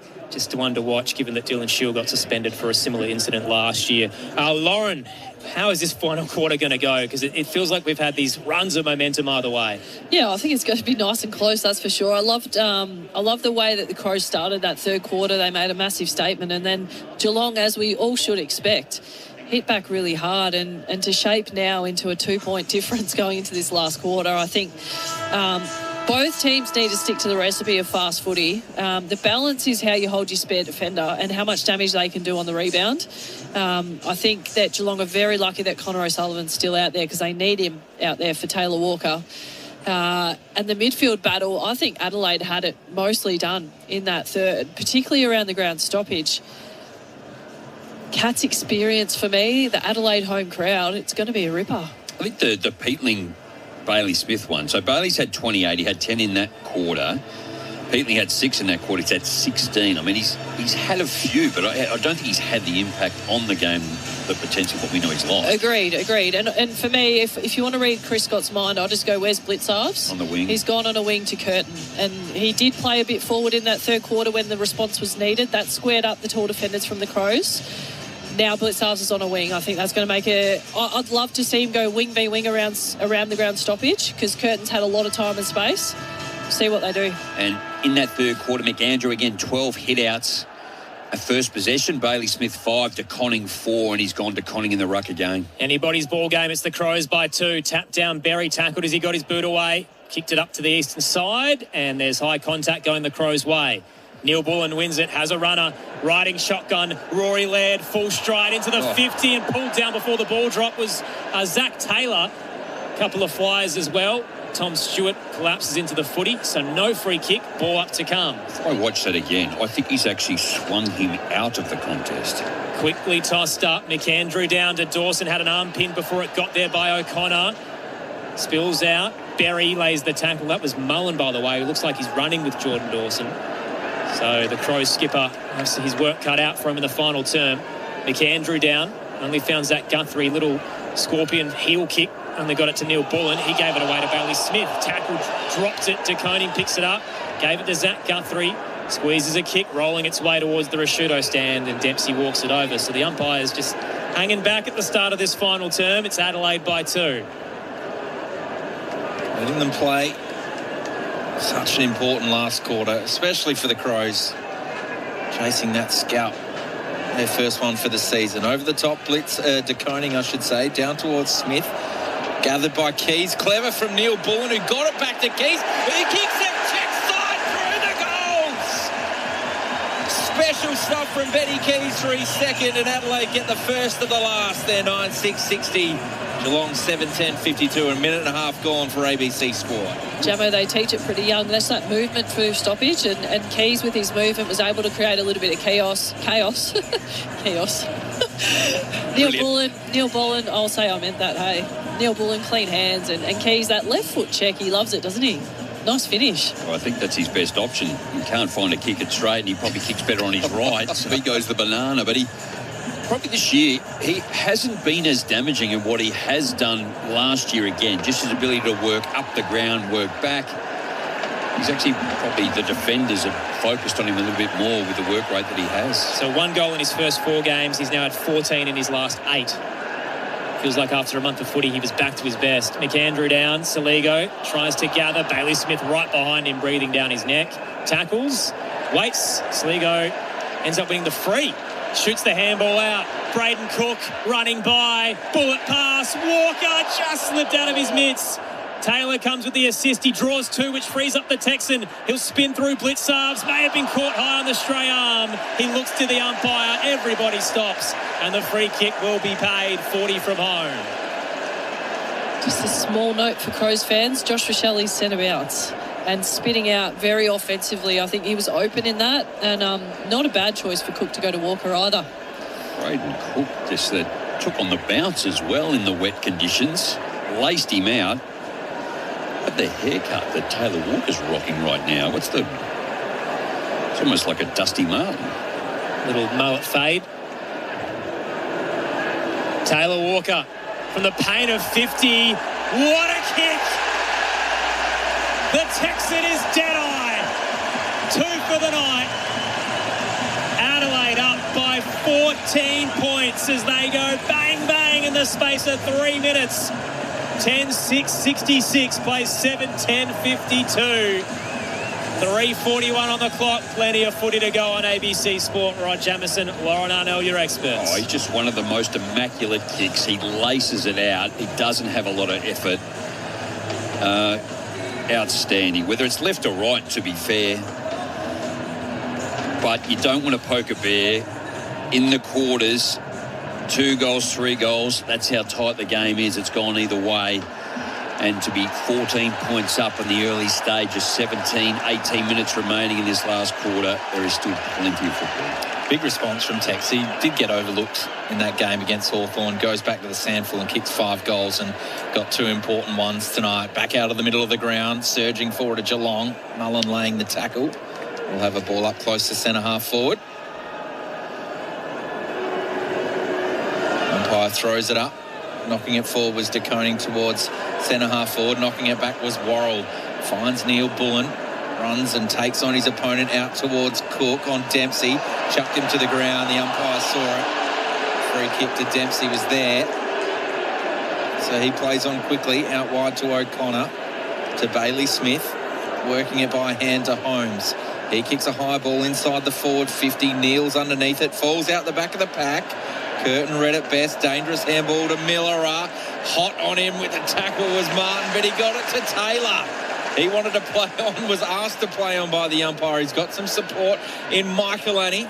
He steps back inside, steps towards the boundary line, tries to find Walker. Geelong has the numbers with Stewart. Hands it off. Tight in traffic goes Sullivan, gets it wide. Put Blitzarves in a bit of a tight spot, spun in the phone box over the boundary line. Game 305 tonight for Mark Blitzarves, the 35-year-old. He now ties Jimmy Bartell and Mitch Duncan for 5th overall at the Cats. The ultimate utility, just keep finding ways to get involved. He's rucking right now. It's DeConing rather, who edges out McAndrew, takes it out, kicks towards the 50, bouncing a little short of Jeremy Cameron. Michael Laney knocks it over. It is the Crows by 14. They've had the only 2 goals of the final term. Dan Curtin in his 5th game for the season after coming off that knee injury in pre-season. This would have to be his best game as well. Consistent across the first 3 quarters, and his defensive work, very impressive. From the boundary thrown, Peatling taken to the ground by Martin, but Saligo did well. Kicked around the body. Zach, it's DeConing in front, gets the handball to Broon, puts his teammate Myers under pressure, and the handball goes straight to Fogarty. Inside to Saligo, to Dawson. He got some runners through the middle of the ground in Laird. He's going to kick it up towards centre half forward. Keys on Blitzarves. Blitzarves couldn't quite complete the mark. He tried to complete it with his knees. Knocks it out of the contest. He's got support with Holmes. Now to Broon. Further wide to Martin, centre wing. Dempsey's running along the side. Handballs to him at right half forward. Lowers the eyes looking for Cameron. Through the hands. Ball in dispute. Butts is happy to get this to the boundary line if he can. And right at the back there was Worrell. His handball was blocked for the time being. Goes to Miller at the top of the goal square. Pressure's on. Quick kick out of defence looking for Taylor. Over the top was Guthrie. The 2 Zacks go at it. Taylor keeps it in play. He's using it with his feet. Underground handball from Ollie Henry was clever. To Wiltshire, to Myers. Just the 15 metres. And he marks just inside the paint of the 50. Left half forward. Barely 15 metres there, but a good grab. One-hander from Brian Myers. Right. We know his kicking method is a little unorthodox. So he's naturally going to go to that right side. So we mentioned no goals this season. Could it be his first from 50? Runs around to the right. He's bringing it back. Won't have the journey. Hands on it. Ball ace gets it out over the goal line. Minus score. Won't be the first of the quarter for the Cats. 8 minutes in. They're 7-11-53. The Crows are 10-6-66. Wayne Miller to bring it in. Kicks up to right half back. Curtin, one-on-one, battling with Myers. Flyers got a fingertip to it. Umpire believes in boundary throw-in to come. Left half forward right now for the Cats. Alan Achuka on the text line saying Bailey Smith wears his heart on his sleeve. He's had hot patches tonight. Plenty of different players running with him, but 30 for the night. Bailey Smith continuing his prolific year. Tossed in. McAndrew with the fist. Thumps it towards the benches. Dawson caught behind. He's battling with Mullen, who tries to keep it in. Mullen commits the body.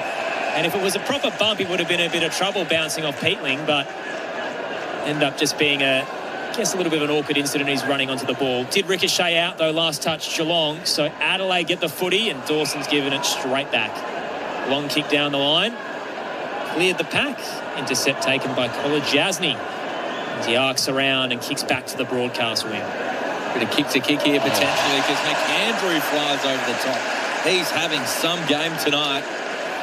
Handballs it to Hall Kahan in his first game. Looking for Peatling. That was a half volley. The umpires paid it. That was right in front of me. Sold it beautifully. Would have been going to the third umpire. The other sport that we play at this great ground. Inside the forward 50 for the Crows. Ball comes to ground. Sock it out towards Holmes and Berry. Head first was Berry. Mullen tackled by Dawson. Myers gets the quick kick out of defence. Waiting there is Nankervis. He takes on the tackle. That's holding the ball. Risky in the middle of the ground. Wiltshire with another holding the ball free going his way. So Geelong in the centre square. Wiltshire waits for the run of Bruin. Checks his kick. Bailey Smith. Disposal 31 as he marks and breaks away from Dan Curtin. Drives it into the 50 for the Cats. 3 fly and they all knock it away from each other. Miller up. Bounces on the drop. Kicks it to Dan Curtin. And a casual exit for the Crows. Really could have moved it faster. The crowd's a bit restless. Darcy Fogarty down there. Far from home. Eventually sends it long. The Cats have backtracked. Dawson 2 to beat and he's got it. Stuck it in the middle of the sandwich. Jordan Dawson, all sauce, arcs around from 50 for an enormous goal! The skipper stands and delivers for his third, and they roar at the Adelaide Oval. Crows by 19, 11-6-72, plays 7-11-53, 10 played, final term on ABC Sport. Wow, what a mark. The crowd was restless, as you mentioned, because Fogarty had held up. Dawson was 1v2 down the line. Jasny was the spare. And he ended up, Fogarty, having to kick it to Dawson 1v2 anyway. And wow, what a player. He's had an incredible game tonight. And that finish just about would have Geelong put away. 190 centimetre and his arms up at either end of the ground. He does it effortlessly. And then the same, we spoke about Taylor Walker's kicking. Shannon Neal's kicking at the other end for the Cats, but just that left has got just such penetration. Back in the middle of the ground, Neal into the ruck. Neal pumps it long inside the forward 50. 2-on-2 back there. Keeping his feet was Ollie Henry. Gets the set, takes his time, chucks it on the left boot. Instant response. Important one for the Cats. His brother's got a goal tonight. He jumps on the scoreboard as well. Geelong 8-11-59. Crows 11-6-72. 12 minutes gone. Josh Money. Yeah, and Tom, all of a sudden a bit of carnage on the Crows bench. So Callum Archie, who we know had a sore thumb against the Hawks, he's got the jacket on at the moment. It is cold, but that's an ominous sign. And then Jordan Butts, who we know has missed time already this year, has gone down to the rooms shaking his head. It's a tricky position to be for the Crows. And it just takes 30 seconds. You go from elation to a little bit of worry. I love that centre bounce craft from Shannon Neal just then too. Just win the tap down to yourself, follow up the contest, get it forward. Excellent ruck work. Adelaide by 13. Lauren Arnell, Rod Jameson, your experts tonight. Toby Murray in there and Shannon Neal once again over the top. He won it one more time down to Dangerfield, who was tackled illegally by Dawson. Just mounted him on the way down. Patrick Dangerfield called to play on as he steps off his line. Has to rush a high, searching kick. Worrell could have taken it in the end. Went for the double fist. It didn't quite get the connection. Falling down, Curtin brushes off 2. Gets it out of there. Walker sliding in. Bounces off his knee and over the boundary line. It'll be tossed into play at the Odie stand. Josh Money downstairs. Just a third possible injury to add to it. Looks like Sam Berry has an issue with his groin, currently at full forward, but given the rotation confusion with the two guys hurt, he is currently still on the ground. So Murray knocks it down from behind towards Peatling. Good shepherd there from Curtin. Allowed him to get a quick kick down the line, and too strong was Walker. Marks on the chest, logo outer side of the ground. Kicks up towards centre half, forward in front was Rochelle. Strong. Important grab just inside the paint of 50 on a slight angle to the left. Just loved the way he did the work early in that contest. Taylor Walker knew he could go to him, and he had Zach Guthrie just caught out. He's pushed him into the chest early, and just to give him that separation to take an easy mark.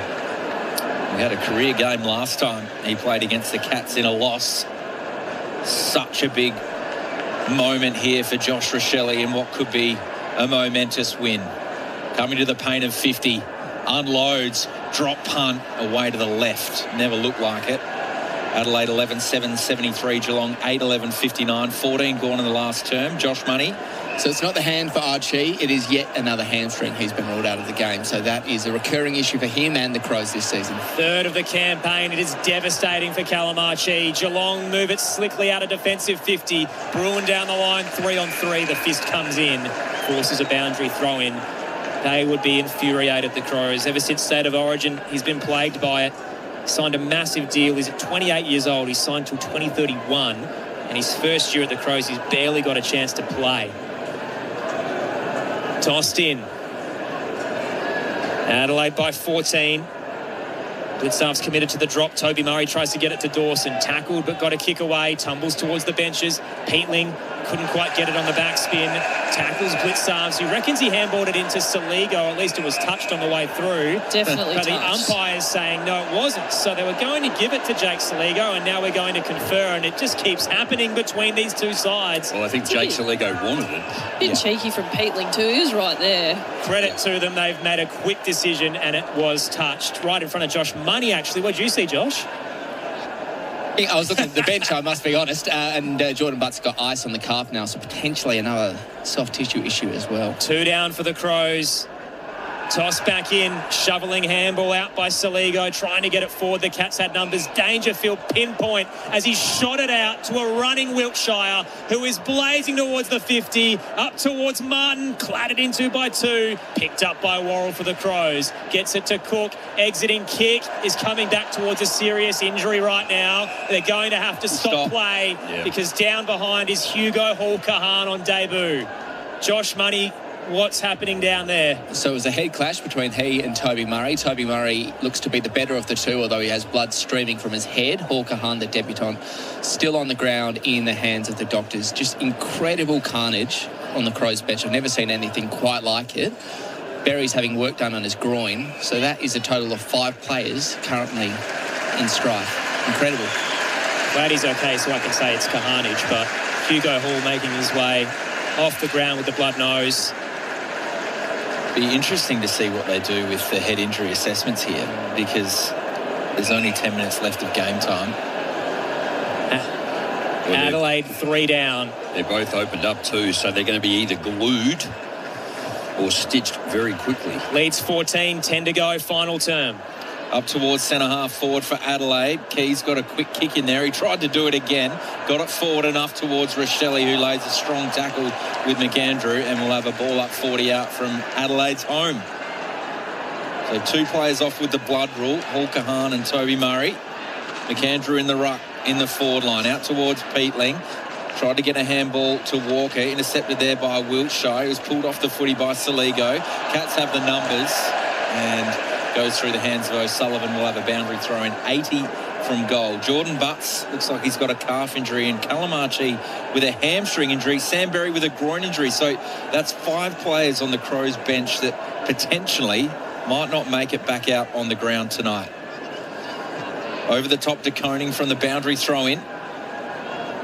Crows trying to hold it in. Atkins handballs to a teammate in Myers, who's tackled by Cook. Will have another ball up.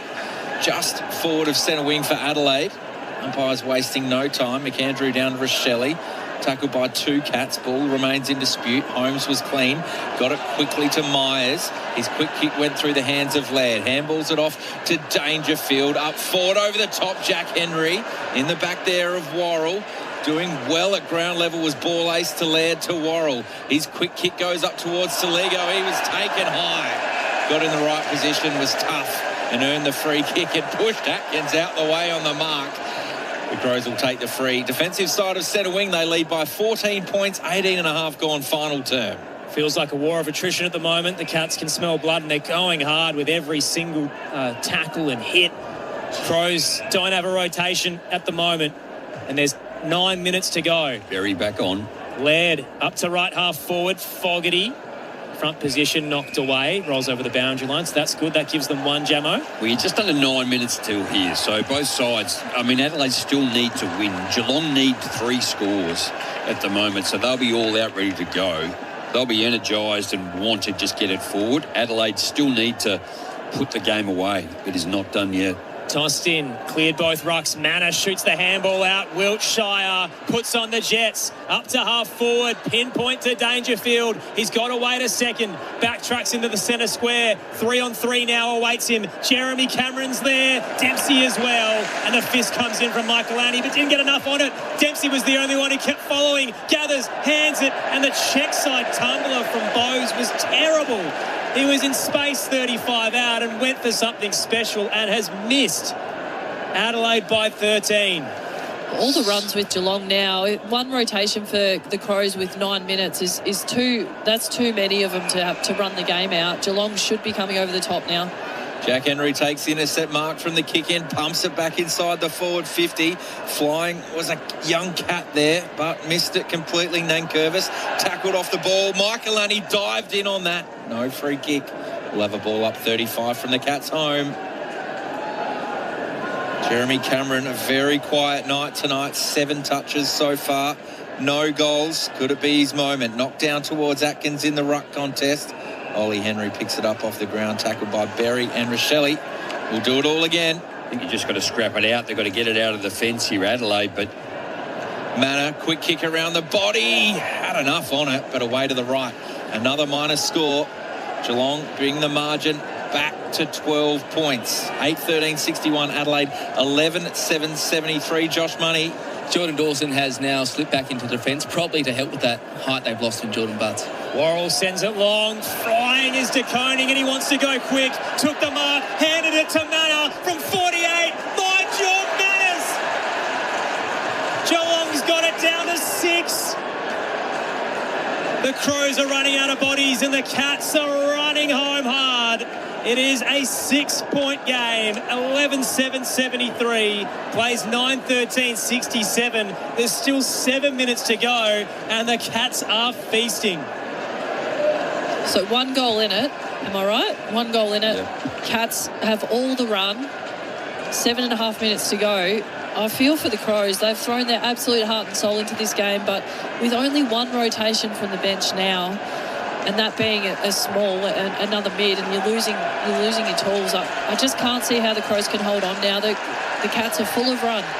And De Koning was just been monumental in this second half in the ruck. And he was on the bench for a while being assessed, but has come back on and taken an incredibly strong mark and a quick hand back in the middle. Berry gets the clearance up towards Keys at centre half forward. The Crows just need to find something. They need to dig deep. Neil Bullen tackle to the ground. We'll have a ball up at centre half forward. Josh mentioned Dawson's spare behind the ball, just trying to shore up things for the Crows. McAndrew out of the ruck contest. Squib kick forward. Fogarty gets a handball out towards Peatling. Diving over the top of that ball is Dempsey. No prior opportunity. We'll have a ball up quickly to Josh. So both Toby Murray and Hugo Hawker-Hunt have emerged from the room. So that's good news for the Crows, whether their heads need to be assessed any further. Quick kick from Curtin out towards goal, was dribbling in that direction. O'Sullivan read it best and goes to O'Connor. Brave kick too. Left back pocket, short to Tommy Stewart, left half back. Geelong with the last 2 goals up towards Bowes Millerer. Tough contest from both.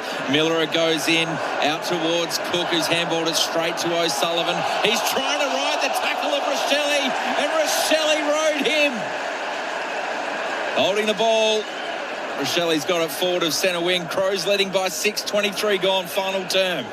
Rochelle sends it into the right forward pocket. Fogarty's there, a little bit long as he's edged under it. And it will carry over the back, over the boundary line. It'll be tossed in, 20 out. One kick game. Adelaide leads at the moment. 4 injuries, all in the last quarter.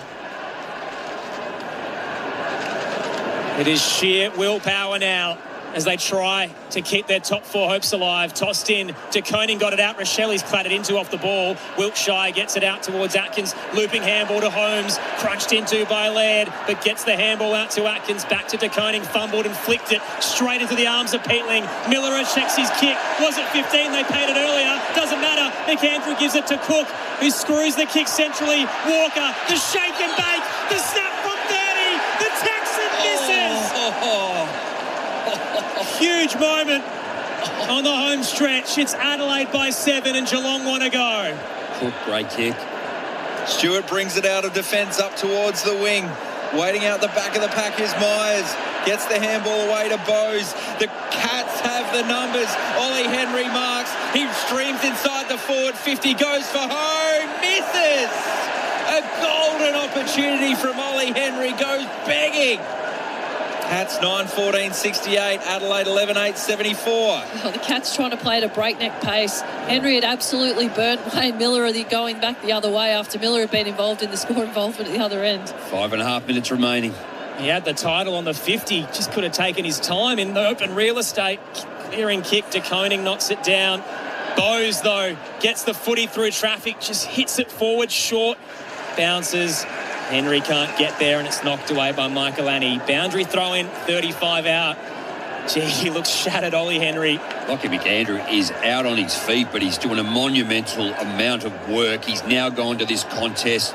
Shannon Neal's doing that. De Koning's a kick behind the footy. Tossed in, Neal wins it down. Peatling tracks, but buffeted away. Ollie Henry gives it to Bailey Smith, who breaks through 2. Max Holmes tried to get a kick. He's got a tackle late, but managed to find Atkins. Gives it wide. Jack Bowes puts a bow on the comeback.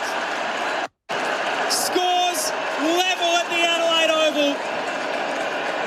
Geelong pull it all the way back from 19 down. Bowes has 2 in his milestone, and we are headed towards a grandstand finish. 10-14-74 the Cats, 11-8-74 the Crows.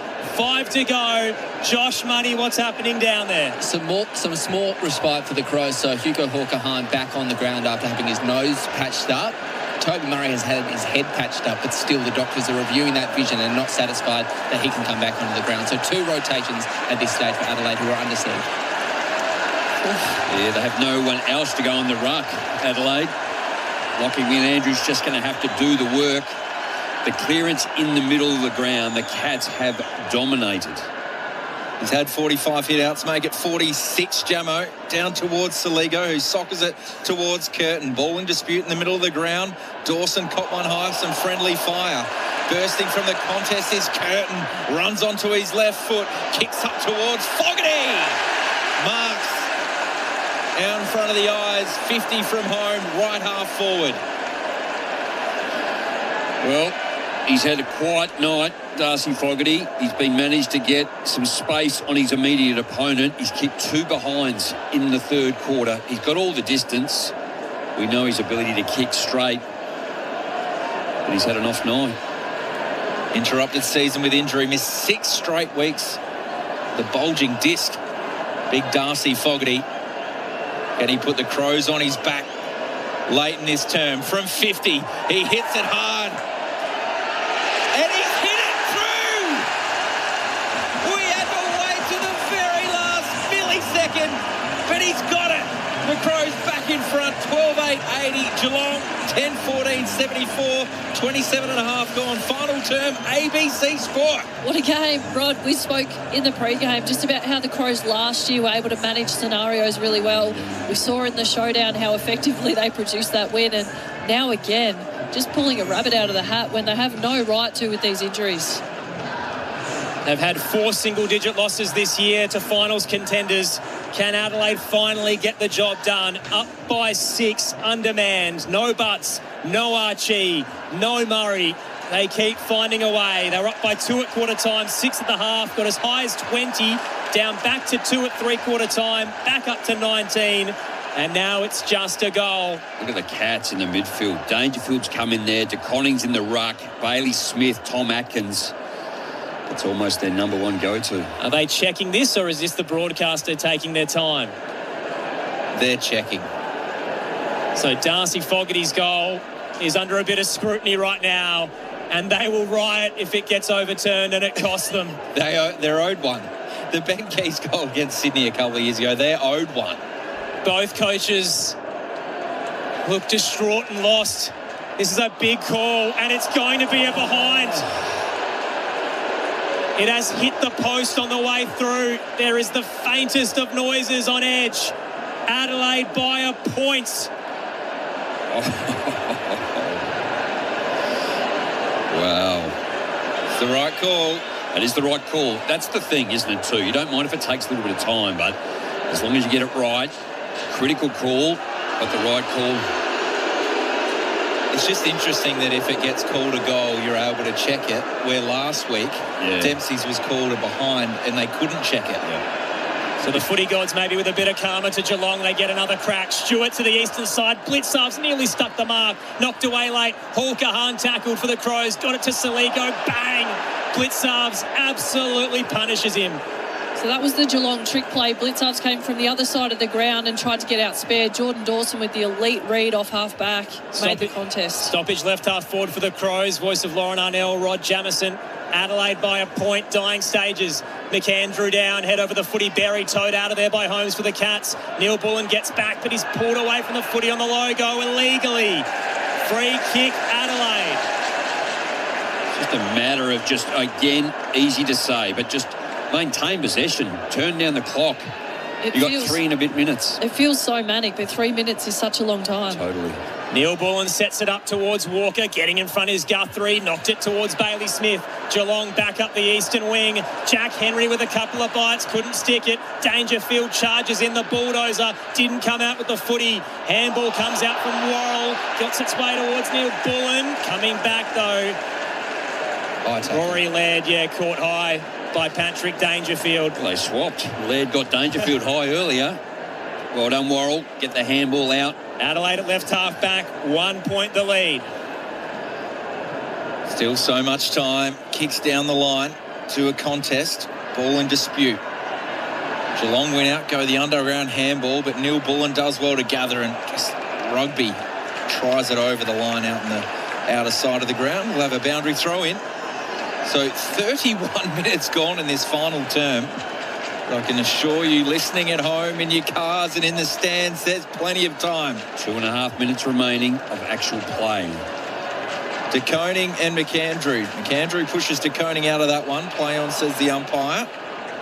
And the umpire says, let's do it all again. We've got Connor O'Sullivan, I think it is, just on his own. Zach Taylor working the way back. Atkins bursts through the tackle, handballs it off to Kolajasny. Picks a very high ball down the wing. Dempsey pushed Neil Bullen under the footy. No free! 2 hands square in the back. Dempsey goes inside the forward 50 for the Cats. Can they pull off the great escape? Out towards the boundary line in the contest. You can hear the boos. A boundary throw in front of the scoreboard. The Cats trail by a point. What a game to kickstart round 13. Great to have you with us for Thursday night footy on ABC Sport. What's left in the tank? Adelaide under man, Geelong on the charge. McAndrew wins it down. Dawson falls into the footy, throwing his body on the line. Miller comes in to lay the tackle on Martin. Will get a ball up.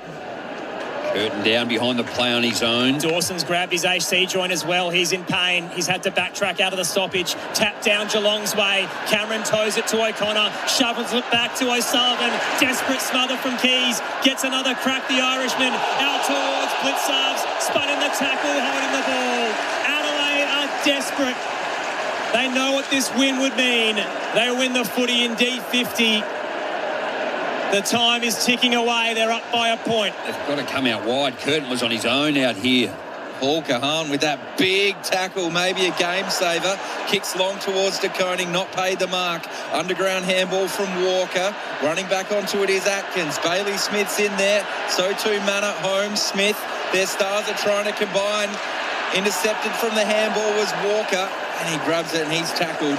Left half forward for Adelaide. Such smart play from Taylor Walker, just trying to keep the ball alive, but in congestion. Geelong just trying to keep the ball, continue to just try and get it forward, but the Crows doing better. De Koning knocked it down. It went straight to Keys, to Walker, to Saligo, and Dawson and Rochelle. They knocked it out of each other's hands. It's going to be a ball up left half forward. We're into the final minute at Adelaide Oval. The Crows have led for most of the night. They're holding on by a solitary point at the moment. Game on the line, 42,000 on edge. 52 seconds. McAndrew down, just past Berry, head over the footy. Mullen gets a kick out to Dangerfield. Here come the Cats. Max Holmes puts on the Jets, up to half forward. His kick is too much. Rush of blood, too long. Gets it to Worrell. He can short pass to Miller. They've just got to control the footy now, the Crows.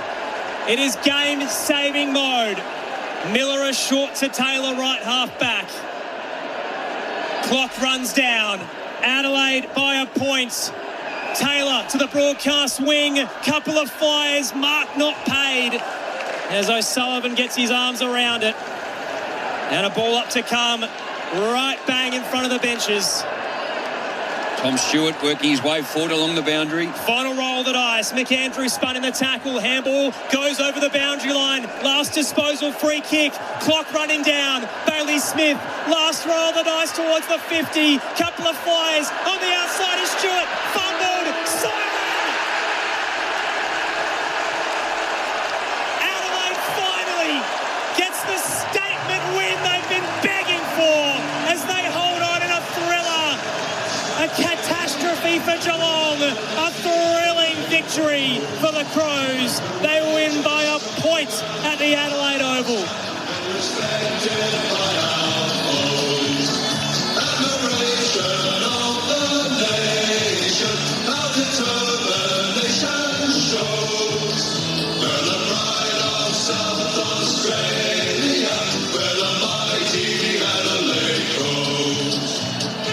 Undermanned, underestimated, running out of legs. The Crows all half get across the finish line.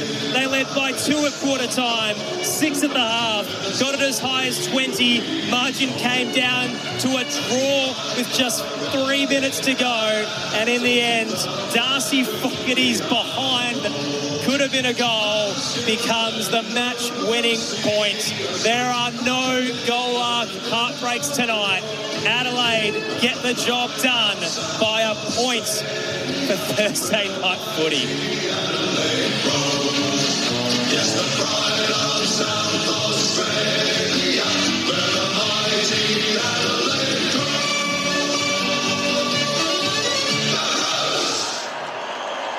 40 of the last 126 games now for the Crows, decided by 10 points or less.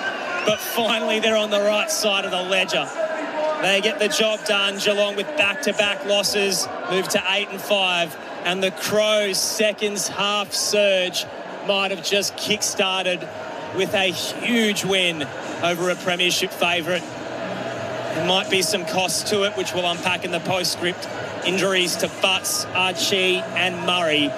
But Matthew Nix's men for now will just be thankful they got the job done. Rod Jameson, Lauren Arnell to unpack it all for you on ABC Sport. Oh, just incredible by the Cats. They're such a good team. 4 points last week, 1 point this week. You just know how they play. But well done, Adelaide, just to be able to guts it out. And you're right, Aaron, just to be able to do what they need to do.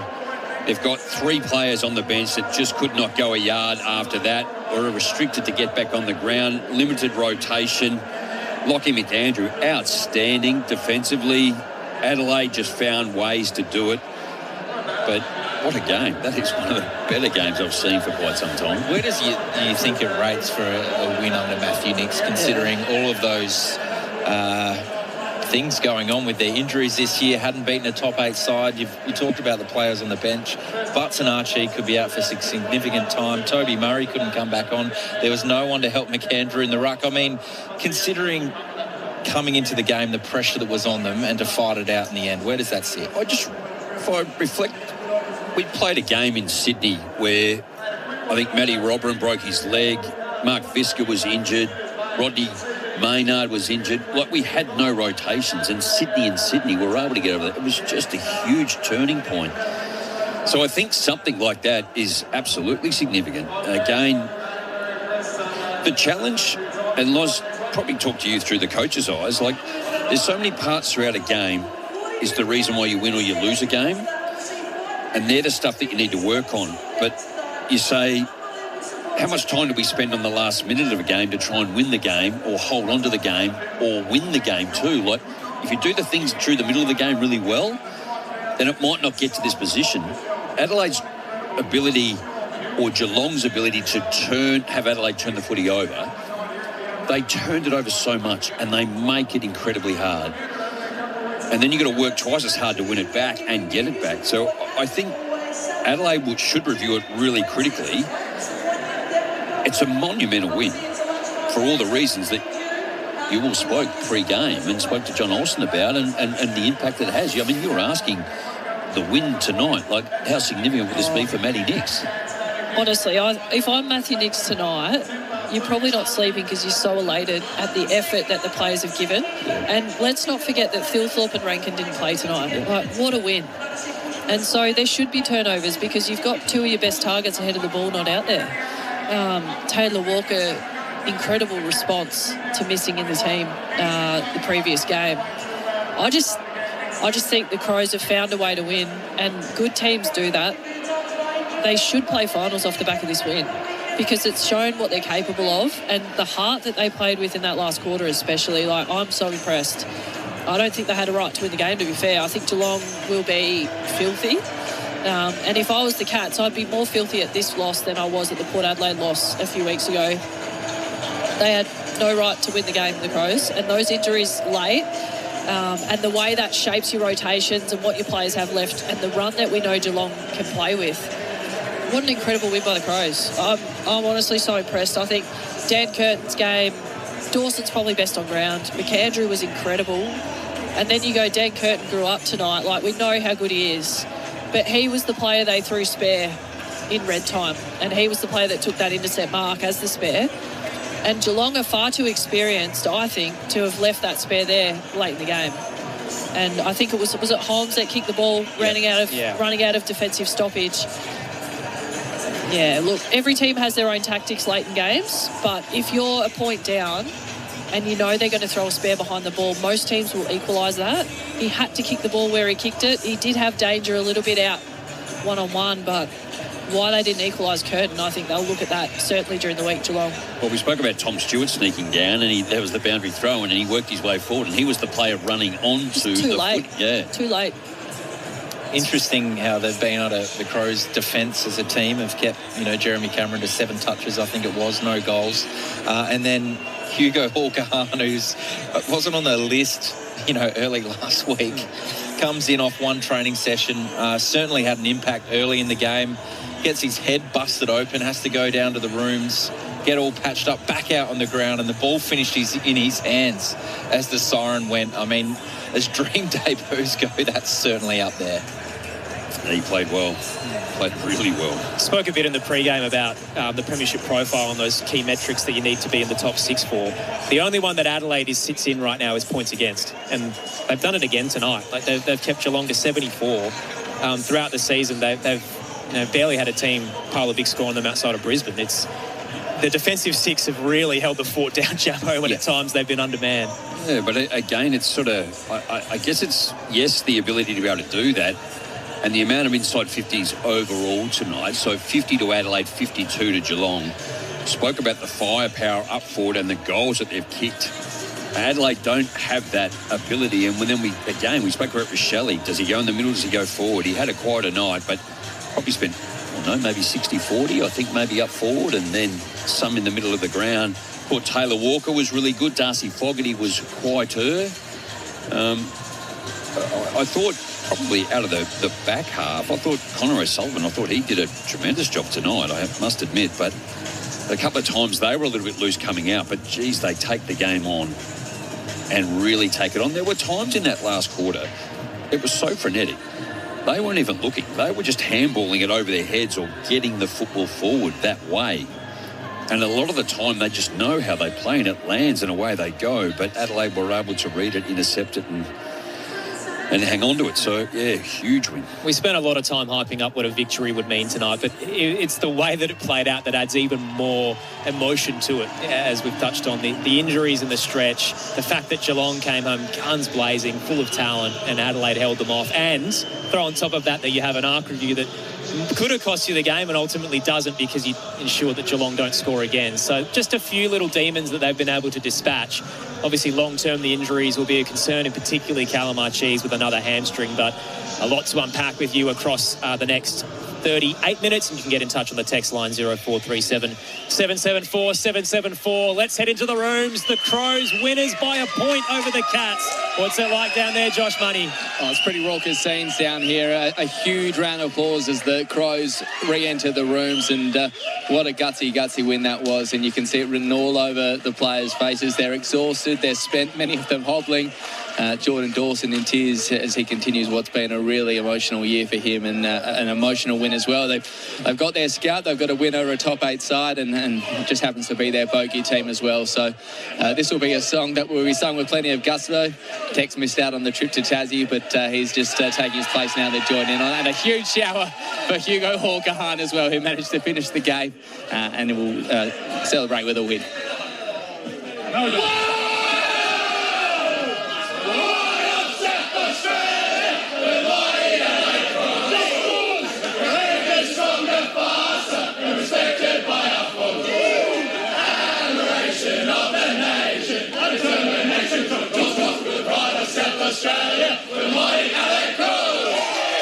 Plenty of gusto there, and some help as well for Hugo Hall-Kahan, who's still learning the words, of course. I'll be back with some reaction shortly. Straight in and gets a big victory as a result. There is a new name in town. It is Hugo Hall-Kahan. Excellent performance from him tonight. It kind of joked through the call, Jamo, that with the hyphen in his name, you can call him the connector, but geez, some of his delivery off halfback was terrific. So they've found one there, the Crows, and even though they've had some injuries tonight, there are troops coming back. So Mark Keane in the Sandful this week.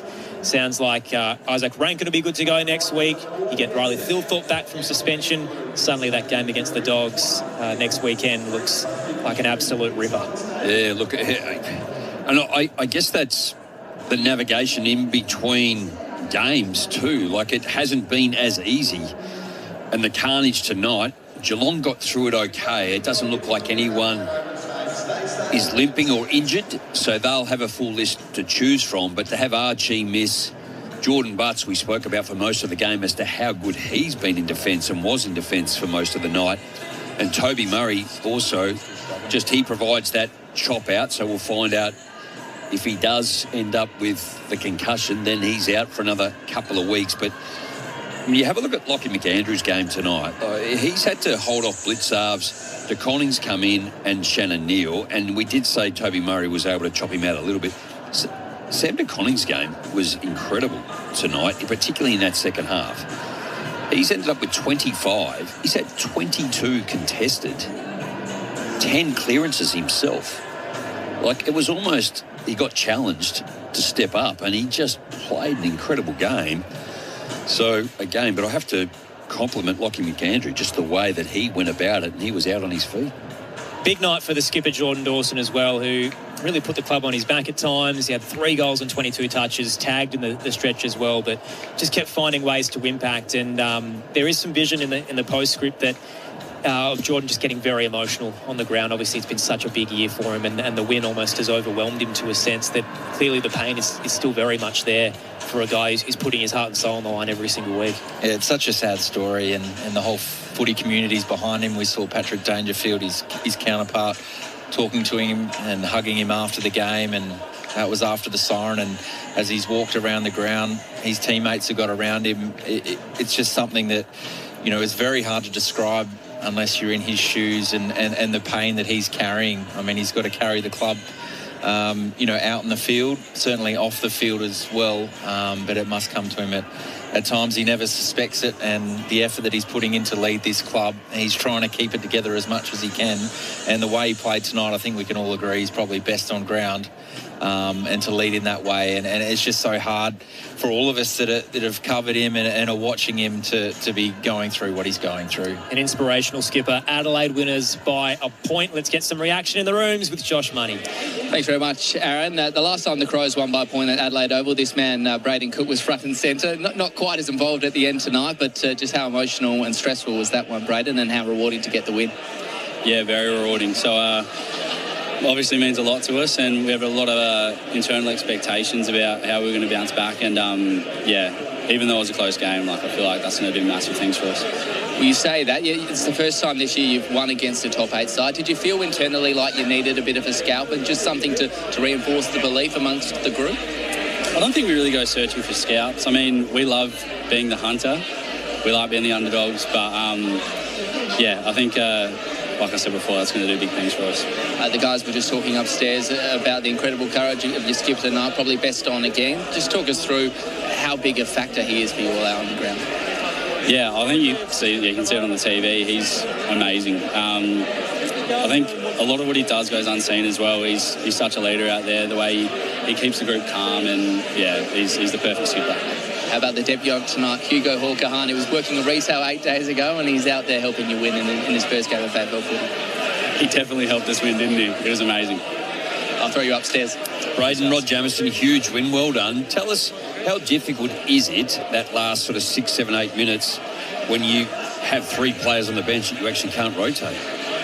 Yeah, I was a bit gassed in that last quarter. I was supposed to come off at the 8-minute mark, and got sent back out there. So I was a bit frustrated just because I was blowing. But we all have to grit, and everyone has to stand up, and I feel like we did. Spoke about how good Lockie McAndrew was tonight. I mean, they threw Blitzard at him and then De Conning and then Shannon Neal, but he had to stand up, particularly again late when Toby Murray couldn't come back on. Yeah, my big stretch. I love him to bits. He's amazing. Braden, such a clutch moment that you had in the showdown earlier this year. Some clutch moments from Dan Curtin floating across. What's it like for the young players? I know you're starting to get a little bit older and a bit more experienced, but to be the ones that have stepped up in huge moments this season.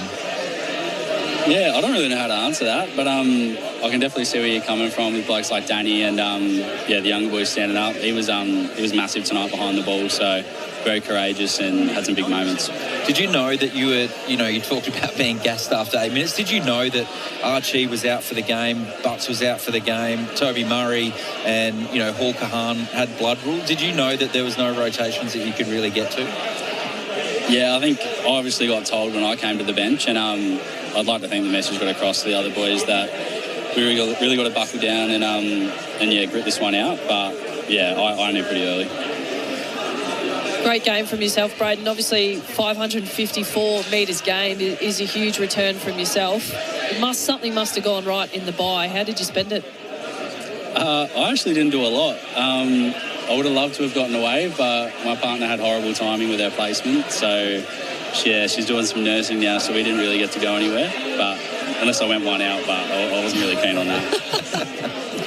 Hey, Braden, wanted to ask you about the game plan. Matthew Nicks was pretty emphatic during the week that he wasn't going to make any changes to it, but it did feel like the ball movement was a little slicker and quicker off half-back. Were there any minor tweaks? I think you saw the minor tweak in Hugo. His spark off half-back was amazing tonight, and maybe that just frees up some of the other boys to free it up or give them a bit of confidence to do the same, maybe. John, I was just going to say, when Luke Nankervis come to the club, Braden, it wasn't long on the training track where people just go, this kid's got some serious talent.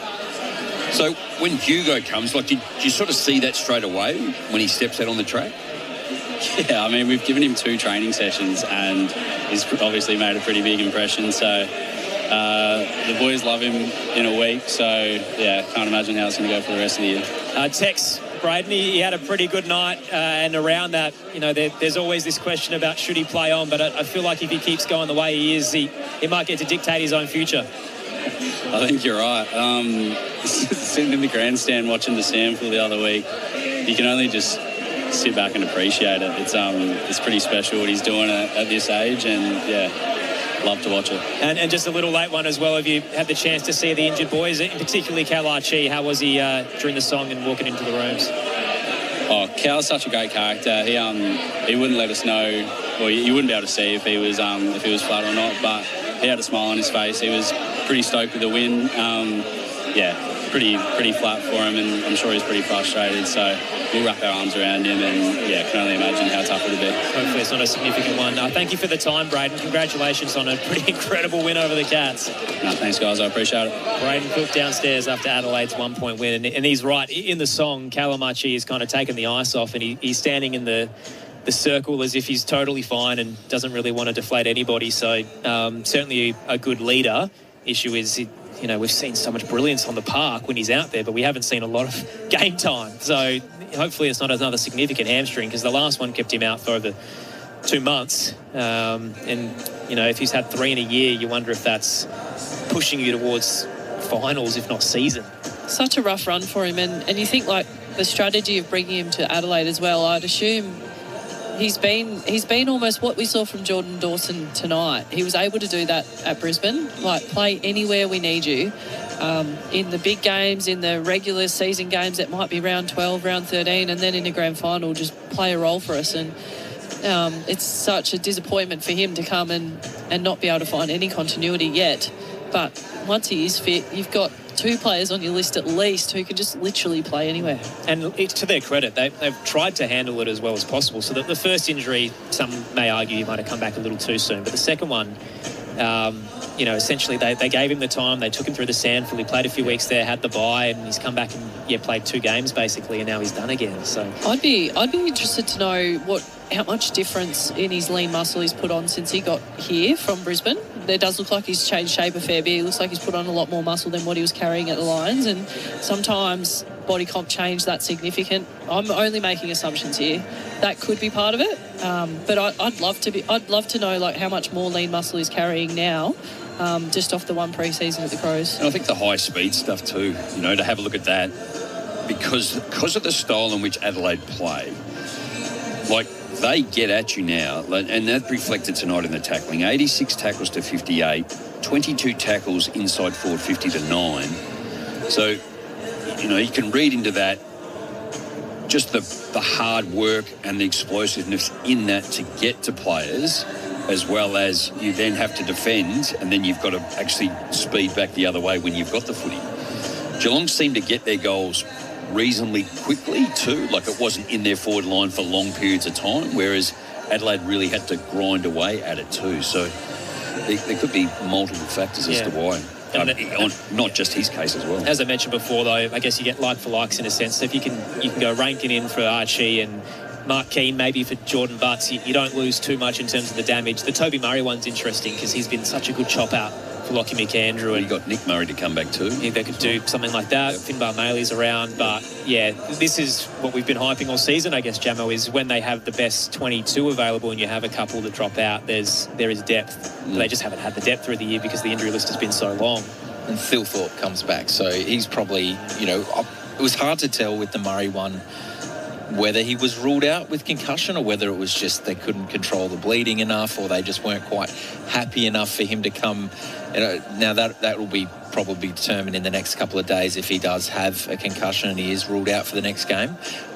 So that is one. But it does speak to the depth that they have, that they've been able to maintain, keep their head above water. They're 7-5 now, and they've got these star players that are coming back, Keane, Rankin, Thilthorpe, which they could all get back next week. But it's so frustrating for them because, again, they're not getting continuity. And you got Riley O'Brien as well, who hasn't played a game this year too. He played that one game so you're right. So he could play as a second ruck option, but I think he had 35% game time in that match, Rod. So it was probably why I didn't feel like he was out there. The draw is really tricky coming up, but you feel like they've got the monkey off the back now, and they feel like they can beat a premiership contender. Just want to shout out as well, not only just the Adelaide Crows, but the event of tonight, which was the SA Freeze. 3rd straight year they've got involved with the Fight MND campaign.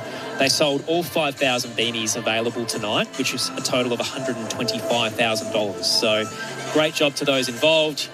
Huge thanks to everybody who bought one across the night and just got involved in the event. And it's just the perfect way to bookend what is a big weekend, and we can't wait for the King's Birthday Clash on Monday, where it really unpacks with 90k plus at the MCG. But it's just an awesome effort for a very good cause. So huge thanks to everyone who bought a beanie tonight. All 5,000 sold as well. With you for the next 24 minutes. We're going to try and get some reaction inside the Cats room as well.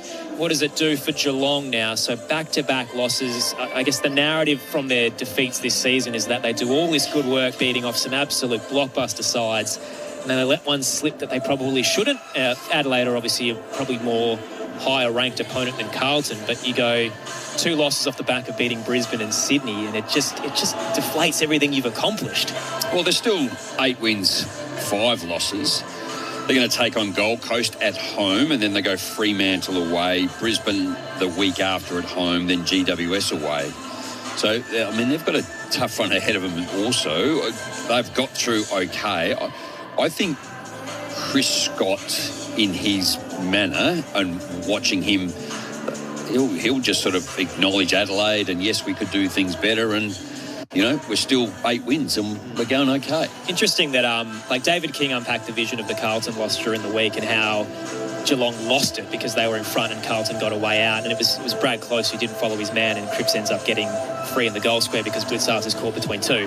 Then tonight it's the opposite, where Geelong are trying to win the game at the death and fall short. So they've had 2 thrillers at polar opposites where they haven't found a way to win. Does that worry you at all, Lauren? Not really, to be fair. I think Geelong's biggest issue out of tonight, which they'll reflect on, is the inaccuracy. I think 10 goals, 14. You've generated 24 scoring shots, and there's enough of the 14 behinds that were legitimate. Like, they should just be goals at this level, regardless of whether it's raining or not. So I do think the inaccuracy will be a reflection for them. And then I think in the second half, the biggest thing for Cats was they were continuing to pump the ball in long and relying on that aerial contest, but their smalls were jumping against their talls. So in the first half, it was working for them because the talls were bringing it to ground, the smalls were tidying it up. But I liked Jack Martin's game in many ways, but I found it was almost... Look, you don't know his exact role when we're sitting at level 5, but he just continually jumped against his talls, and they had no presence at ground level, and the Crows were able to rebound off that. So I think there's some things they can tidy up pretty quick in their forward line. Jeremy Cameron's had the quietest game I've ever seen him play.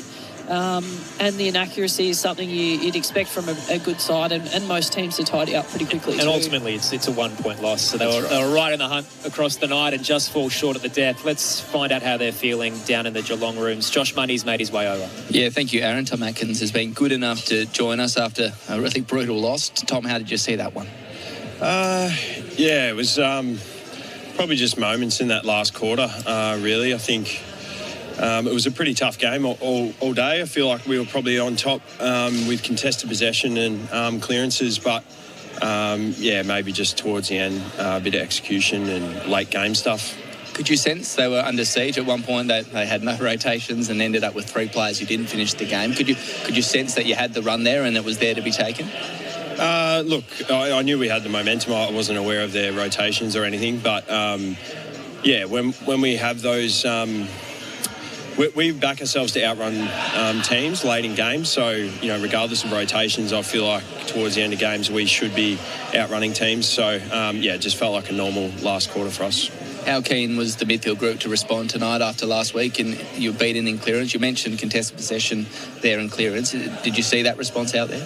Yeah, I thought, we were much better tonight. Obviously, we didn't play well against Carlton, so the only way was up from there. But, I thought we were really good. I thought Sam De Koning was absolutely awesome for us in the ruck, and Paddy was, back to his best back in the midfield. So, look, it's pretty frustrating not being the winners, but, at least we've improved a bit on last week. Here's Lauren Arnell and Rod Jameson. Tom, do you keep that nice and simple as a reflection as a team? I'm assuming you have had the chat with the coaches. No, we haven't chatted to Scotty. Yeah.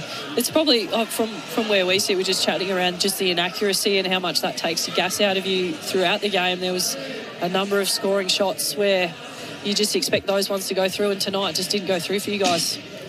Look, we always back our forwards to, use their flair and take the shots they feel. I think probably as a midfield group, we were probably kicking the ball way too skinny for our liking. And early in the game anyway, that was one of our points at halftime, was just hit the hot spot and, try and get in on them from there and lock the ball in. I think we were kicking it there, but we weren't getting in on top of our opposing midfielders. They were able to get ground balls down there and then come out too easily. So, our forwards are the best in the comp, I believe. So, it's not on them tonight. Tom, Rod Jameson, you still continue to unearth some players. Ollie Wooch, you're up forward, tremendous. And I thought Connor O'Sullivan in defence was great.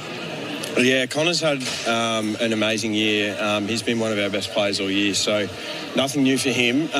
But it was great to see Ollie in the team and using his speed, backing himself tonight was good. What about Sam De Koning? Is his best in the middle of the ground? Where do you feel, or where does the club feel he's best at? I mean, his second half was incredible.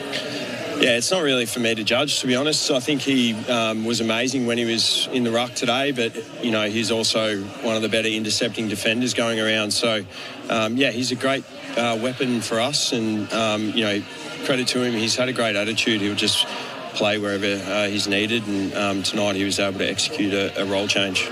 Tom, how'd you find the turnaround? So a 5-day break after the Carlton loss, and this is your third time in Adelaide in 14 weeks. You kind of pretty tired of South Australia at this stage. How was the build-up? I think we had a 6-day this week. We played Friday, I'm pretty sure. We actually play better off short turnarounds, so it wasn't an issue for us. You don't find any kind of jarring difference when you're playing a team off the bye? I'd say historically we've struggled off the byes, but it's something we're trying to get on top of. And we had a bye round 3 this year, and I felt we responded in that game. We played pretty well coming off that. So you don't want to look into the past, but I'd say definitely off shorter breaks we play better. And just wanted to ask about Connor O'Sullivan as well. So ran out the game, but did have that awkward contest with Jordan Dawson where he's kind of shoved into a marking area. Was he kind of all right in the fallout of that? Or did he have much to say about how it all played out? Yeah, he seems fine. I was just with him in the rooms. He's all good. Oh, good to hear. Tom, thank you so much for taking the time to chat to us, and hopefully you can bounce back next week.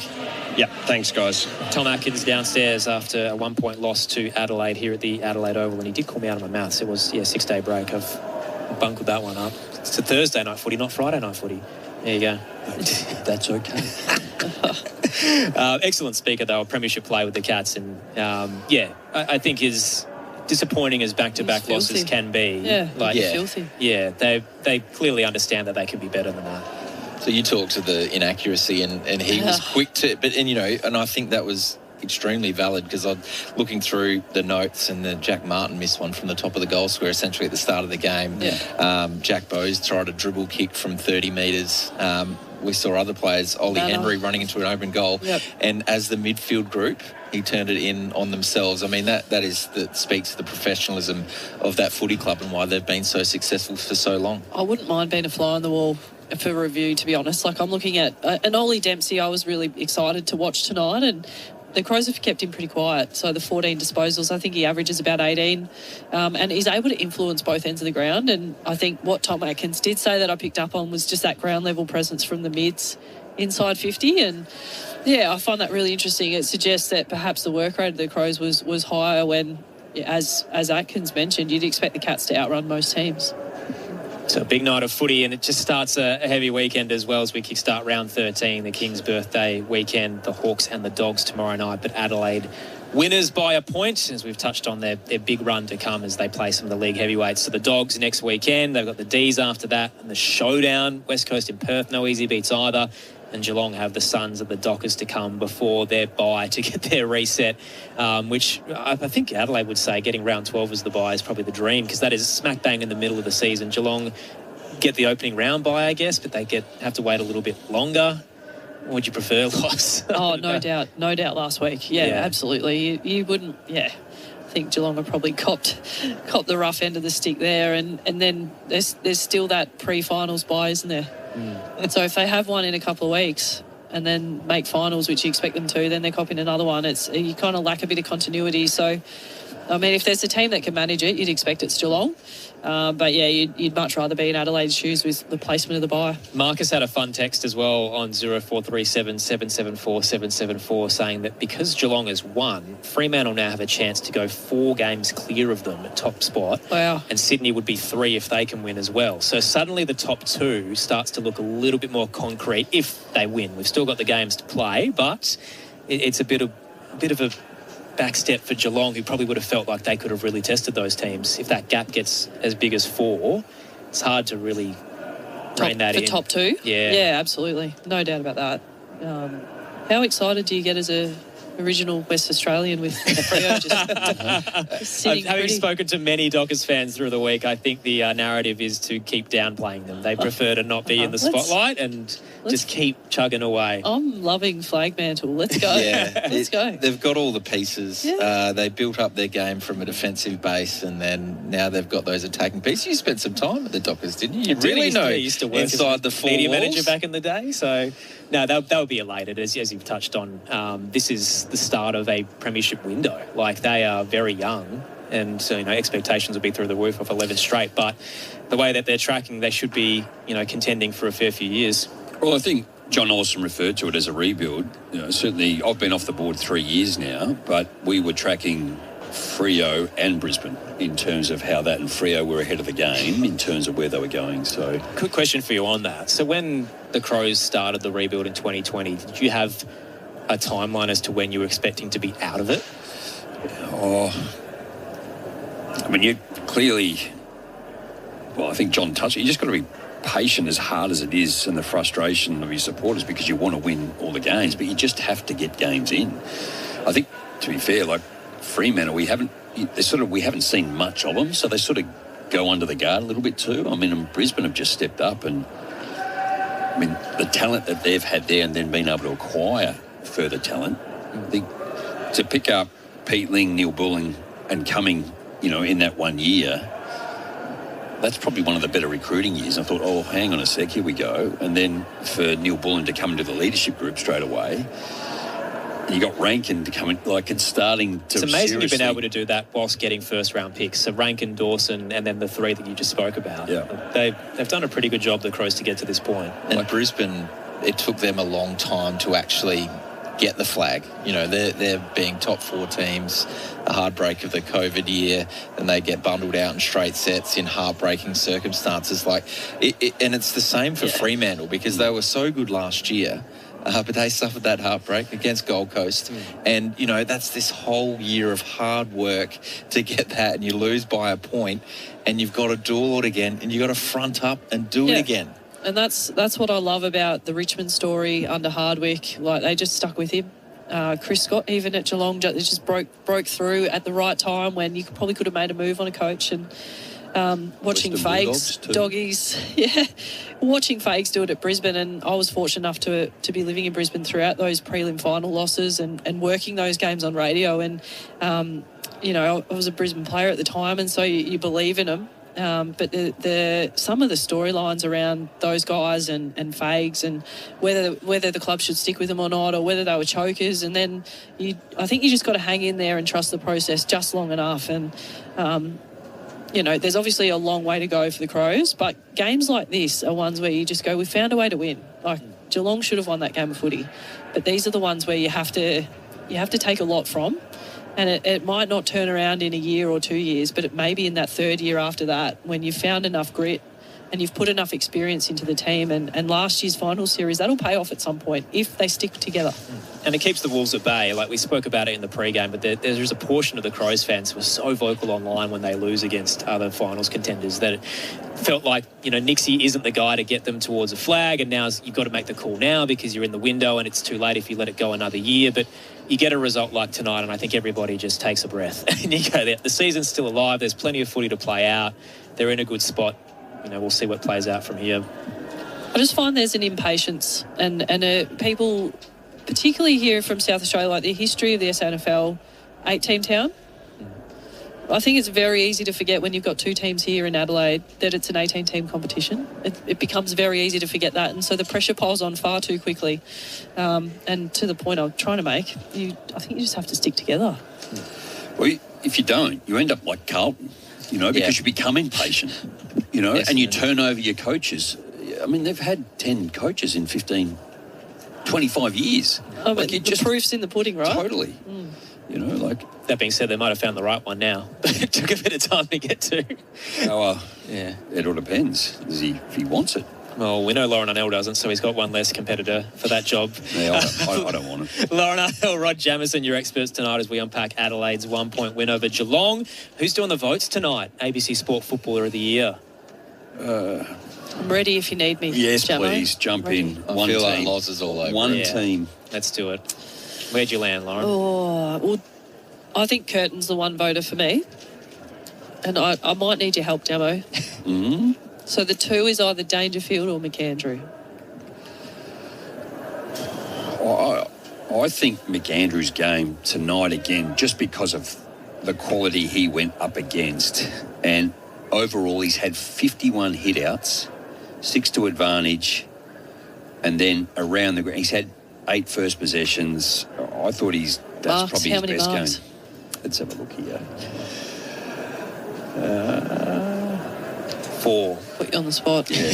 He took a ripper right in front But you of us. also add in the extra factor of losing Toby Murray late and having Yeah. to run out the game solo. I liked his tackle pressure at ground level. All right, Curtin 1, McAndrew 2, and the very obvious Jordan Dawson 3 votes. Jordan Dawson, 3 votes. And yeah, Patrick Dangerfield at 36 had a pretty terrific Yeah. to 30 touches. His first half in particular was exceptional, so apologies, Patrick. But again, I'm super critical. He's had 30 disposals. He's had 18 kicks and gone at 33%. But he's a superstar.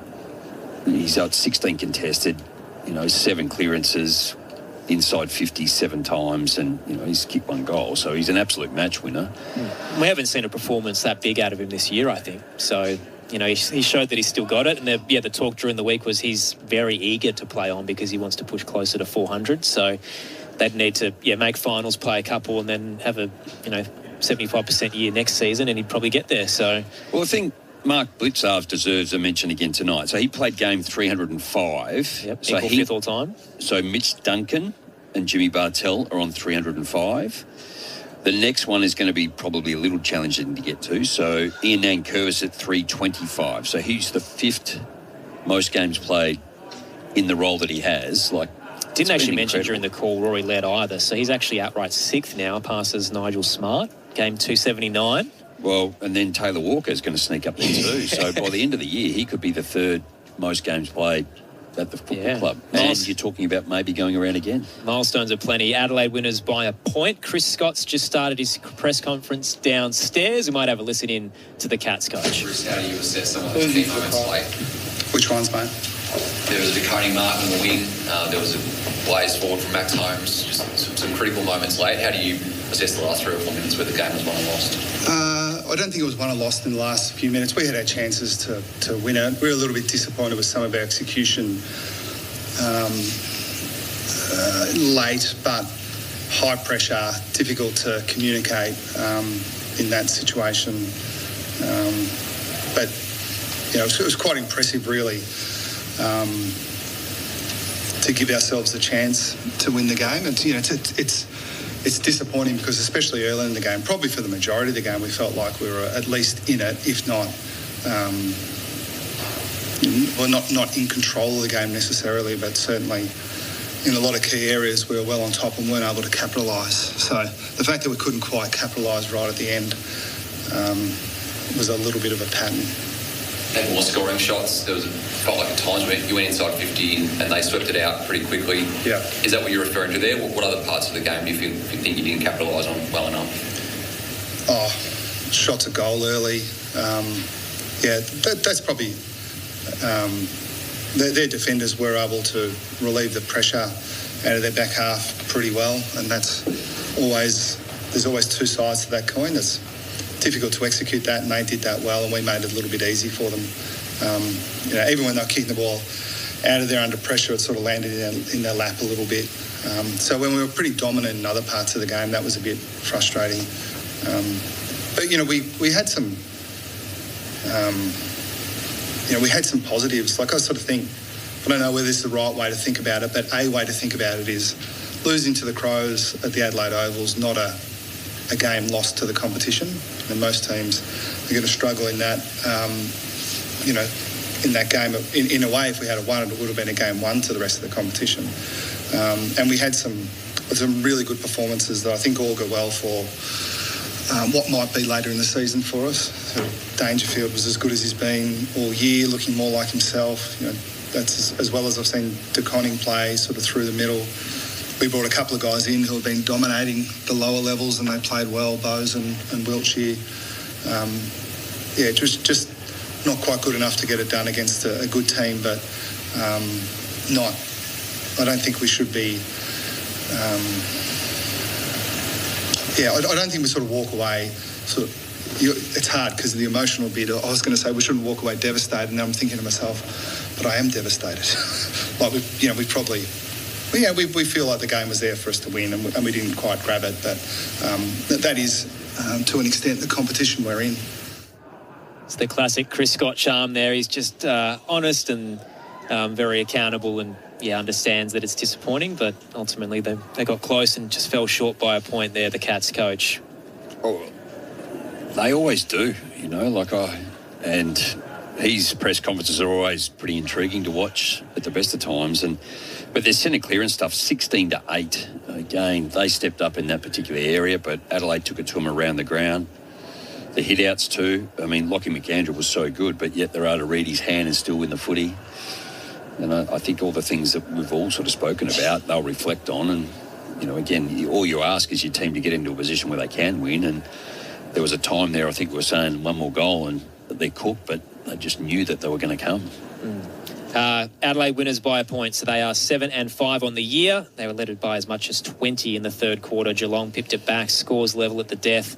Darcy Fogarty gets a set shot. It hits the post on the way through, but only via score review. Crows fans were thinking, gee, it's happening again. Ultimately, they held off the Cats and win by that point. So Geelong now move to 8-5. They've got the Suns to come next week. Plenty of footy coming your way on ABC Sports. So tomorrow night, the Hawks and the Dogs at the MCG from 6:30 Eastern. No Gunston for the Hawks. Cody Waitman back for the Dogs. Can they get him, Loz? Where's the game? It is at the G. At the G? Oh, Hawks for me. Jamo?